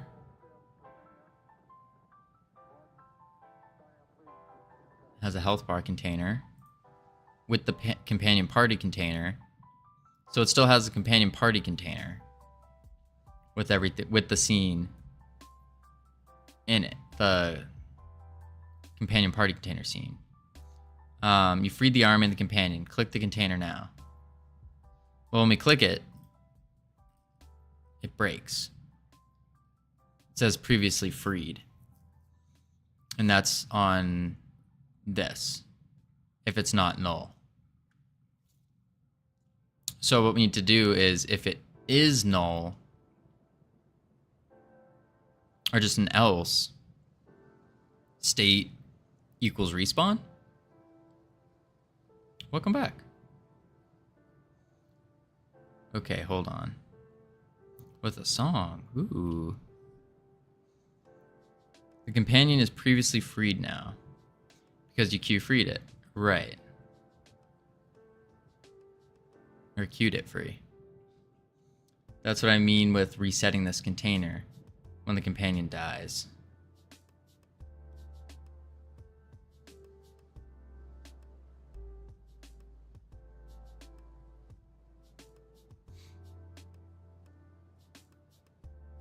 Reset it back to the same state that it's in the first time you spawn the companion. When we first spawn it, it's called state spawn first time.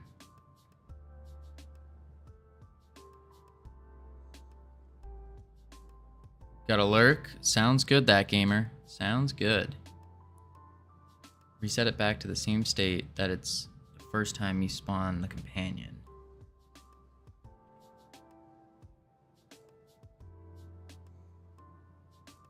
When a companion dies, tell its container that the companion has died. Okay. So when it revive that dead. Thank you, that gamer. We will try. And what's up, Van? What's up? Van the man. Alright, so when a companion dies, tell its container that the companion has died. So to tell its container, we have to go to the companion, and then on our died here, what's dead may never die. Yes. Function die. So we already set its state to dead. Now I guess in the dead state is where we tell the container. Sounds good, the fun guy. In its dead state, we need to tell its container that it's dead. So here, if state equals dead, we will say, what? Do it in the function, in the dead function. It's not, oh wait, animation playback. You don't need to do this every physics frame. Right. Okay, so in the dead function, we want to do probably get parent, because the parent of, no, the container's not a, that's not how it works. So we don't want to get parent, get companion party container, but how does it know which container to get?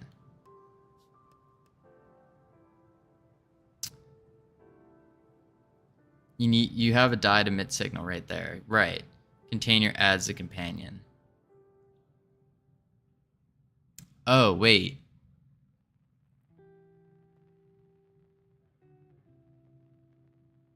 The container connects the companion's died signal.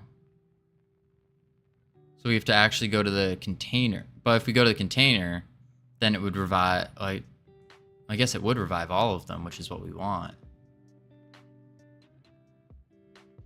Then it wouldn't matter how many are dead. Where is companion set here? Companion is set in the ready. That's where it's instantiated. It's not in this function. Okay.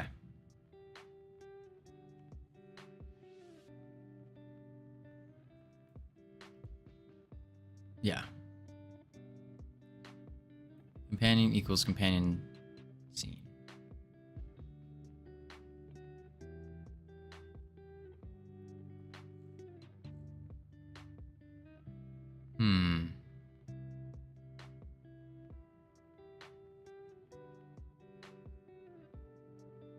Put that in a new function, set companion, in the companion party container.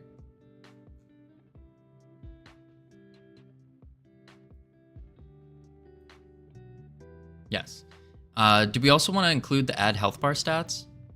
Maybe not.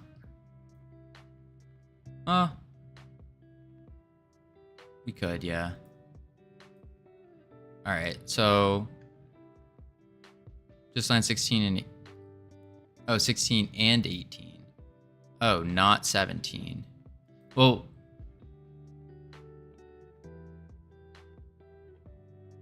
why wouldn't we want to do 17? Because we're also queue freeing the leash.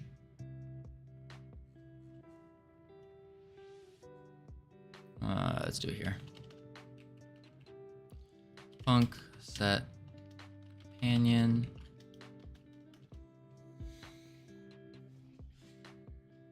Companion equals companion scene dot instantiate. Companion equals companion scene dot instantiate. Stats equals stat companion dot stats.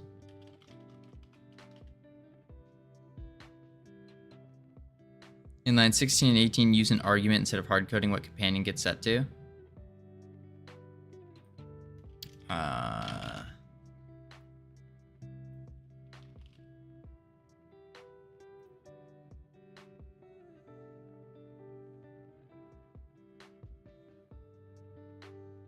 Oh, other way around.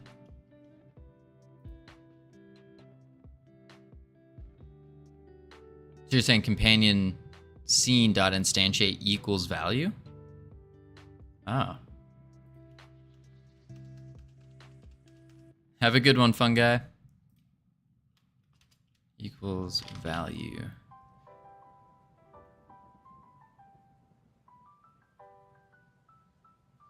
No. Oh, companion, just companion equals value.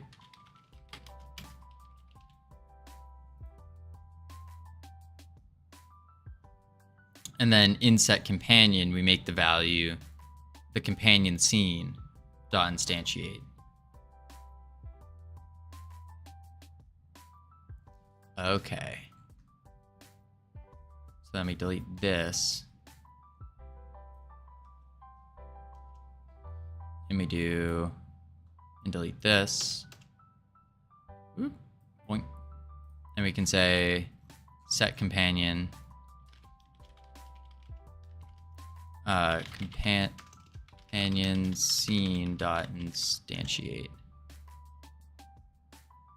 All right, where does this scene get added? The which scene? The companion, like the companion scene, gets added.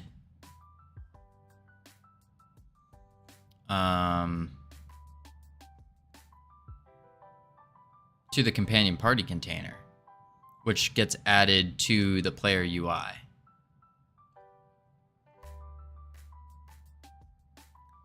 This one, the container.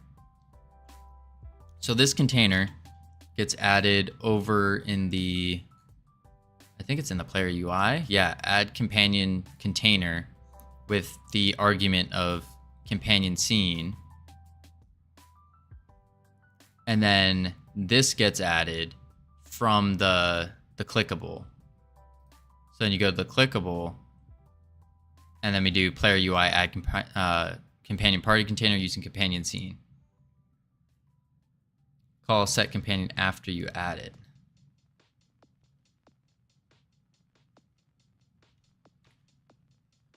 Wait.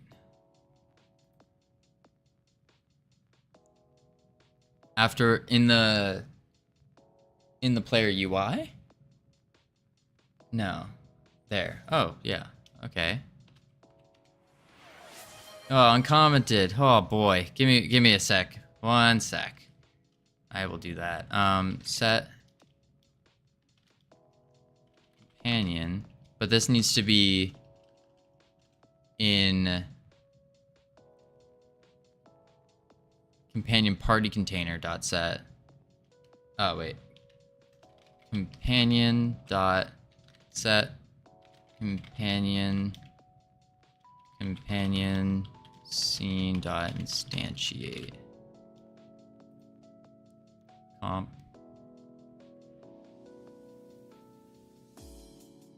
Wait, what? Nice. There's no companion though, so it would have to be companion container.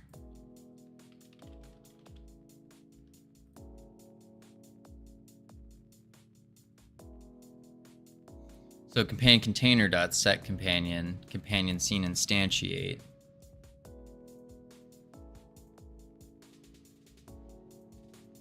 Okay.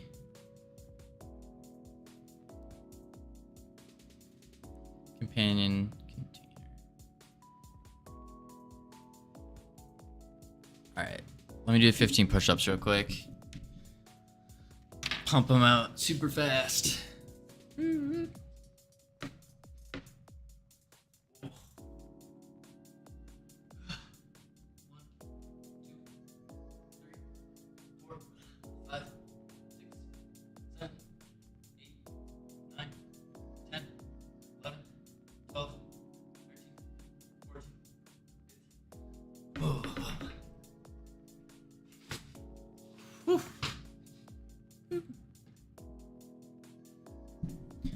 Okay. Set companion scene dot instantiate. When we add the container with the companion scene, we're going to load the container and instantiate it using whatever companion scene we're given. And that companion scene tells us exactly which scene is added. Then we're going to add the child of that scene. And then we're going to set the container to have the companion instantiated.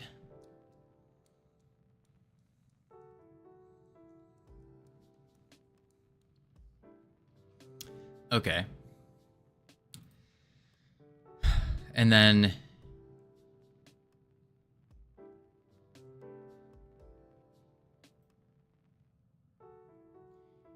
instantiate is a function. Did I not make it a function? Oh, whoops.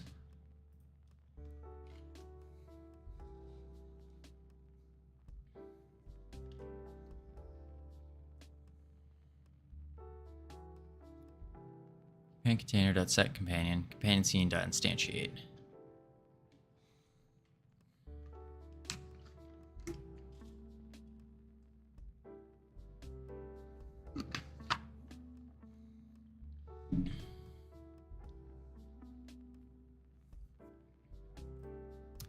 Let me try running it.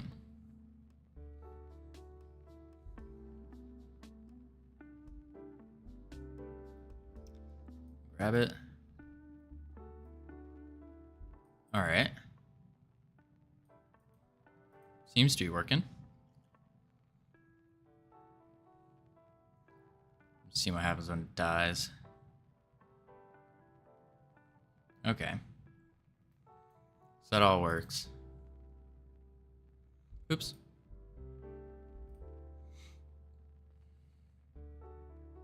When this container adds a new companion, you need to connect its died signal to a function.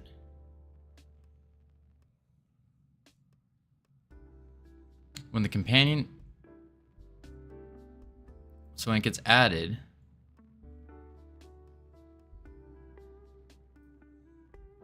Here.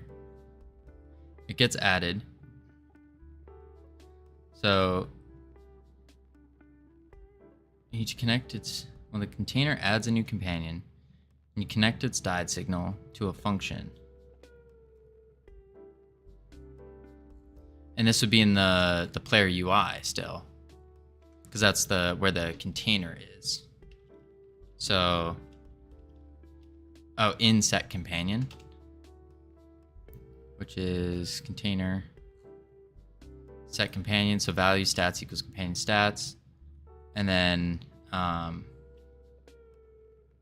equals value companion.die connect. And then we're connecting it to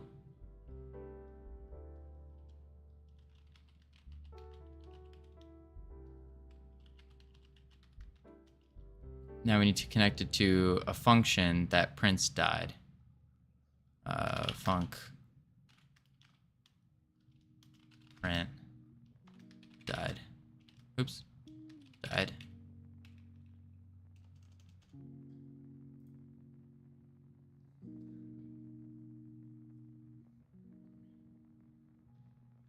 Save. So now what happens is it should tell us when it dies. So when we hit play and we go kill our companion, that should emit the signal that our companion's dead. And we should get an output message saying that it's dead or died.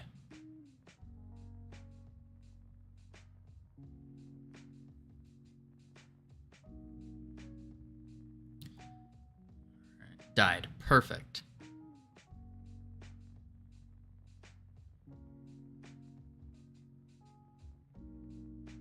Okay.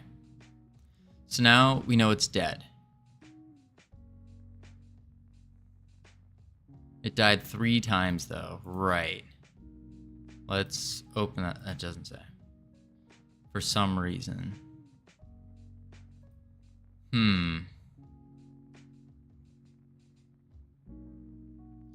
Why did it die 3 times? It emits? Oh, because we don't turn off the collision fast enough, maybe? We'll be done this month? I don't know about that. Did it add 3 dogs? I hope not. Let's check the remote.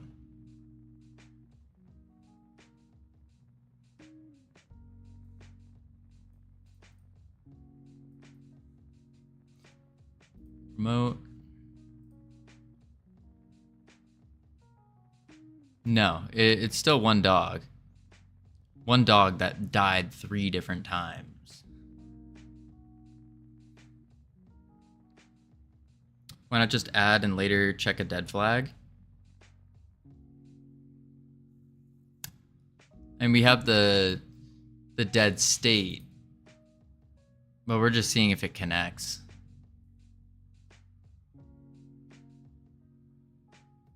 Yeah. Okay. And then once we figure out, so if you check if you're in the dead state when die is called. Yeah, when die is called, we should already be in the dead state. How many times are you calling set companion? That's a question. Set companion.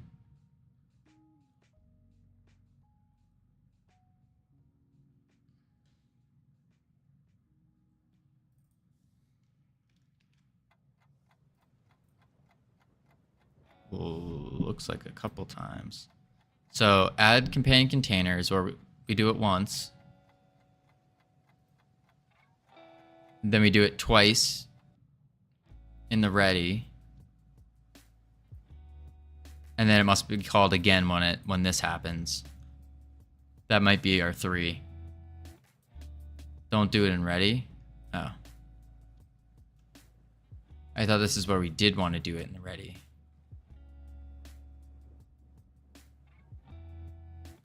I guess we don't have to anymore.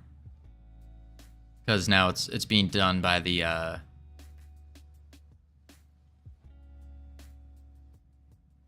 yeah. Something else is doing it. The set companion.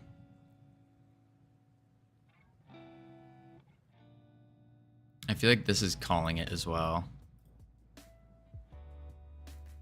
And it doesn't do that anymore. It does it in add companion party container. That's the new one we just did. So now it should call it hopefully once. But maybe twice. Might call it twice now. Oh, it doesn't like that.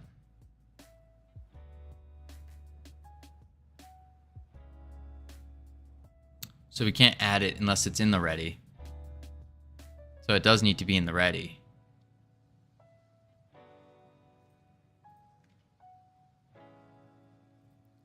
Which means we don't want to do it in the add health bar stats in set companion. Set companion.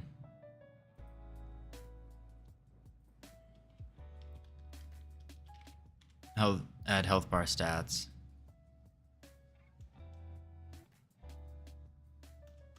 Now let's try it. After line 55. Oh, after the death is where we want to add it.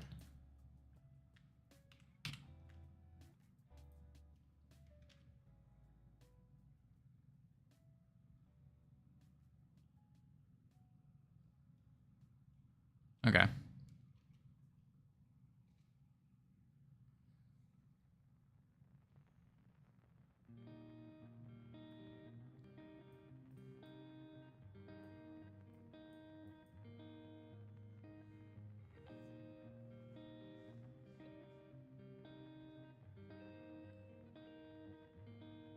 Okay, now it only gets called once. 3 times. It still got called 3 times.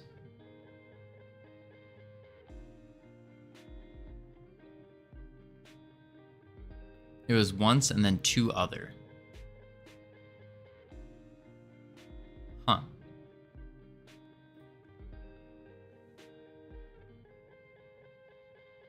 Are you calling dead even if it's already in dead state?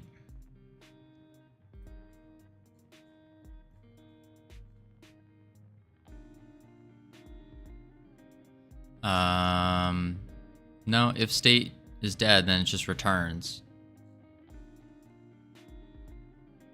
Yo, what up, LT? You shouldn't die if it's already dead, right?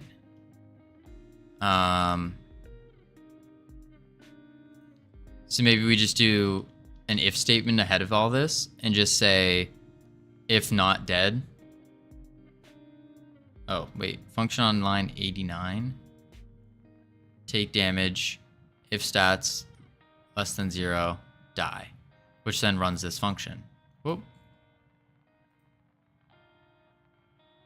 This is what swaps us to that, though. That like uses. Oh. If stats. I see.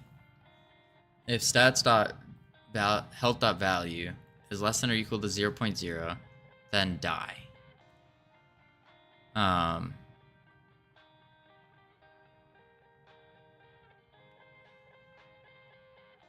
Which keeps dying if you're dead. Do we do, so we could do and state not equal dead? Would that fix it? Because this is the only place where die is actually called. But if it gets called once, then it immediately switches our state. And so by putting in the if and state is not dead, then it shouldn't call again. Let's try it. And state not equal states dot dead.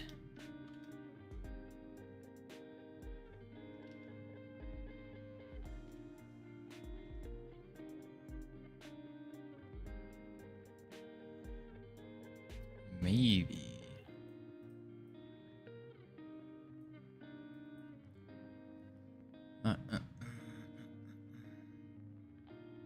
I'm gonna switch the familiar's health down to like, yeah, now it only dies once. Okay, that works. Now it only dies once. Let's just go to the familiar companion real quick. Go to its stats, its health. Value, we'll just make it 20. So it ticks twice.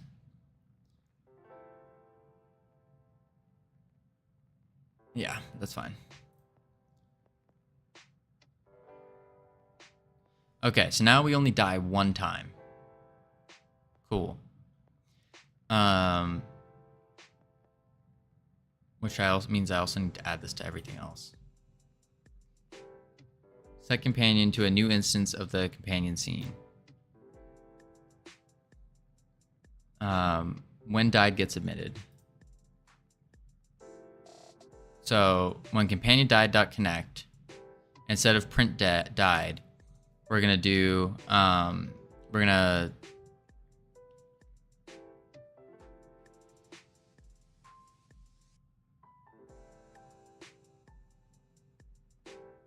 set it to a new companion scene. Or we don't even want this connect. No. Yeah, we just delete line 54 and then we connect it in like somewhere else in this. So in the, we could connect it in the ready. And so then if it goes off, then it will set companion. You don't have a companion ready.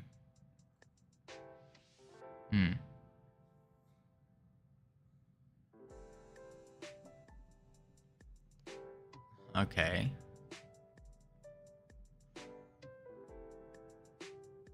Set companion to a new instance of the companion scene. So we need to make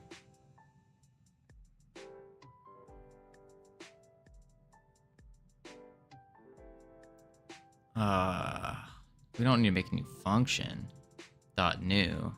Set companion dot bind companion scene dot instantiate in connect. But not, we can't do that within the same set companion function, can we?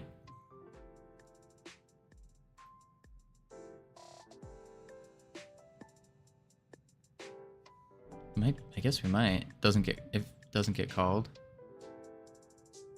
Set companion dot bind companion scene dot instantiate.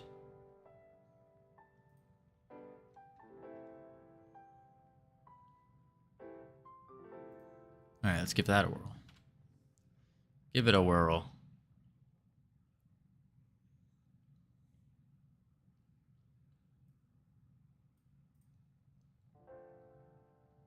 Oh, that's because we set its health low and the health bar didn't. That's fine. Okay. Now it's dead.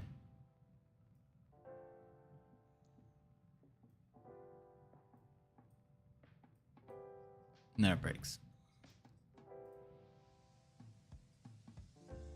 So now,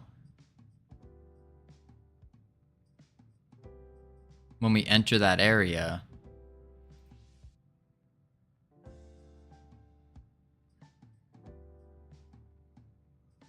no, that didn't make sense. Hang on.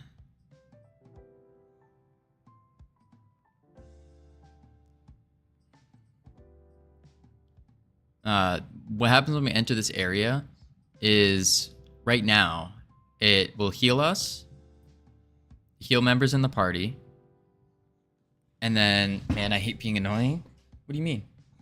Sometimes I have to get super energy back. Whoa, whoa, whoa. We got the energy. We're just in thinking mode right now. So we're saying that if the member's stats are less than or equal to 0, then we're going to bring its stats up. But instead, this is where we're going to say,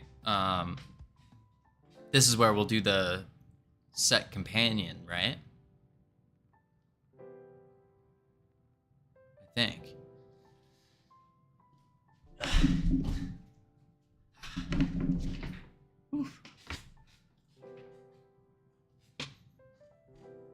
Ugh. Give myself a wedgie. Listen, LT, we got a bunch of caffeine pulsing through us. We're just in that, the programming juice is kicked in, and we're in that super focus mode. Super focus, the laser beam of focus. Understandable. I see we got a Freedom Forging corner now. Oh yeah, you like that? The little icon there. I figured that would be a nice little touch.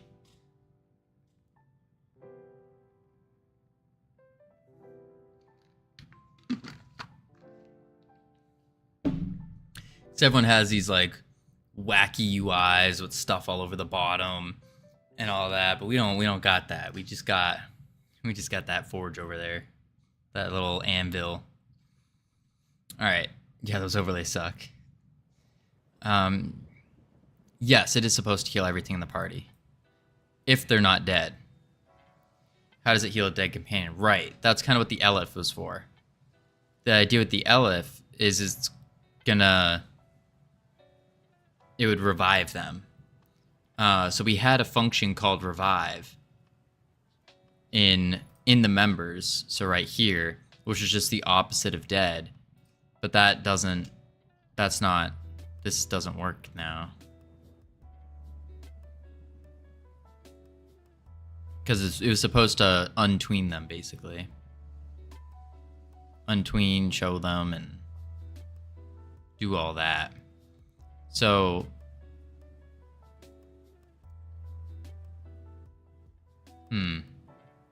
I half want to move you over the activate windows. I want you to wait, Han. I half want to move you over the activate windows, but you'd be too far in the corner. Yeah, that's same. I was trying to get myself to block it, but yeah, I would be too close to the corner. Too close. Wait, this arm. There we go. It just looks like it's part of my body now. There, now I look massive. Wait. There we go. Alright. It looks like I got a little head and a big body. I think your companion party container is so bad. Unbelievably bad.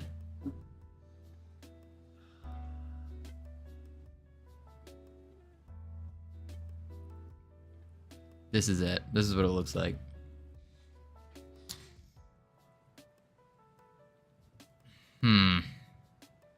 How can we make it unbad? The way you click on it to add the companion.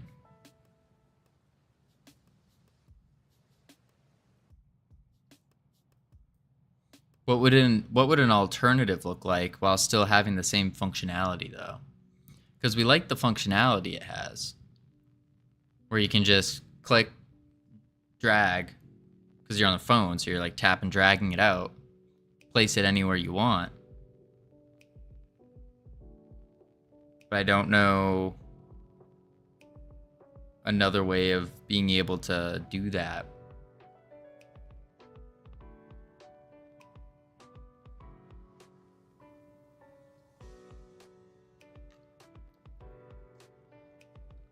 When the companion dies, you queue it free. Right. When you want to revive the companion, you just redo the first summon. Yeah.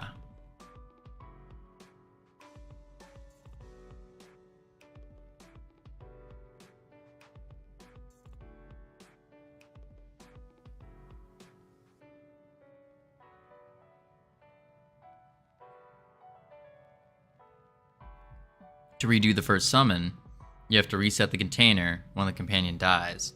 So the companion is a new instance of the scene. Ooh. That's also going to cause problems though, isn't it? Because... yeah. Because the companions have stats of their own. And so if we reset to a new instance of the scene, then its stats are just going to reset, aren't they?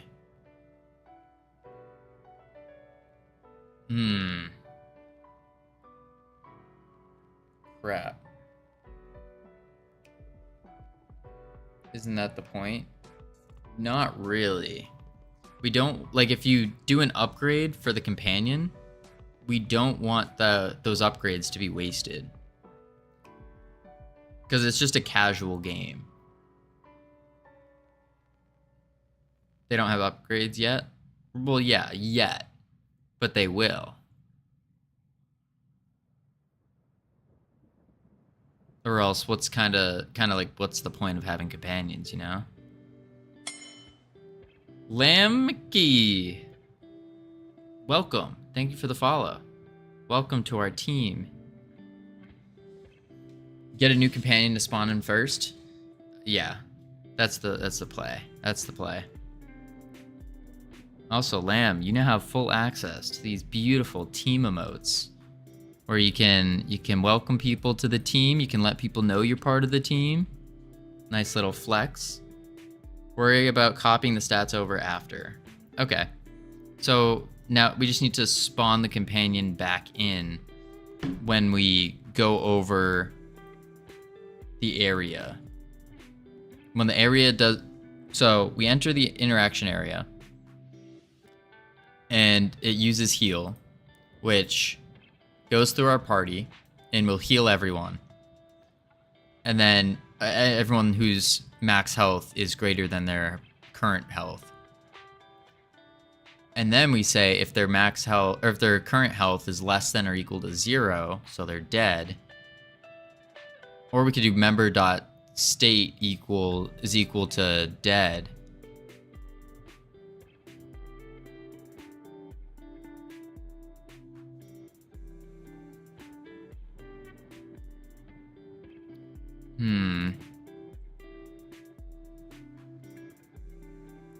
Show game. In a sec, LT. It will currently break with what we have. The party member. So we could do in the else if then. So in the LF we can say member.state is equal to dead, and. Oh, no, don't even need that. Just elif member is equal to null, or it's freed. Don't have stats, or can we say member is equal to null? Because it's still a member, right?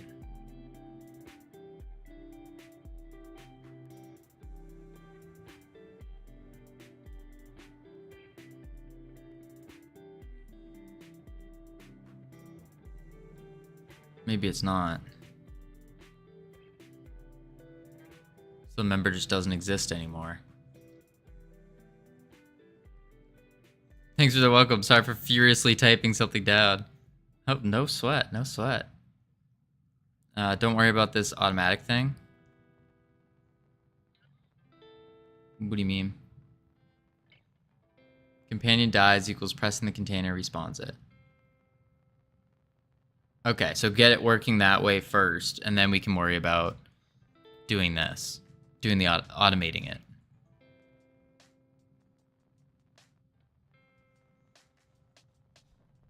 Okay. So we'll go back to the container here. And yeah, here, I'll give a quick explanation. So this is our first ever game. It's the 3 things we were supposed to avoid: a 3D mobile game with complex mechanics. The idea behind it is just a casual, free game. You run around, and you have enemies that will attack you. You attack them. There's melee enemies that chase you. There's ranged enemies that shoot and attack you. And the idea is, when you kill them, you get resources, and those resources you can use to turn in quests, like this one, for companions. And those companions, aside from helping you attack, also have special abilities. Wait for it. Okay, it broke. That's not good. I'll have to fix that. And the companions have special abilities. Everything's currently broken, though, that do different things. So, for example, that fairy, that little green guy, will heal you. The wolf will stun enemies, and the spirit will slow enemies. And then on top of all that, you can also upgrade all your stats. So RPG stats: health, defense, damage, attack speed, that kind of thing. Just like a little casual game. You can play on your phone while you're on a plane, on a train, all that kind of stuff. Yeah. And then, of course, we have boss fights, too. So this one is the spirit boss. Currently, it has like a really crappy knockback. But it also has these slow areas. Oh, geez. Okay. You can kind of see it. We died, but it has these slow areas that will spawn and all that. Sounds good. Where's the loop? So this game is meant to end. Our plan is we have 5 levels. Each level has 3 different stages based on how you upgrade. So it's kind of a little grindy, like casual game. Yeah, that's kind of the gameplay loop. Is you're killing enemies, upgrading your stats, killing bosses, and then you can move on to the next area, which presents new challenges, such as different enemies with like a different special ability, stuff like that. Different mechanics. So like the spirits will slow, and you have those slow areas as well. Yeah, just very basic. Or at least that was the intention, was to be like a basic first game, but it is not turning out basic at all. It's getting very complex. We should have started with Pong, because we have a saying here: for your first game, if it ain't Pong, you're wrong. Yeah, we're very wrong.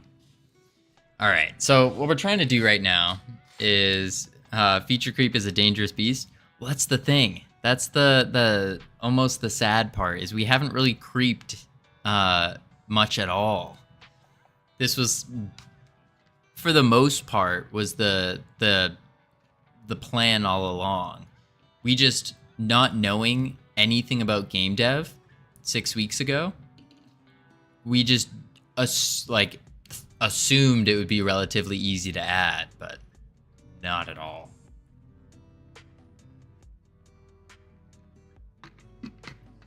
Not at all.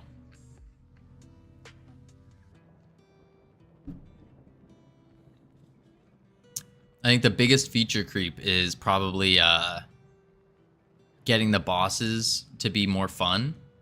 That's like a necessary creep. I agree. I gave my main game a break and made Pong just to see if I could do it, and luckily I did it. Oh, that's awesome. We tried doing Pong in less than 10 minutes, but it did not go well. We got a paddle. But listen, I've been training. I'm in the same boat. It's all fun, good fun though. Oh yeah, it's definitely a ton of fun. Definitely. But we're getting there. We're almost done with the base stuff. That base stuff being like the companions doing their companion things. We're trying to right now get the altar here. Took me 5 days before I got Pong down. Whew. Yeah, I have an idea on how to train for Pong, because my goal is to be able to make a Pong game in 10 minutes or less. But, yeah, it's tough. What was I saying? Oh yeah, sorry, I'm all over the place right now. Words, come to me. Alter. What we're trying to work on right now is when you enter this area here, this big circle, it will heal your party, so you and all your companions. And if you have a dead companion, it will revive them and bring them back up to full health. So we're working on that right now. Trying to figure out how to respawn the companion. And it's rough. It's rough. The problem is our code is you can very clearly tell that our skill level is going up for sure. Maybe not that big of an increase. It's going up for sure. But the code that works over here from this point in time is so bad and janky that when we compare it to this code, the newer stuff, it's like, what were we doing over here, team? And it's, yeah. So we're going to have to remake this whole thing eventually anyways. We're just trying to get things working, and then we can refactor and basically remake the whole game. Yeah. All right, we got ads coming up in a minute. We'll figure this out, though. We'll figure it out. If it's not broken, don't fix it until you have to. Well, yeah. Except the reason we want to fix it, even if it is working, is to make it more optimized and to make it so when we look back at it years later, we can actually use this as a way to help us in future games with understanding how to do certain aspects and whatnot. So we got to make it really clean and well commented. All right.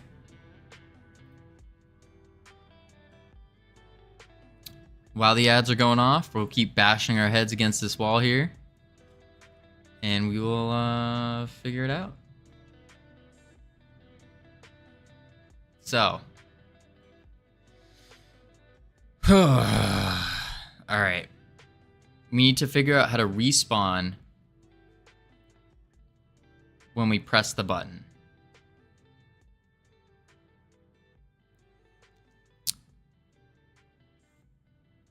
On touchstone button down, which is here, it matches state. And then we need to do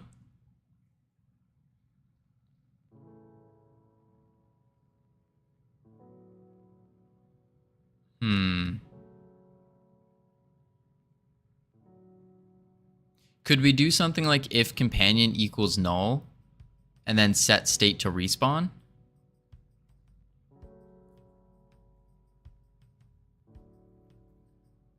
Would that work?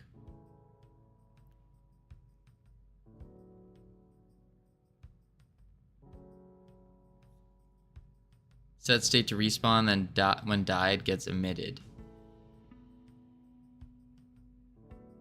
Okay.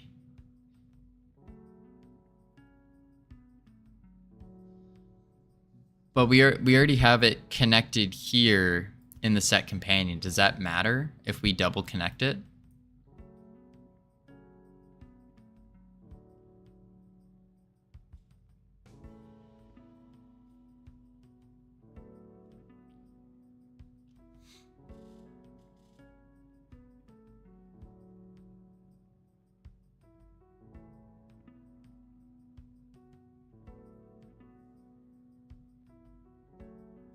That thing doesn't even work? Oh. So we should just delete this line, basically.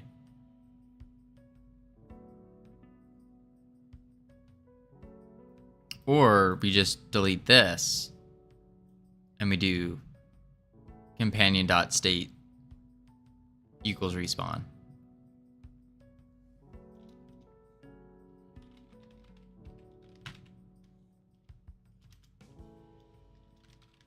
Oh, do a lambda. within this function, right? Or connect. Func.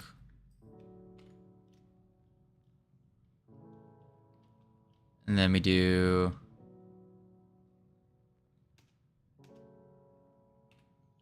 companion dot state equals states dot respawn.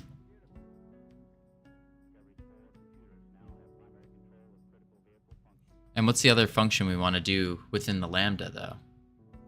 Would it be the thing that I deleted with instantiating the scene? You're in this script now, not the companions. Oh. Welcome back from ads, everyone.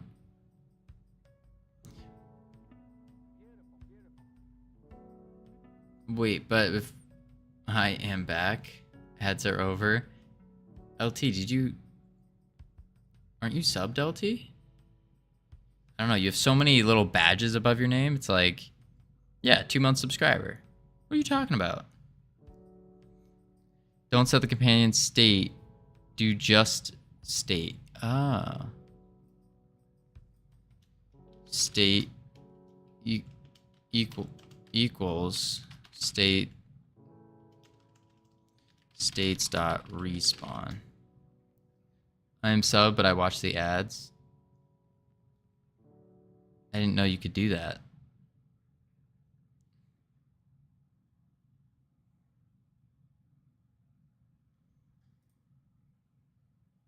Closing bracket doesn't have. How does that not have a?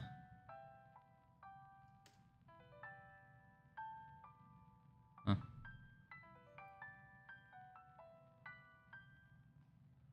Okay. You can do anything when you put your mind to it. For the most part. For the most part, yeah. I agree. Huh.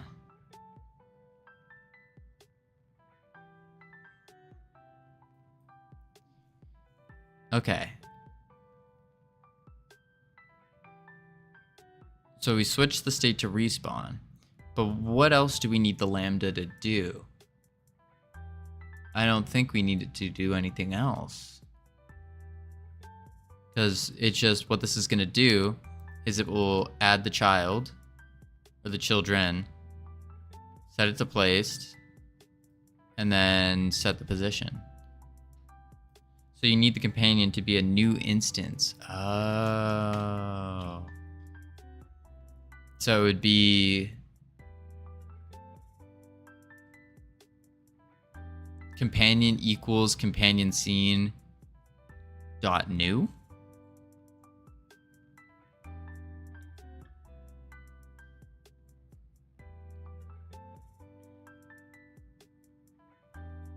Or dot instantiate. Companion equals companion scene dot instantiate. Oh, identifier can. There we go. Okay. So now we'll set the state to respawn, and it will also set a new one. We should probably do this line first, though, right? Before we set the state. Oh, yes, you're right.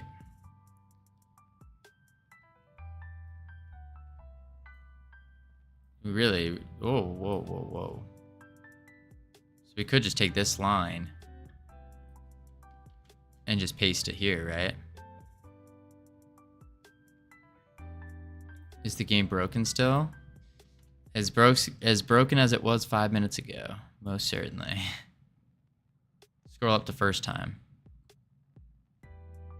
Oh, companion.companion arm equals new leash. Add child, new leash.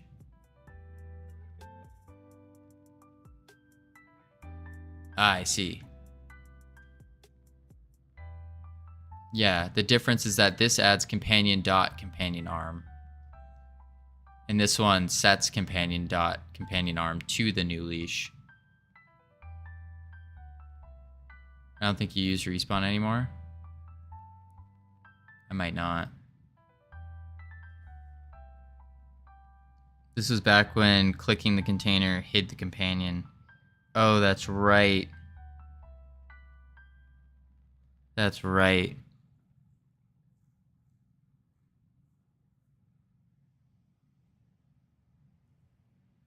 You should only be using first time. So we set the scene to first time then. Which it would already be in anyways. Oh, I guess it's in dead.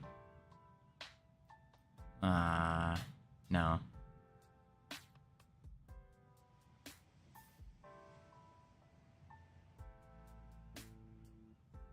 Okay, this makes sense then.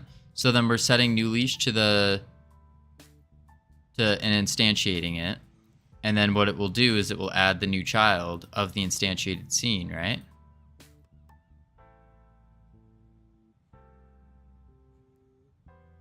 And then it will set companion arm, which is it's asking for a pack scene, which is new leash. And then we're just setting the state to spawn. Yes, hopefully. All right. I think we need to do this stuff before we set the state, though.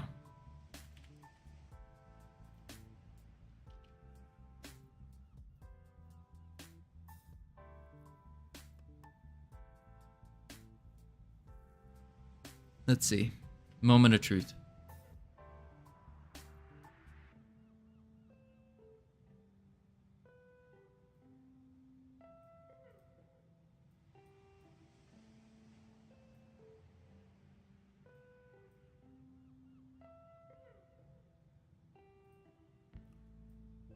Oh, okay. It doesn't have any health. Or it's just the health bar isn't showing up. Yeah, the health bar just isn't showing up. Ooh, it didn't like that. So now, what if we do...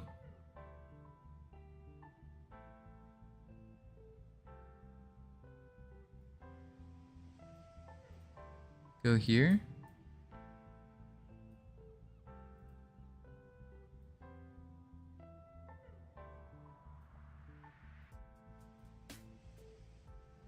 Okay, so it doesn't like it when we hold it.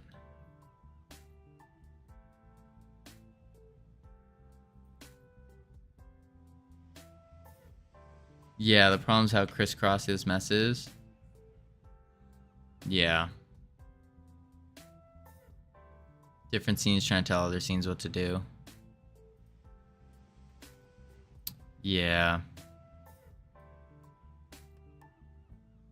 Not really a fan of that either. If we click really fast, it works. And then let's go over here. Oh, previously freed instance. Interesting. Even though it wasn't. So it's still thinking that the member is that freed instance. So instantiating a new one's not doing anything to tell it to replace that old one. Yeah, all your dead dogs are still in your party. Exactly. Crap.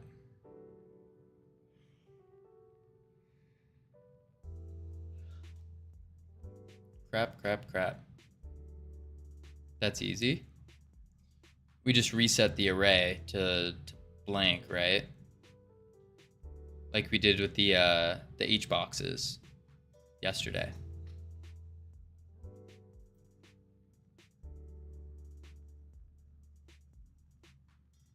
When something dies, tell global to remove itself from the party. So in here, we don't need this anymore. Here, and then we can do global dot remove from party.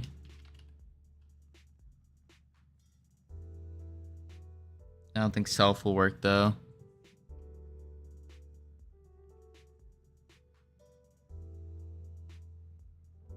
It should. Oh. Let's see. If that's what you're adding to the party. I think that is. But I also think adding to the party is just adding the party container. Not the...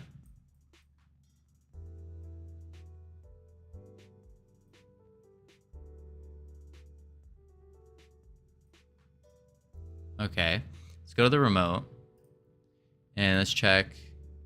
Okay, we only have one companion. So that's good.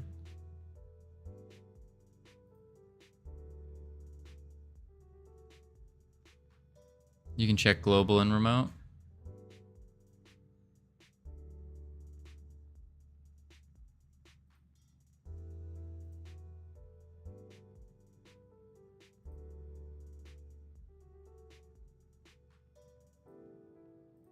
I don't think it is.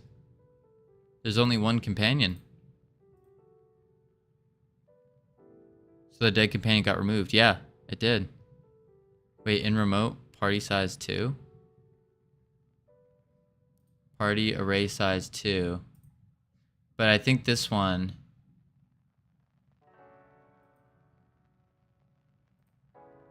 Oh, no. How do I check it? Oh. Wait, what did I press? Go back. Character body 3D. This is the summoner. So the first one in the party is the summoner. And then the second one... Yeah, that makes sense. Let's kill the dog and then look at it. Dog's dead. And then it deletes itself. Yeah, that's perfect. And now let's go back to the global.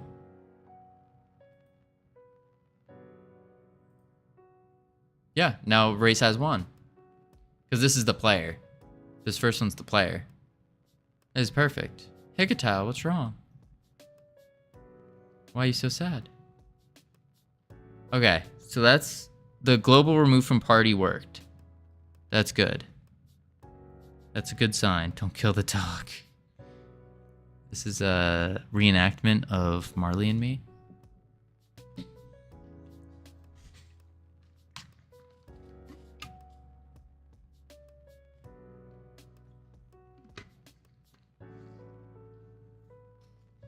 Okay. Now that it's removed,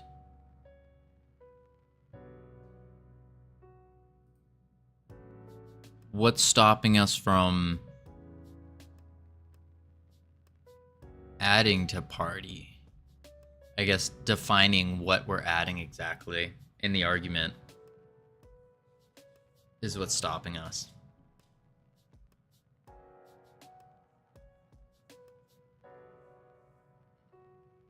What do you mean? Like, I'm talking about respawning the dog now, or re-adding it, because we remove it from party, perfect. But now, how are we re-adding it to the party? We had in the... No, we're just worrying about pressing it again.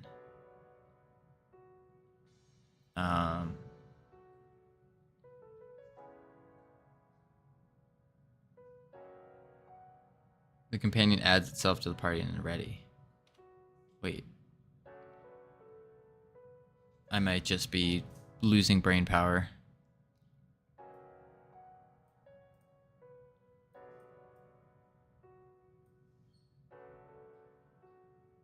Okay, so it's dead.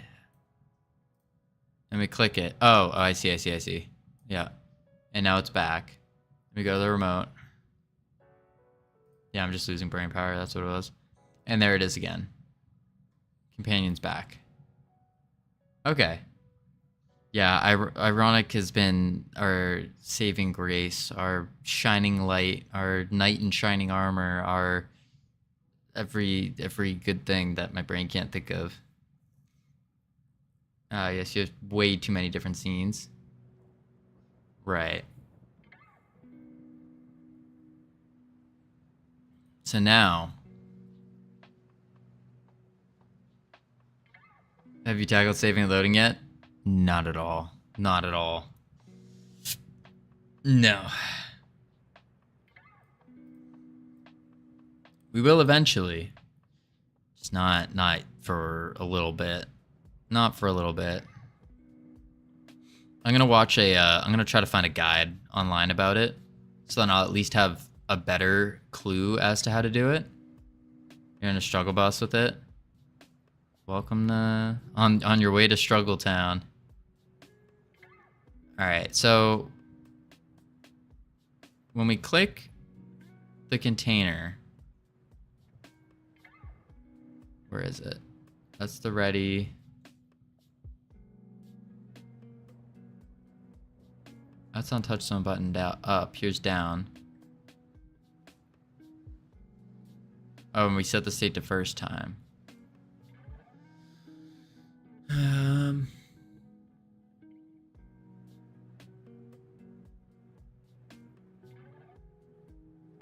So now, how do we get that area to add?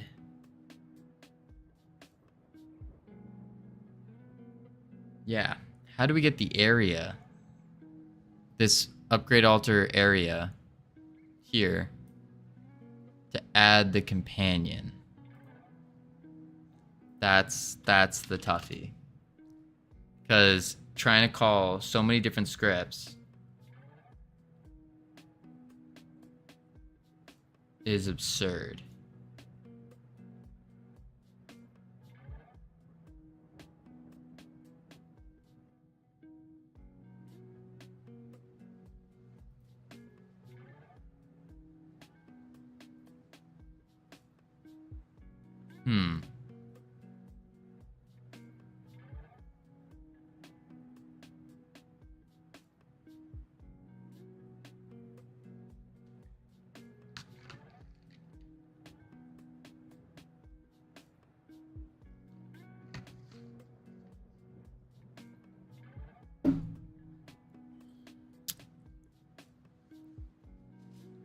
On interaction entered.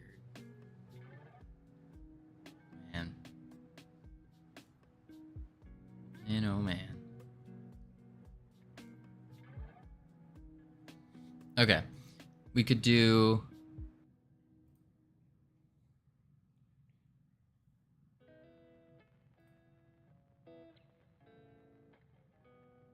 Do you really want the area to just respawn your dead companions? I don't want it to respawn them.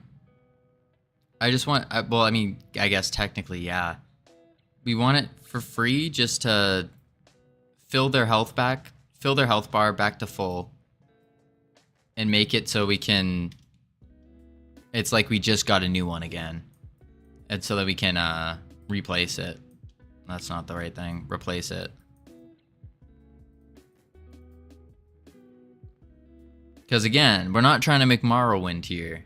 It's supposed to be a casual game. Yeah, so clicking the container again. Yes, exactly.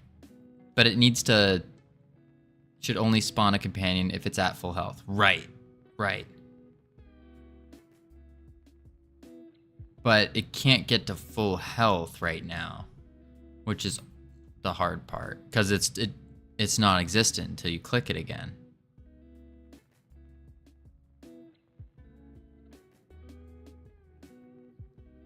When we... Let's go kill the dog and then try to run through. Because getting it to spawn only when it's at a certain health percentage is easy. That's not the difficult part. So when we come here, it should... We want it to fill this to full, and then we can drag it out.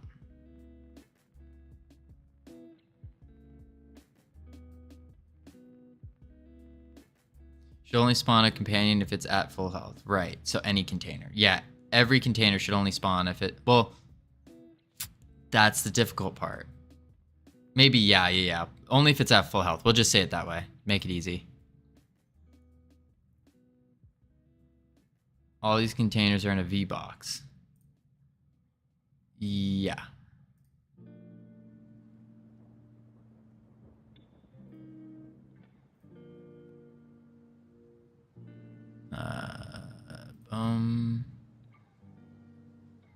In this, yeah, in a V-box. Why don't you just loop over that V-box and heal the stats of those containers? Well, that's what we are doing.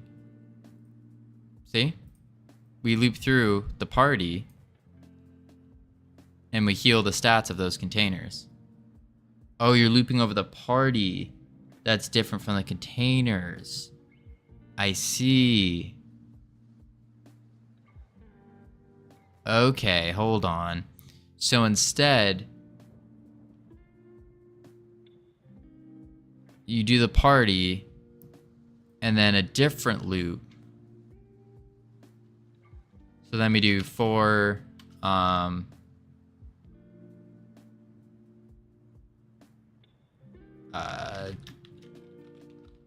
for dead companions, as because we want to specify what they are, which would be a what is this adding into them? Another V-box, I think. A companion container, yeah.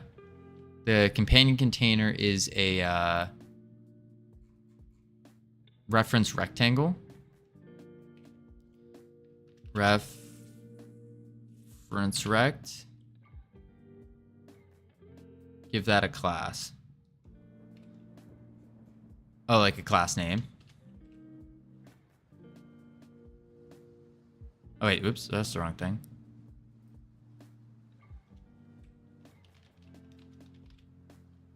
Howdy, Magnetonics.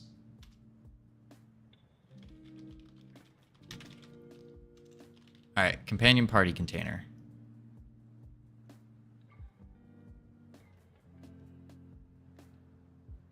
Parse error. Expect. Oh, that's because I didn't finish the. In companion party container. What an awful name. Do you have any better name suggestions, Ironic?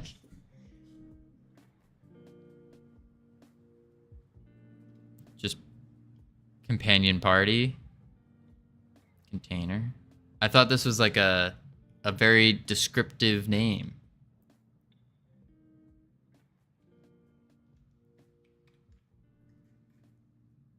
Oh, that's not what we want. This.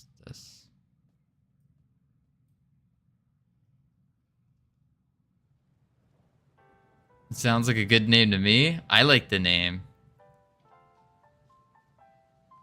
I mean,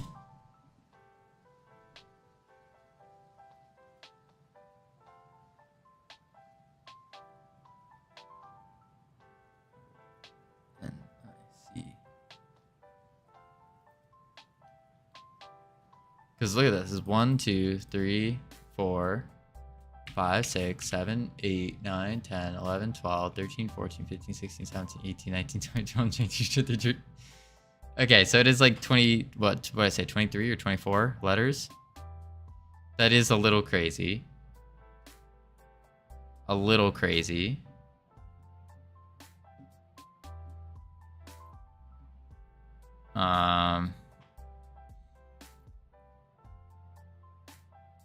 Maybe just companion party.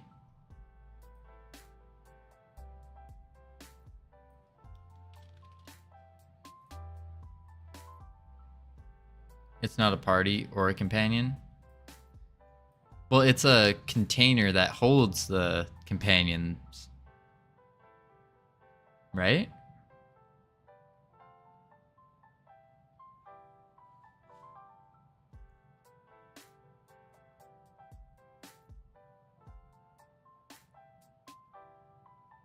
Hocus pocus. Damn, it works. Companion group. Companion group, good work. But it's like it's an icon and a health bar and a button. Right. But it's also it's what? Icon bar button container? Maybe not that one. Maybe not that one.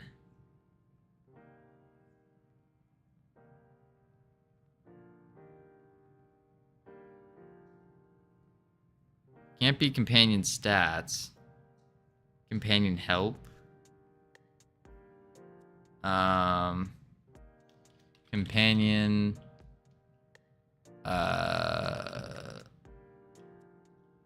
status container.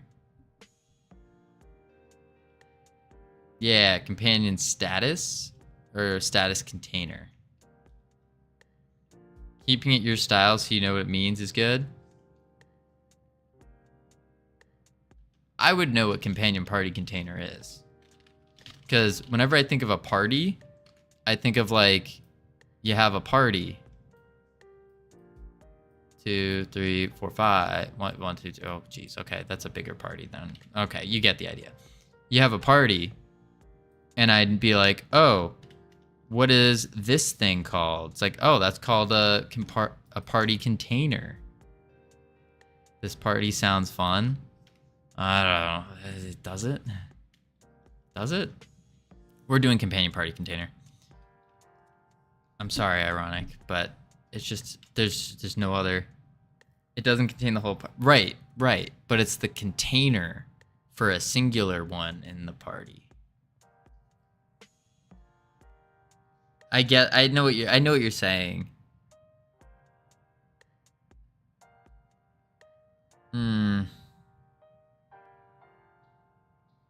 Companion member container.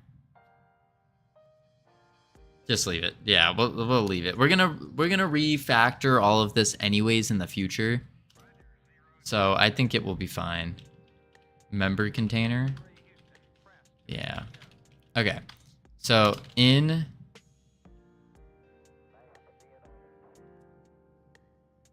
get, oh yeah, refactor in the future. Health bar container. Oh, I gotta do a preface to that. In health bar / health bar container. Even in my work code, we have some temp code from 2018. Ugh. The script is on the altar. Yes. Your player UI should have a variable. That's a good point. In player UI dot, and then we need to go to player UI, and we do just a quick variable var for your companion party container var companion party container equals get health bar / health bar container. I'm not naming it this. And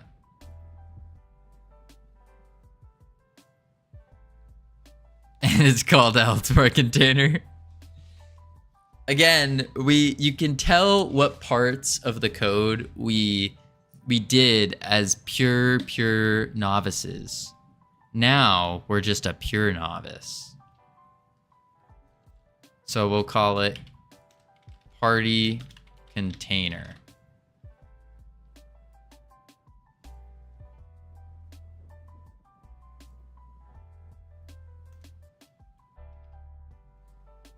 Can I join the party? Sure thing, LT. Health bar container? That's a good one. Wait, you don't think ironic, are you saying I'm not a pure novice?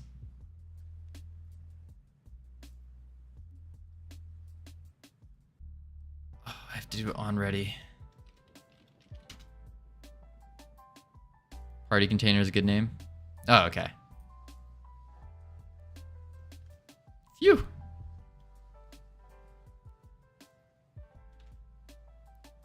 Actually, we don't want as, do we? Because that would set the this is setting the value. This is setting what it is.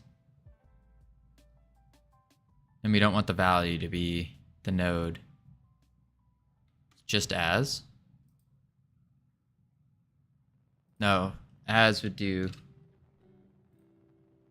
We'll do it that way. It's a VBox. Right. So the professional way would be as VBox container. Something like this, right? That's the static typing.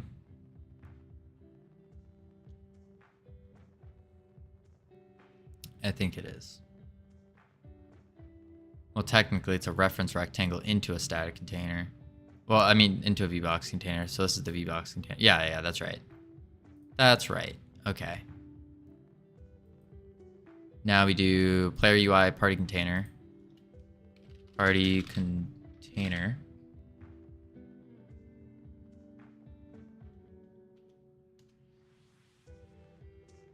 Okay. And then we want to do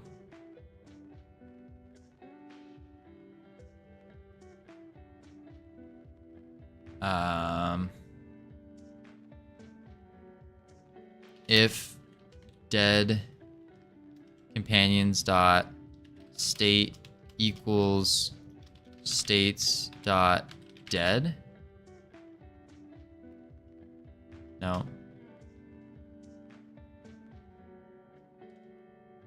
Yeah, no. That's not right.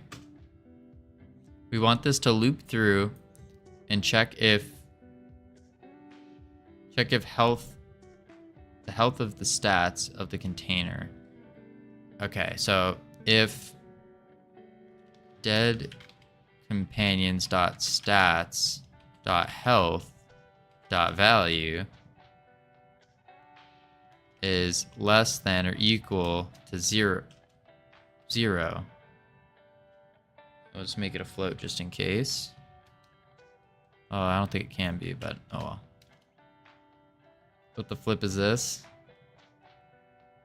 The container seems wild. Yeah, it is a mess. Absolute mess. It should be less than max.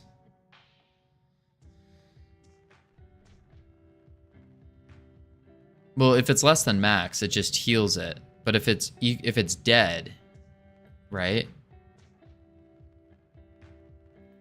Or are we just replacing this part?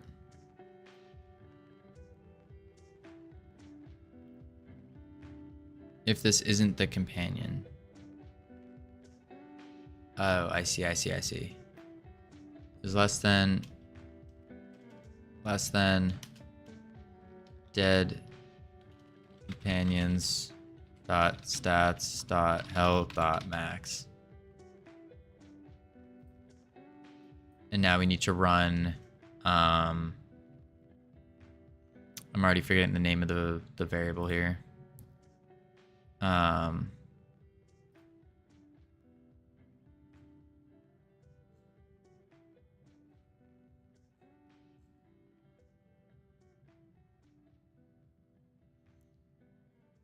We're not running set companion, are we?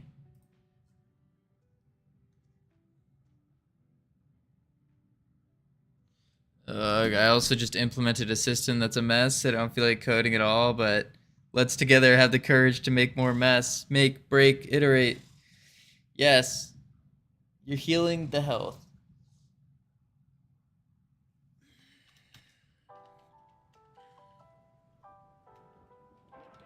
Dead dot stats dot health dot value equals dead dot stats dot health dot max. Like that. Oh no. Player. Oh, I forgot the I. Now it is. What? Unable to iterate on object type node. Doesn't like that. Let's just do it this way. It still does not. Oh, there we go. Oh, get children. That's right. In party container dot get children.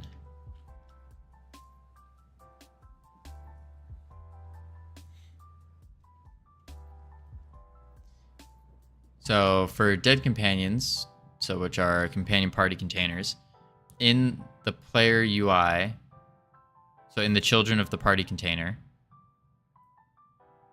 if the dead companions .stats.health.value is less than their health, their max, then it makes it to their full.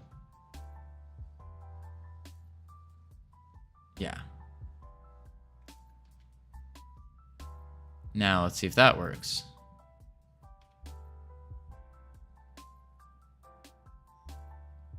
Hopefully. Grab you. Kill you. Head over here. Boom. Full. Boom. It works. Okay. Okay. Now we need to make it so that we cannot click the party containers unless their stats or their health is full. So we need to go to, where are we clicking the party container?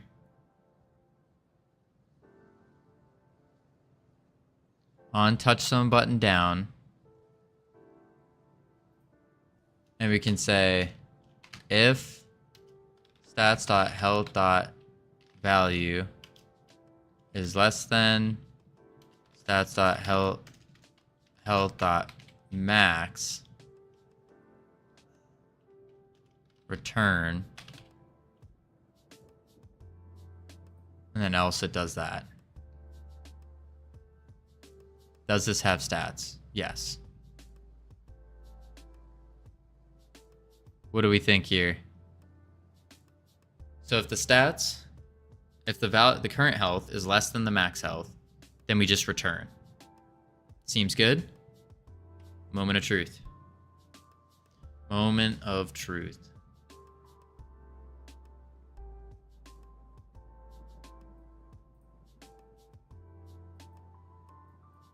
Oh, okay, it's not gonna work because it's not full health. Boom, make it full health. It works. We go kill it. Because I only changed the value, I didn't change the max on it. Alright, now it's dead. Can't do anything. Full. Holy. We did it. We did it. We did it. We did it. For now. Works flawlessly for now. Companion. Party container. Revives. Good job. No. Good job to you. Good job, Ironic. Good job, team. We did this together as a team. And mostly Ironic. But as a team, together. Go team. Oh.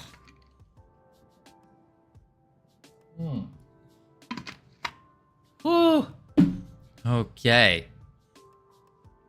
Yes, team. Well done, Ironic. I mean team. Indeed. Oh, we got a little shout out from JD Does Dev. Huh, what do you know? Thank you, JD. All right. Whew. Let's see here. So, show more of the game. What more is there to show? LT. We've showed off most, like, everything we got, basically. Basically. We can come over here. Go like this. Oh, we can't do that yet. Go like that. Like that. Change our range. Go up here. Go over here. I love the coziness of your stream. Thank you. I appreciate it. I didn't realize that the stream was cozy. But I'm glad to hear it. Oh, man. All right. So we got our companions. Let's chuck them all out. Boom, boom, bang. Now let's go kill one of our companions. Oh, jeez. Okay. Oh, all right. That's what we need to fix. The heal. What happens if you click on the container? That's a good question, actually, while you have a companion out. Let's check that real quick. I didn't even think about testing that. Oh, this isn't going to work because it needs to heal. Wait, what? See, I helped you. Where's the dolphin? What the flip? All right. We have the companion out. Oh, cool. Nothing happens. Oh, whoa, whoa. Oh, because I accidentally clicked the other fairy.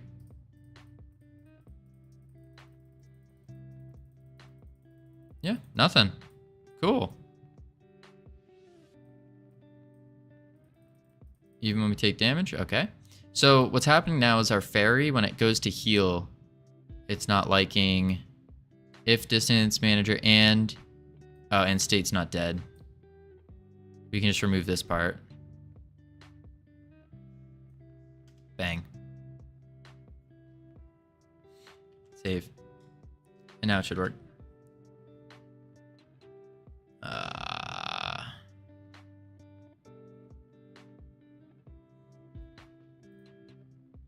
Range. All right, let's see if the fairy's still gonna...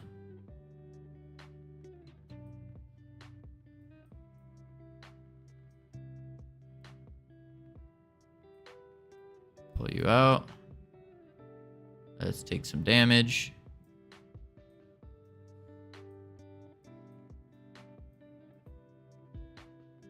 Perfect. Okay, we fixed it. Woo! Fairy heal fix. Fairy heal fix. Commit that. Yeah, go team. Woo! Yeah. Team. Okie doke. Now. We got that. Let's see if we can mess a little bit with the because that kind of powered me up a little bit, not gonna lie. That little ironic victory there. We can try messing with the knockback a little bit, because right now it will only, so the boss only knocks back that way. That's it. It only goes back. And it does, we didn't make it lerp or anything, which would make it look good. But the idea with this boss is that, or this one, is that it will, if we get into this range here, so that little circle, it will knock us out into its casted range, and then it can start shooting us again. Or it knocks us into one of its little slow pools thingies, which it spawns at random. Yeah. So let's go to enemies. Nope, not enemies. Yeah, enemies. Spirit boss. Close the skelly. There's all of our markers. We don't even need to call these test markers anymore, but we're gonna keep it there, I guess. Boom. Oh, we need to open up stats as well. Resources, user interface, resources, stats, knockback. Here it is. All right, this is our current knockback stat. Obviously, it does not work. It works. It moves us, but it doesn't move us. It only moves us in one direction. So let's think about what is that sound? What is the logic for getting it to move, for getting it to push us in whatever direction the character that's using knockback is looking? it would be going strong. 6 hours so far. Oh, wait, are we at 6 hours? Oh, we are. Well, 5 hours, something, 4 minutes. Yeah. Yeah. We're going. Ugh. All right.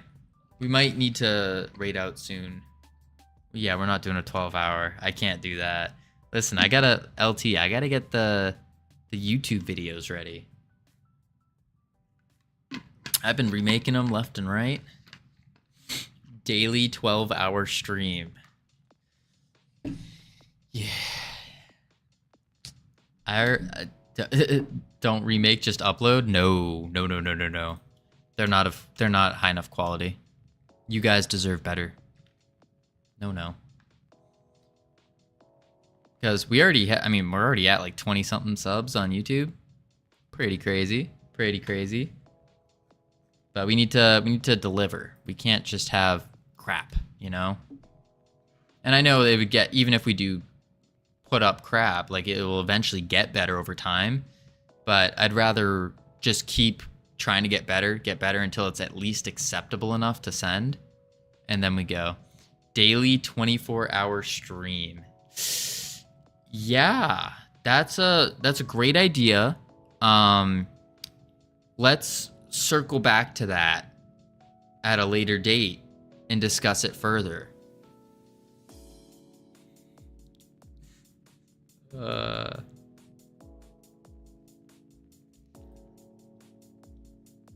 be fair, you could run reruns with some AI to read chat and reply. Yeah, that's just gross, though. That's gross. No. The Cavino show. Funny you say that gamer. Before I went and made Freedom Forge Studios, I was going to start doing the Cavino show. It wasn't called the Cavino show. It was called I'm actually not gonna say it because the account's still out there. But it was called something like that. JD Does Dev is killing it recently. Every stream he gets like 400 plus views. Yeah, it's absolutely wild. We were talking to him about it earlier. He can't tell if they're bots either. That's the thing. Hopefully they're not. Hopefully they're not. But why would they be bots? That would be the question. I don't think so. None of them appear on Twitch users? What do you mean? Like, even you have more on your list than... Yeah, I do hope he's really winning. Oh, you're talking about when we click users in chat?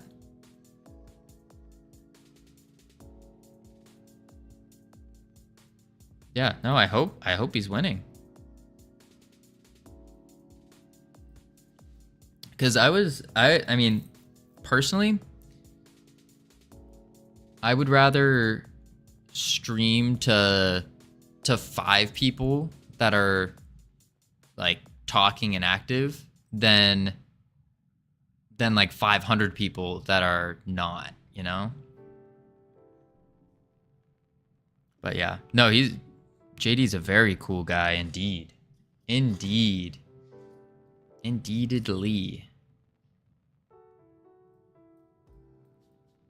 Also, Sudi's Revenge, his Steam game, coming out pretty soon. Imagine just lurking. Couldn't be hunted. Could not be hunted. Definitely could not be.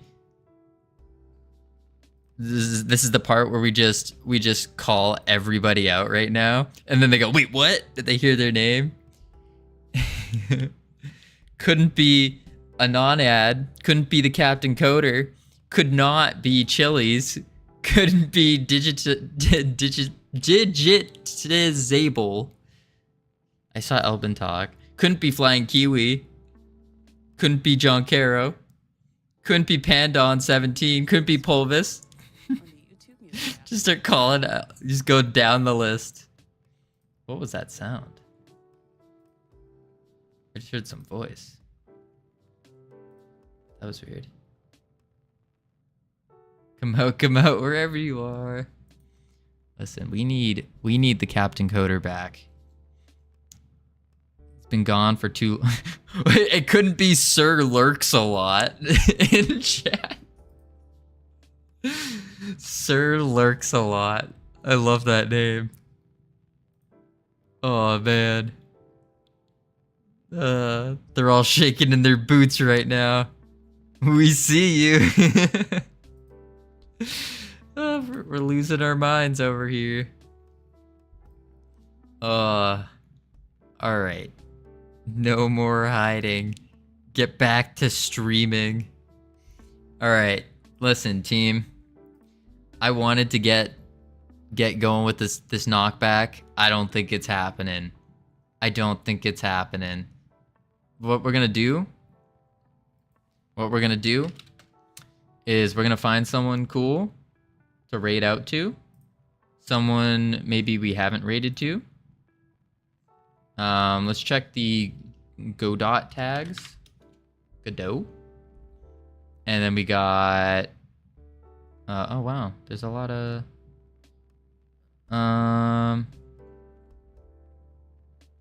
who's cool? And we could always do raid Alinity. I don't even know. Alinity's that the OnlyFans? No, that has nothing to do with game dev. Last goal of today, you got this. You are him. Ironic, come help. No, it's fine. It's fine. Listen, Ironic, we used up a lot of help. Why only Godot? Well, I mean, it doesn't have to be only Godot. As long as they're interesting and making a game, I'd be fine with more than that. Hashtag 100 devs. Let's speedrun API. I don't speak that language. Replacing Google. Well, here, let me pull this up with you guys. We can look through this list together. Together, as a team. We gotta make new friends. And we gotta. That's really what we gotta do, is make new friends. Maybe get more team members. Coding and chilling. He does speak English. English we like. A little bit bigger than us. Not bad, not bad. English. I don't speak that language. Game dev, dungeon asset creation. Do automated or hit someone just a bit smaller, I think. That's probably a good idea too. Wait, who's you said automated or Saphora? I don't see them. Pain and suffering. That's full. I don't see them. Both game devs. I don't see them on.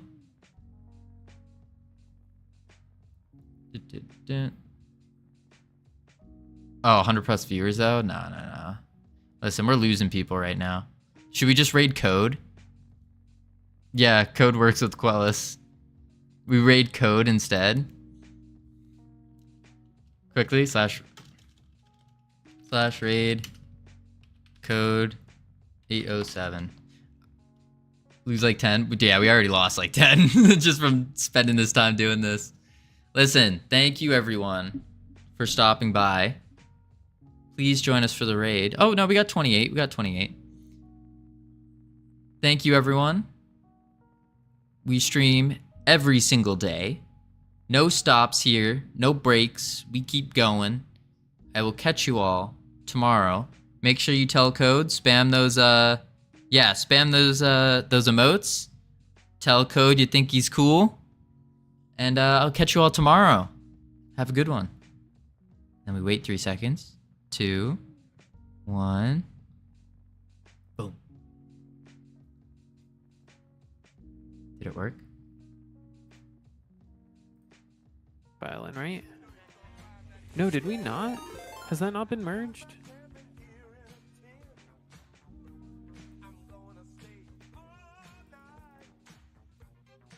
Are you raiding Code? Is Code getting raided? Yo, Code's AFK right now, but welcome in, raiders. How's everyone doing? What? I'll be your host for now. Code's AFK for a min, but welcome everybody. I hope you all are doing well. This is Code's first proper stream.